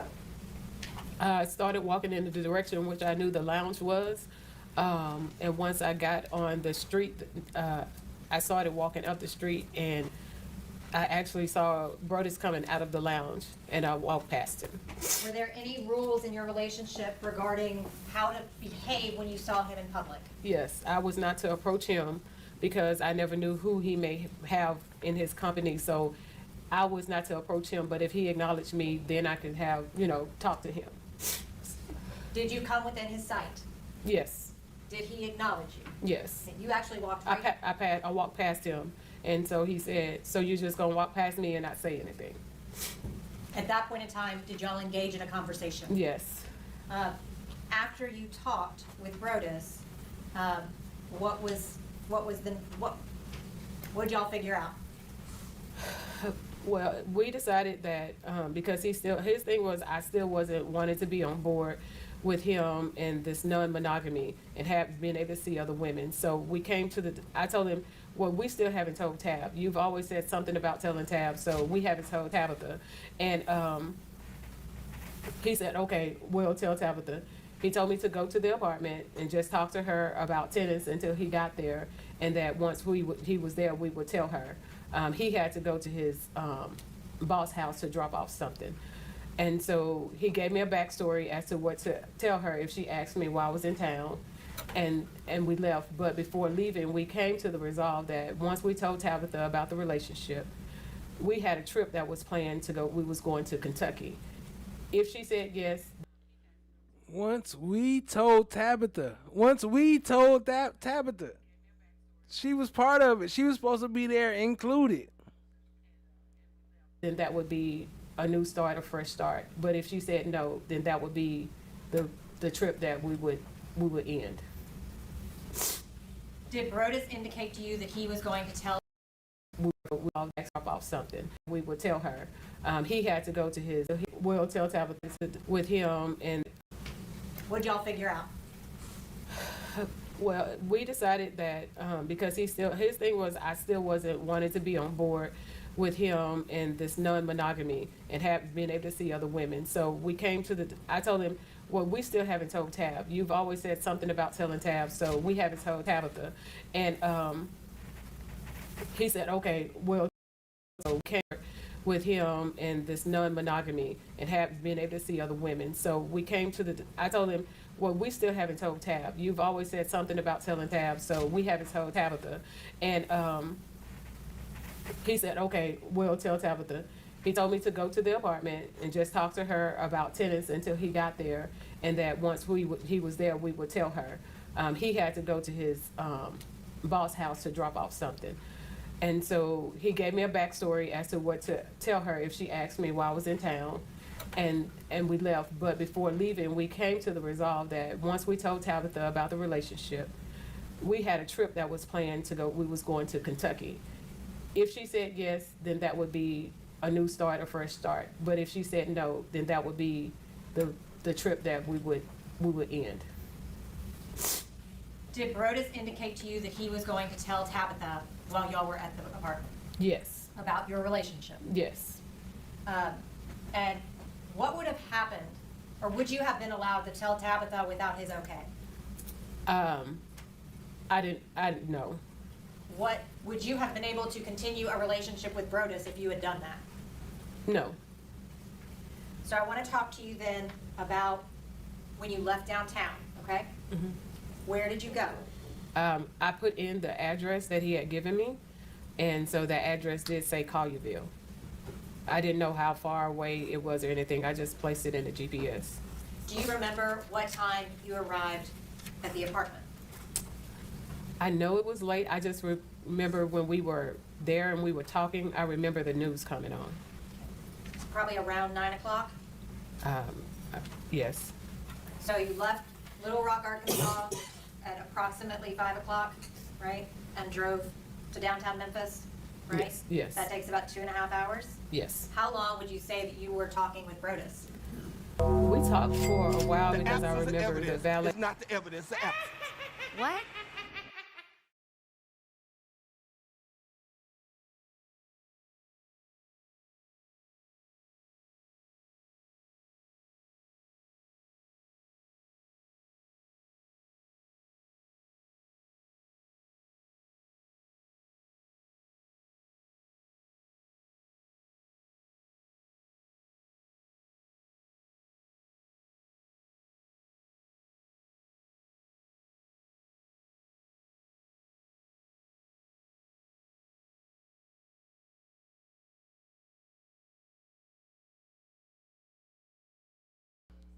Damn, I was on mute that whole time, wasn't I?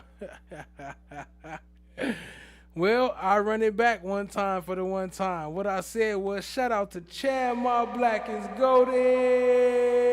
Hey, show her some love, show her some love. Drop her some witch emojis and some coins in the chat and all that. Shout out to the tonight's stream sponsor. Much love to Chad, my black is golden. The queen of the building, always a stream sponsor, every night, every single night. Even when you don't see it, she's still sponsoring the stream. Appreciate you, family. Much love, much love. Y'all show us some love. Drop some witch emojis and some coins in the chat. Sorry about being on mute, but let's get back to it. Let's go. Shout out to Chan, my black is golden, the queen. Let's get it. Hey. Pulling the car up a ways and getting out, and just because he was sitting in there waiting on him and we never did, so he just pulled it up and we continued to talk. So then you left downtown, it was dark? Yes. Drove to Collierville? Yes. What did you do when you arrived at the apartment? I circled around because I couldn't, it was dark and I really couldn't see like numbers or anything. So I circled around and then I guess eventually I found the building number and I parked and found my way to their apartment according to the address. If I may just have one moment, Your Honor.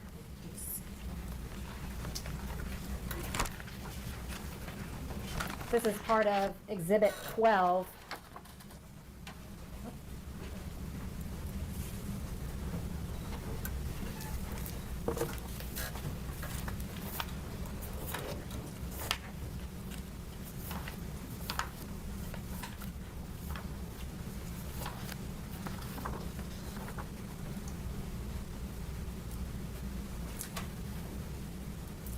Latasha, is that your car? Yes.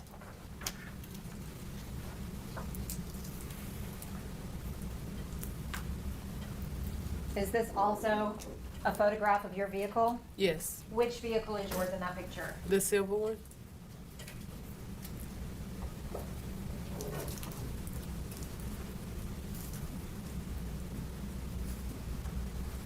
This one? Yes. While you were sitting in your car, did you call Brodes? I did. And I shared with him that I was a little nervous and could we just go somewhere and talk? And he said, no, we're going, you wanted to talk to Tabatha, we're going to talk to her.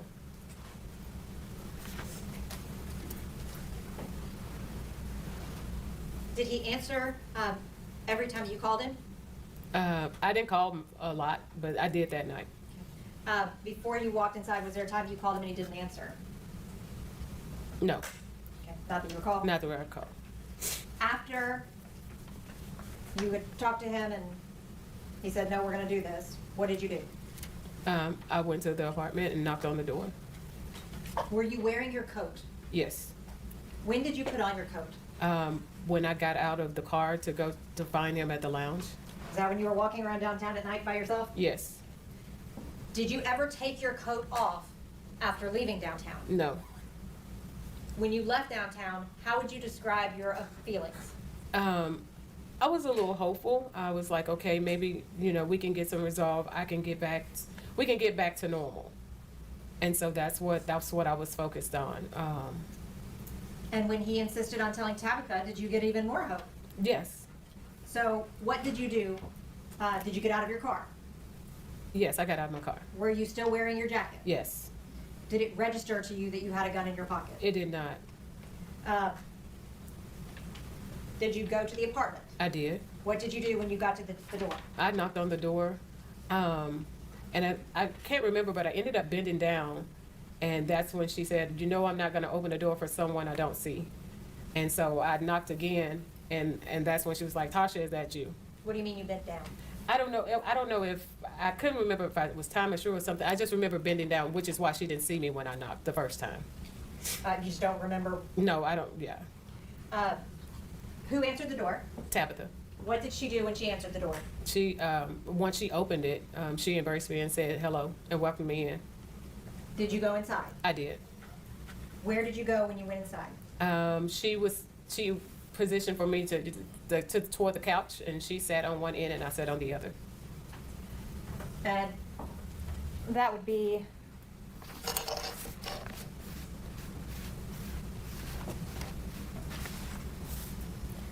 Your Honor, if I may put this is part of the cumulative exhibit. Is this the couch that you're referring to? Yes. And you were seated on this side? I was. And Tabatha was seated on this side? Yes. Did you talk to Tabatha? Yes, we talked. We talked about tennis, but right before we kind of got into the tennis talk, she had made a phone call to Brodes. And what did she say to him? She told him, she asked how long it was going to be before he got there. And then she told him she had a surprise for him. When Tabatha let you into the apartment, did she close the door behind you? Yes. You and Tabatha were sitting alone in the apartment with a closed door, right? Yes. Would anybody outside of the apartment have been able to see in through that door? No. How long did you sit talking with Tabatha? Again, I know the news ended up coming on, so maybe 15 minutes or so. At any point, did you pull your gun out and threaten Tabatha? No. At any point, did you verbally threaten Tabatha? No. At any point, were you trying to hurt Tabatha? Not at all. Were you happy to be there about to have this conversation with Tabatha? Yes. Was Brodes there yet? No. Now I want to talk to you about when Tabatha Perry arrived, okay? Okay. When he walked in the door, could you see him? Yes. Can you describe his demeanor when he saw you? When he came in, he didn't look surprised or anything, which is what I thought he would do since he knew I was going to be there. But he was just like, I think Tal was like, surprise. And he was like, this is not a surprise. I thought you had some keto cookies for me. And from there, he was like, what? Wait. This nigga said some keto cookies? You on that keto workout. I need some keto cookies. Side effects may include. What are you doing here? Since he knew I was going to be there. But he was just like, I think Tal was like, surprise. And he was like, this is not a surprise. I thought you had some keto cookies for me. And from there, he was like, what are you doing here? And then I went with the story again that I was in town for a conference. And we just kind of started engaging in small talk. He came and sat beside me. And then after about a minute or so, was like, would you like a pour? What is a pour? A pour is some bourbon. Did you accept the pour of bourbon? I did. Did you give him some keto cookies? Hey, let me see them keto cookies. Where was Brodes seated? He was Where was Brodes? Brodes wanted them keto cookies. approximately a foot or two from me. I'm putting back up from the cumulative exhibit. That blue chair? This blue chair right Yes. here? And you were seated here? Yes. And Tabatha was still seated here? Yes. After you accepted the pour of bourbon from him, did he make any comments about you drinking? He came back and sat down, and as we were talking, he would make references to me drinking and would say, well, I think you're going to have to stay the night. So I'm thinking, okay, well, this is about to get into this conversation. But he never would give me eye contact. But he would continue to make, it's like, we have to clean out the bed in there because it has a lot of clothes on it. And, but I'm still looking at him to get. Have you gone through a time of swallowing where everything was overwhelming? I would have been swallowed up. Have you ever been swallowed up? Have you gone through a time of swallowing where Like, to see where you going with this, but he never did lead into the conversation. He actually started asking me questions like, so where are you staying in Memphis? And I'm like, that wasn't part of what you told me you was gonna say. So I don't know Memphis. He knows I didn't know Memphis. And so I didn't know what to say. I finally said an Airbnb. And then Tabatha was like, where? And I was like, downtown. And then that conversation ended. And he continued to, so that my lovely wife celebration. Stand up, honey. Show him I did good. You the finest grandmama I ever saw in my life. 5 kids, my lovely wife celebration. Stand up, honey. Show him I did good. You the finest grandmama I ever saw in my life. 5 kids, 9 grandkids, and still rocking it. She can still twerk for the Lord. Give God a praise. My lovely wife celebration. Stand up, honey. Show him I did work for the Lord. Give God a praise.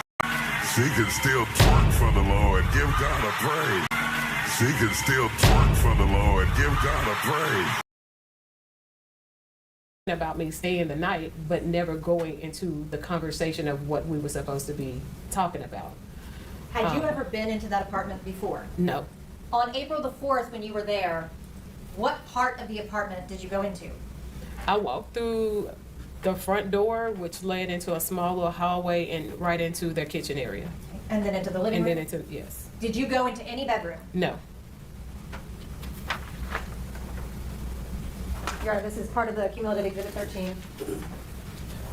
Did you ever go into the guest?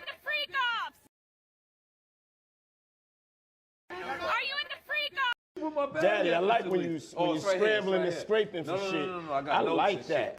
Are you in the freak offs? Bedroom? I did not.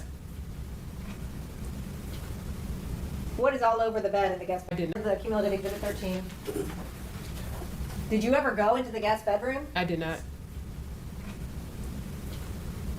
What is all over the bed in the guest bedroom? Clothes. Had you seen that? No. But those are the clothes Brodes was talking about? Yes. When he was talking about clearing off the bed, you sleeping over, did you think that was his jumping off point to talk to Tabatha? I thought so. How were you feeling at that point? Very nervous. Were you also excited? I think I was more nervous because I just didn't know which way it was going to go. You also clearing off the bed, you sleeping over, did you think that was his jumping off point to talk? But those are the clothes Brodes was talking about? Yes. When he was talking about clearing off the bed, you sleeping over, did you think? Are you in the freak offs? When he was talking about clearing off the bed, you sleeping over, did you think that was his jumping off point to talk to Tabatha? I thought so. How were you feeling at that point? Very nervous. Were you also excited? I think I was more nervous because I just didn't know which way it was going to go, but Daddy, I like when you hopeful. scrambling and scraping for shit. I like that. At some point, you lost hope. Yes. And you said you were going to leave. Yes. Why did you decide to leave? I saw that it wasn't going anywhere. Like I said, he was not giving me eye contact. So I knew, or I felt like he had changed his mind. And I just didn't want to keep sitting there feeling, at that point, stupid. What happened after you said you were going to leave? Tabatha got up, he got up, and so she began to tell me about watching for the police, you know, because I had been drinking. Had you drank a lot? No, not at all. But she still was just letting me know. And she began to walk toward the door. And I asked him, would he walk me out? He said no. And I said, why not, sir? That's Southern hospitality for you to walk a woman outside when it's dark. Because I wanted to just... He said, bitch, you ain't no woman. No, I'm just... I walk a woman out. You ain't even supposed to be here. These are my confessions. Just get him to see no. And I said, and she began to walk toward the door. And I asked him, would he walk me out? He said, and just letting me know.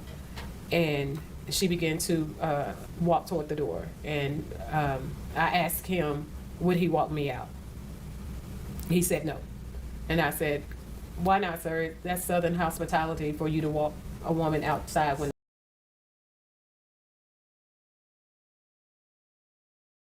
It's Southern hospitality for me to walk a woman outside. Not my damn side chick who ain't supposed to be here. And she began to walk toward the door. And I asked him, would he walk me out? He said no. And I said, why not, sir? That's Southern hospitality for you to walk a woman outside when it's dark. Because I wanted to just get him to see like what happened. Why didn't you follow through? But he refused to walk me out. So Tabatha opened the door and was walking out. I was still trying to get him to walk me out. And as I reached into my pockets to get my keys, I remember being outside the door, and then the next thing I was standing in their kitchen. But he refused to walk me out. So Tabatha opened the door and was walking out. I was still trying to get him to walk me out. And hold on. Did y'all catch that? The last thing she remembered was walking out the club or wherever they was at. And next thing she remembered, she was standing in their kitchen. So she blacked out like a motherfucker. She just completely forgot what happened in between all that time. And as I thought, like, what happened? Why didn't you follow through? But he refused to walk me out. So Tabatha opened the door and was walking out. I was still trying to get him to walk me out. And as I reached into my pockets to get my keys, I remember being outside the door, and then the next thing I was standing in their kitchen. Being outside the door, and as I reached into my pockets to get my keys, I remember being outside the door, and then the next thing I was standing in their kitchen. Keys. I remember being outside the door, and then the next thing I was standing in their kitchen. Do you deny that you shot Brodes Perry? I do not. Do you deny that you shot Tabatha? I don't, but I know it wasn't intentional. Did you mean that you shot Tabatha? I don't, but I know it wasn't intentional. Kitchen. Do you deny that you shot Brodes Perry? I do not. Do you deny that you shot Tabatha? I don't, but I know it wasn't intentional. Do you deny that you shot Tabatha? I don't, but I know it wasn't intentional. Do you deny that you shot Brodes Perry? I do not. Do you deny that you shot Tabatha? I don't, but I know it wasn't intentional. Did you mean to shoot Tabatha? No, I wasn't trying to hurt anybody. When you went to that apartment that day, did you intend to use your gun on either Brodes or Tabatha? No. When you went there, what were you deny? Do you deny that you shot Brodes Perry? I do not. Do you deny that you shot Tabatha? I don't, but I know it wasn't intentional. Did you mean to shoot Tabatha? No, I wasn't trying to hurt anybody. So this is what we mean when they say you crazy. That's the definition of, did y'all not see that? Do you not see the difference? The people just switch and adjust. And she believed what she's saying, though. She not just saying this to fake it. She actually believed this shit. Do you deny that you shot Brodes Perry? I do not. Do you deny that you shot Tabatha? I don't, but I know it wasn't intentional. Did you mean to shoot Tabatha? No, I wasn't trying to hurt anybody. When you went to that apartment that day, did you intend to use your gun on either Brodes or Tabatha? No. When you went there, what was your purpose in going there? Thinking that I was gonna get some kind of ending to the relationship. And what do you mean? Like, okay, of course, after I got to, talking to him at the lounge, we had a plan. It was either gonna be a start or an ending, but it was something that I could see, like I knew it wasn't just a disappearing text but still I love you, So I went to the apartment, I guess, for lack of a better word, to get some resolve. Did you have hope, given that Tabatha was open to the open marriage? I was nervous about that because, like I said, he had told me she had these rules about not nobody that you know and things like that. So I'm like, she knows me, so I don't know what that was gonna be like. I didn't even think about anything beyond that. As far as Tabatha goes. Now, hold on now. That means she knew. I mean, she didn't admit to that. She act like she never knew. But if that's true, that means she definitely knew because she had rules of who and how you can engage with these other people. They had rules, so she already knew. About marriage? I mean, well, if this is true, if she's speaking the truth, of course. I went to the apartment, I guess, for lack of a better word, to get some resolve. Did you have hope, given that Tabatha was open to the open marriage? I was nervous about that because, like I said, he had told me she had these rules about not nobody that you know and things like that. So I'm like, she knows me, so I don't know what that was gonna be like. I didn't even think about anything beyond that. As far as Tabatha goes, this is a person that you became friendly with, right? Correct. How did you balance that with having an affair with her husband? It was very hard. She, like, we started off, she had approached me. She said, whip it. It was very hard. Whip it, whip it, whip it, whip it good. Should FOTG have more views and be less restricted? 46% say yes. 0% say no. 15% say not sure, I'm new here. And 38% say free the freedom of speech. Yes. Which also counts as a yes. So what the fuck is going on? I don't know. It's how they choose to run things. It's how they keep us limited. To invite me to lunch. It came out of nowhere, and I didn't know like what was really going on because by this time Brodes had been talking about us being sister wives, and so when she asked me, I was a little confused because I'm like, okay, has he talked to her about it? But she never said anything about our relationship. Even when we began to play tennis, it was her who initiated it. So it was uncomfortable for me, but we were friendly. And it was hard, but I still did it because I wasn't going to tell her because I love Brodes. It was uncomfortable for me, but we were friendly. And it was hard. It was hard, but I still did it. It was hard, but I still did it because I wasn't going to tell her because I love Brodes. I wasn't going to tell her because I love Brodes. Because I wasn't going to tell her because I love Brodes. When Brodes told you that he wouldn't walk you outside, he said, Tab will do it. How did that make you feel? He wouldn't walk you outside. He said, Tab will do it. How did that make you feel? Rejected. Unworthy. Stupid. It was so stupid. And it hurt so bad. Were you angry or were you hurt? I was hurt. Were you thinking clearly when you pulled the trigger? No. Were you reacting? I was hurt. How she go straight from that to was you thinking clearly when you pulled the trigger? That's a hell of a jump. That was like two completely different situations. Were you thinking clearly when you pulled the trigger? No. Were you thinking clearly when you pulled the trigger? No. Were you reacting to that situation? Yes. Was that a traumatic situation for you too, in retrospect? Oh, yes. I hate what happened. I'm so very sorry. I never wanted to hurt anybody. I've spent most of my life helping. I never would intentionally try to hurt anybody. Did you ever plan to kill Brodes Perry? Never. When you drove to Memphis, were you driving to Memphis to kill Brodes Perry? No.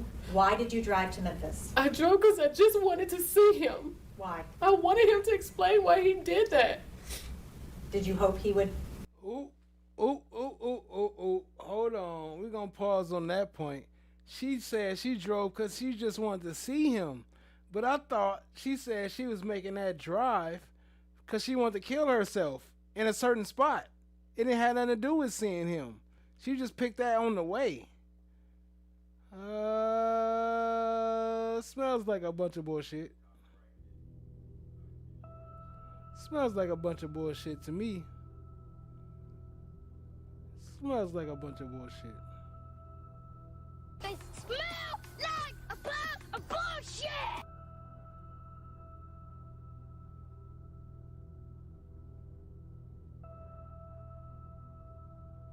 Hey yo, peace family, grand risings, good afternoon, great evening, gracious nights. Welcome back to FOTG The Source. So I'm sure you've been hearing about the Broke My Heart murder trial, and today we put the entire story on the table. This isn't just a trial, it's a tragedy of heartbreak and fire. This entire case centers on Latoshia Daniels, accused of shooting and killing the beloved Memphis executive pastor Brodes Perry and injuring his wife Tabatha Perry inside their Collierville apartment back in 2019. The motive? A devastating emotional confrontation over their affair. The core evidence the state used, the gun purchase, the text messages, and the infamous chilling words Latoshia screamed right before opening fire. "You broke my heart!" That was the state's entire case for the first-degree premeditated murder. But the defense countered with emotional warfare. They argued this was not a calculated murder, this was an emotional collapse. We showed you the verdict, guilty of second-degree murder and reckless endangerment. That means the jury rejected the state's premeditation argument, but they accepted that Daniels acted with malice and extreme recklessness. This is the full story of how a secret relationship ended with the beloved pastor dead and his wife shot. Get ready, fam, because this is the raw testimony that sealed her fate. But we here to watch it, so hit that subscribe, stay locked in, tap in, share with a friend. In front of his wife earlier this month, family. and what don't investigators forget to believe hit is that a like love button triangle. too. Let's get it! Angle turned sour. She's pleaded not guilty. Local 24 News reporter Brad Brodes is live at Collierville Town Court. So, Brad, what now? Well, Katina, this case now moves to a preliminary hearing next month, where Latoshia Daniels' attorney said it's likely that Brodes Perry's wife will testify. Now, as for in an orange jumpsuit, Latoshia Daniels visibly fought tears in this Collierville courtroom this afternoon. Earlier this month, investigators said Daniels opened fire at the Collierville apartment where Memphis pastor Brodes Perry and his wife Tabatha lived. Perry's wife told police Daniels said, "You broke my heart," to the Mississippi Boulevard Christian Church executive pastor as she shot him at least 3 times. Records show Daniels is a certified anger management specialist and licensed social worker. Other records show she was a member of Perry's former church in Little Rock, Arkansas, and worked with him at a nonprofit organization. she's not used to being where she is. She's not feeling very well. She's accused of the most serious crime a person can be accused of. She understands the gravity of it, and I think her emotions are appropriate. Now, Latoshia Daniels is due back in court May 14th. Her attorney did not request bond at today's appearance. There were also several people there in support of Latoshia Daniels, but they declined comment afterwards. Reporting.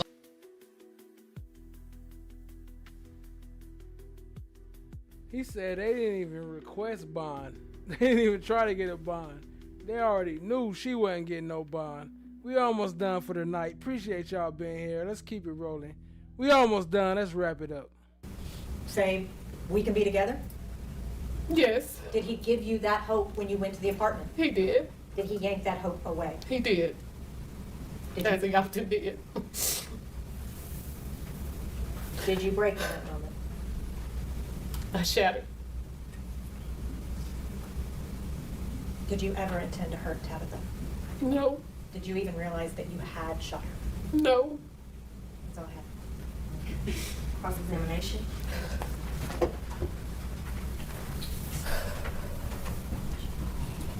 I didn't even know I shot the bitch. Ms. Daniels, I'm going to take you back to April 4th. Did you realize you shot her? No, I didn't shoot the bitch. 2019 at around 4 o'clock. You remember yesterday when we introduced that surveillance footage of you at the gun store, right? Yes. Yes. And you know that that was you in the gun store. That was me. And you purchased a gun that day. I did. And you also purchased... All right, hold on. I got to rewind that. That was a very quick transformation right there. That was so quick, I almost missed it. That was a quick transformation. Ms.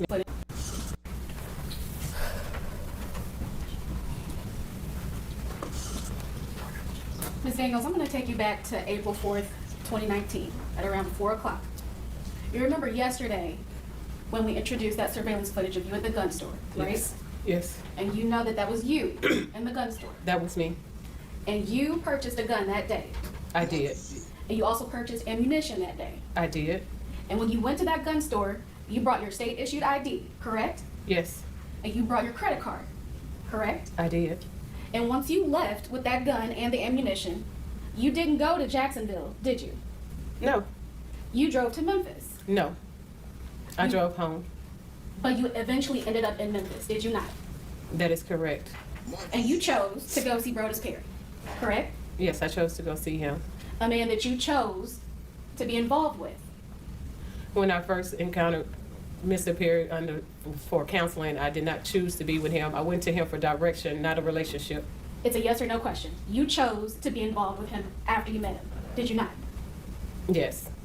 And when you got to Memphis, and after you talked to Mr. Perry, you drove to his apartment, correct? Yes, I drove to his apartment. And from Sherman, Arkansas to Memphis, it's about a 3-hour drive, right? According to what has been said, I wasn't counting.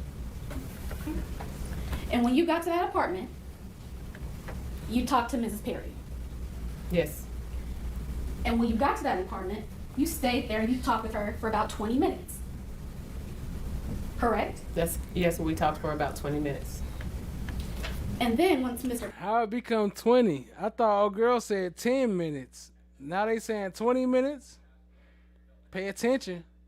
Perry got there, you talked to him. Yes.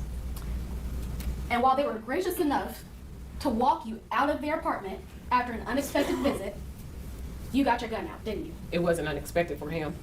But for Miss Perry, it was. It was. And after you exited, you decided to take your gun out, correct? No. And after you exited, you shot Mrs. Perry, did you not? My Yes or actions no? resulted in them being shot, yes. And then you shot Mr. Perry, did you not? It wasn't a conscious decision, but yes.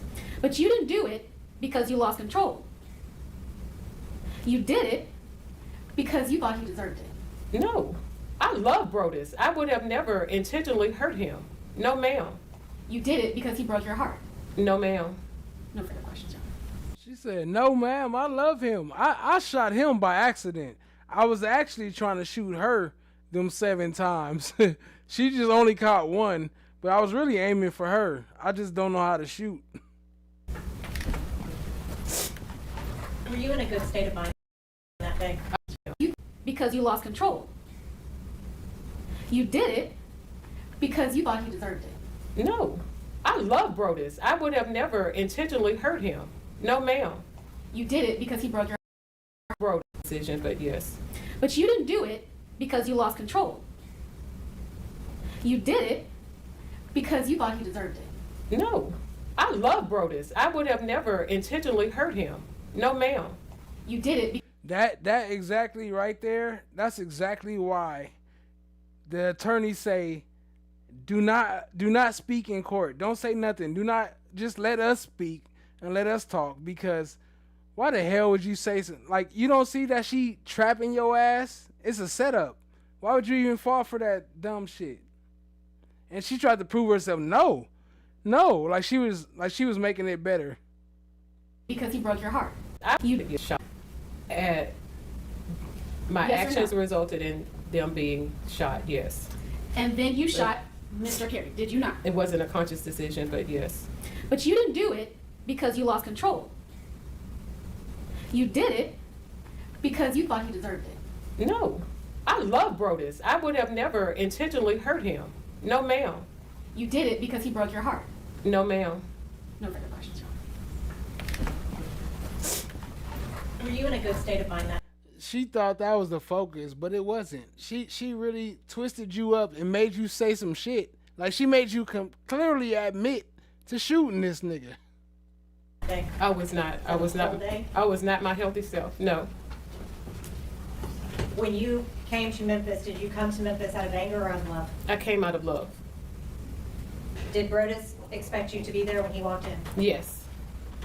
Did that visit go the way that you expected it? It did not. Did it end the way you expected it to? It most definitely did not. Did you go there to hurt anyone? No, I did not. Who did you plan to hurt? I wanted to hurt myself. I wanted to end my own life that day. Who did you expect it to? Did that visit go the way that you expected it? It did not. Did it end the way you expected it to? It most definitely did not. Did you go there to hurt anyone? No, I did not. Who did you plan to hurt? I wanted to hurt myself. I wanted to end my own life that day. That's it, and that's all.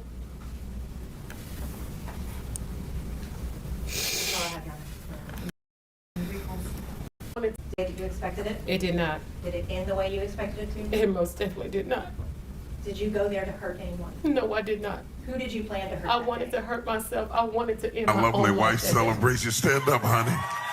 Show him I did good. You the finest grandmama I ever saw in my life. 5 kids, 9 grandkids, and still rocking it. She can still twerk for the Lord. Give God a praise. My lovely wife. That's it, and that's all.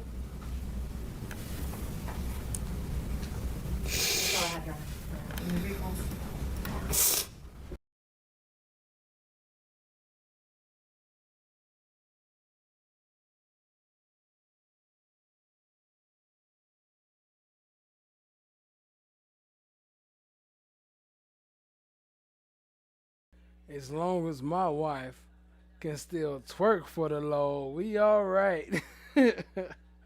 We all right. Long as she can still twerk for the Lord. That's about it for tonight, family. Appreciate y'all. Let me see if I can grab a trailer. I mean, not a trailer. I can't even, man, no. Not even gonna do that. Anyway, appreciate y'all, family. Let me send a shout out to everybody in the chat.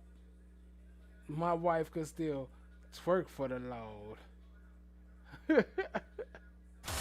The jury find the defendant degree murder. A week-long trial comes to an end with a guilty verdict. Find the defendant guilty of second-degree murder. A week-long trial comes to an end with a guilty verdict as Latoshia Daniels is convicted of second-degree murder in the death of Pastor Brodes Perry. Good evening and thank you for joining us. I'm Greg Hurst. A jury delivered the verdict a little after 6:30 tonight, finding Daniels guilty on 2 counts of the indictment and not guilty of the third. WRHG's Raven Copeland has reaction.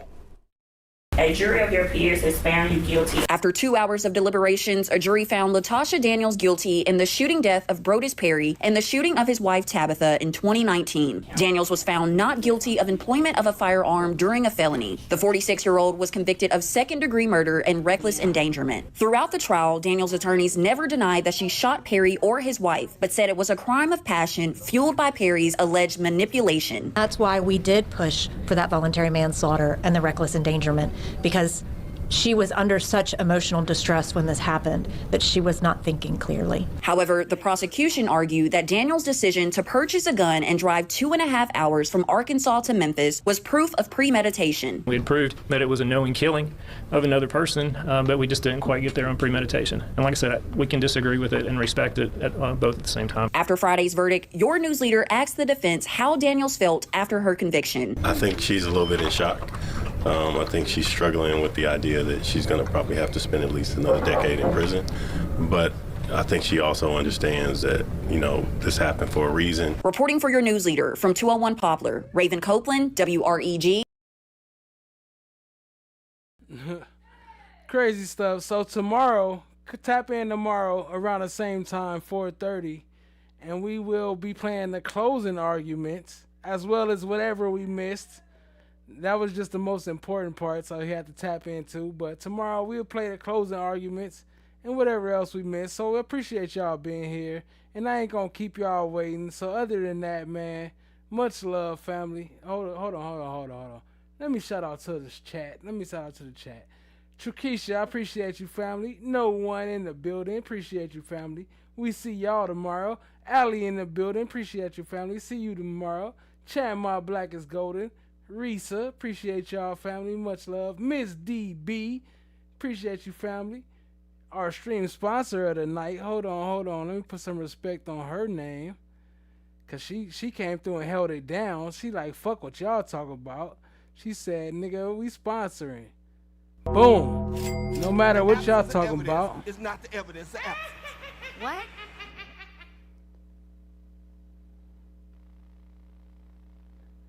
Shout out to motherfucking Chan My Black is Golden. Shout out to Chan My Black is Golden. Stream sponsor of the night. Appreciate y'all, family. Much love. Until next time, family, stay fresh and stay blessed. Peace out. Good night, fam. See y'all tomorrow. Yep, see y'all tomorrow. That's a fact. Shout out to Risa, Trukisha, No One. Y'all go sub up to No One. Go sub up to Rock Solid TV. Go make that happen.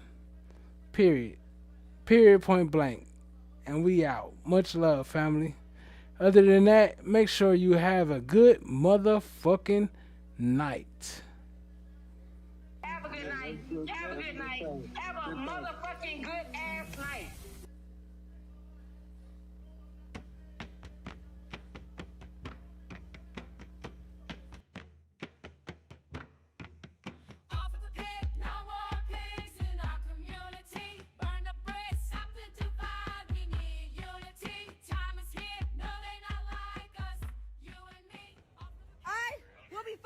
Our kids will not be. Get your money.